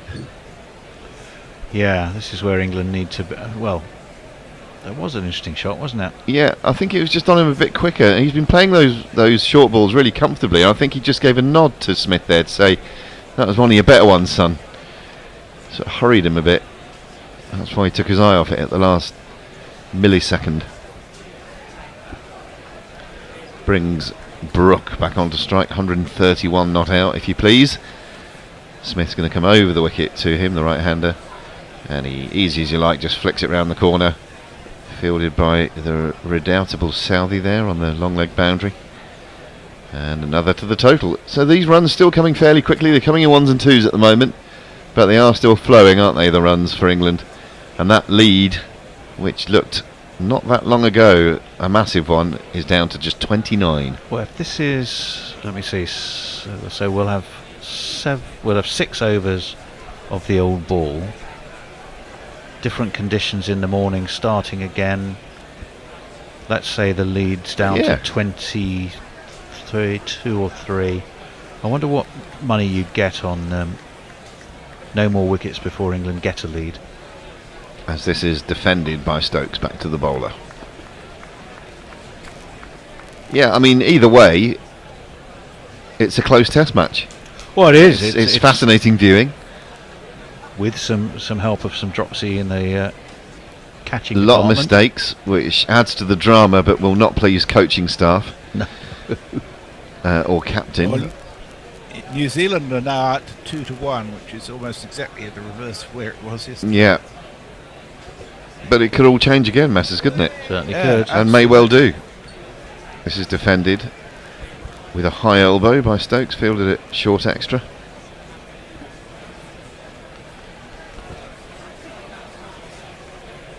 Yeah, I mean, one would expect if the pitch, as it has done in recent history, this pitch is sort of improved with age, isn't it, through the Test match? So if that continues, one would expect New Zealand to bat well in their second innings. And that could set England a challenging total on days 4 and 5, let's say. But this is all to come. We're still on day 2. Right in the last knockings thereof, a short delivery which has Stokes swaying out of the way and crouching down. It rather hurried him, but he played it comfortably enough by not playing it. Stokes got 37 now, Brook 132, England 319 for 5, and as I say, that lead is just 29. Messers. I need him to bowl 5 wides. That's the only way I'm going to get the GPL up. Well, we're assuming this is the last over because I suppose it's tick past half past. It has ticked past half past. Yeah. So it should be the last over, as you rightly say. Oh, short ball ducked under by Stokes, collected by Blundell. We think that is going to be stumps. Bad luck, Messers. There will be a rollover in the GPL, so get your guessing heads on or your judging heads on tomorrow to play that. No, not guess, game of It's skill. worth winning. Yeah, it is worth winning. Yeah, it's a good few round of drinks. 113 quid. There you go. Wow.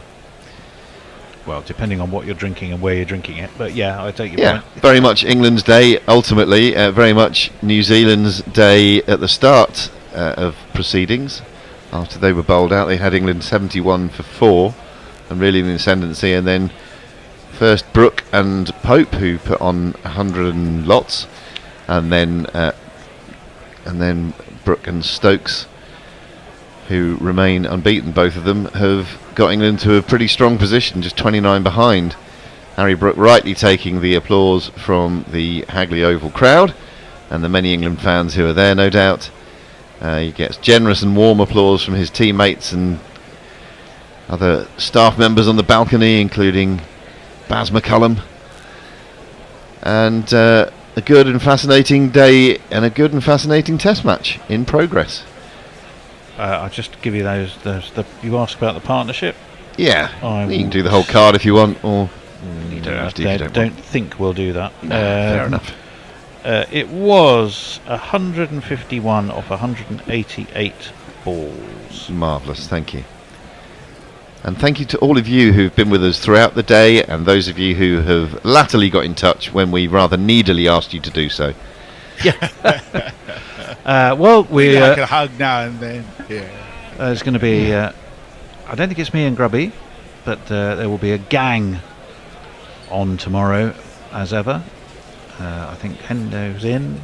Yeah. Hendo and the bear are in. There you go. So you got your silver. Keep an eye on our website for posts for our man on the ground, who will. Hector, yep. He's been hunting down the Adelaide Barmies today and chatting to them. He'll be off hunting down, probably, I would imagine, Harry Brook and Ollie Pope. So I'm sure he'll get hold of them. Whether he's got his phone stuck up their noses. Yeah, he and I are going to do a brief chat in an hour or so after the press conference as well. I don't know. Yeah, he's going to meet you first, then it's all downhill to Pope and Brook. Yeah. So just to recap, So thank you all very much. Just to recap, 319 for 5, England 29 behind New Zealand on first innings. Definitely the last two sessions belong to England, and the game is nicely poised. So yes, those Gorillas and others will be in. Tony just mentioned tomorrow. Thanks for being there, and thanks to everyone who's been on for us. Yeah, I think that's it. We're done, and thank you, most importantly, everybody who's supported and listened, and the whole thing. We couldn't do it without you. God bless you. God bless you, and all who sail with you. Take care. Okay, bye-bye. Cheers.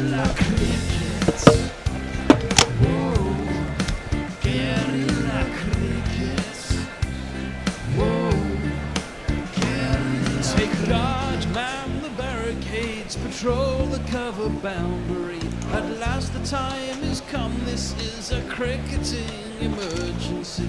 Hear this call to arms for every cricket revolutionary. Take up your bats and stumps for the test match insurgency. At first they tried to silence us, but we would not be silenced.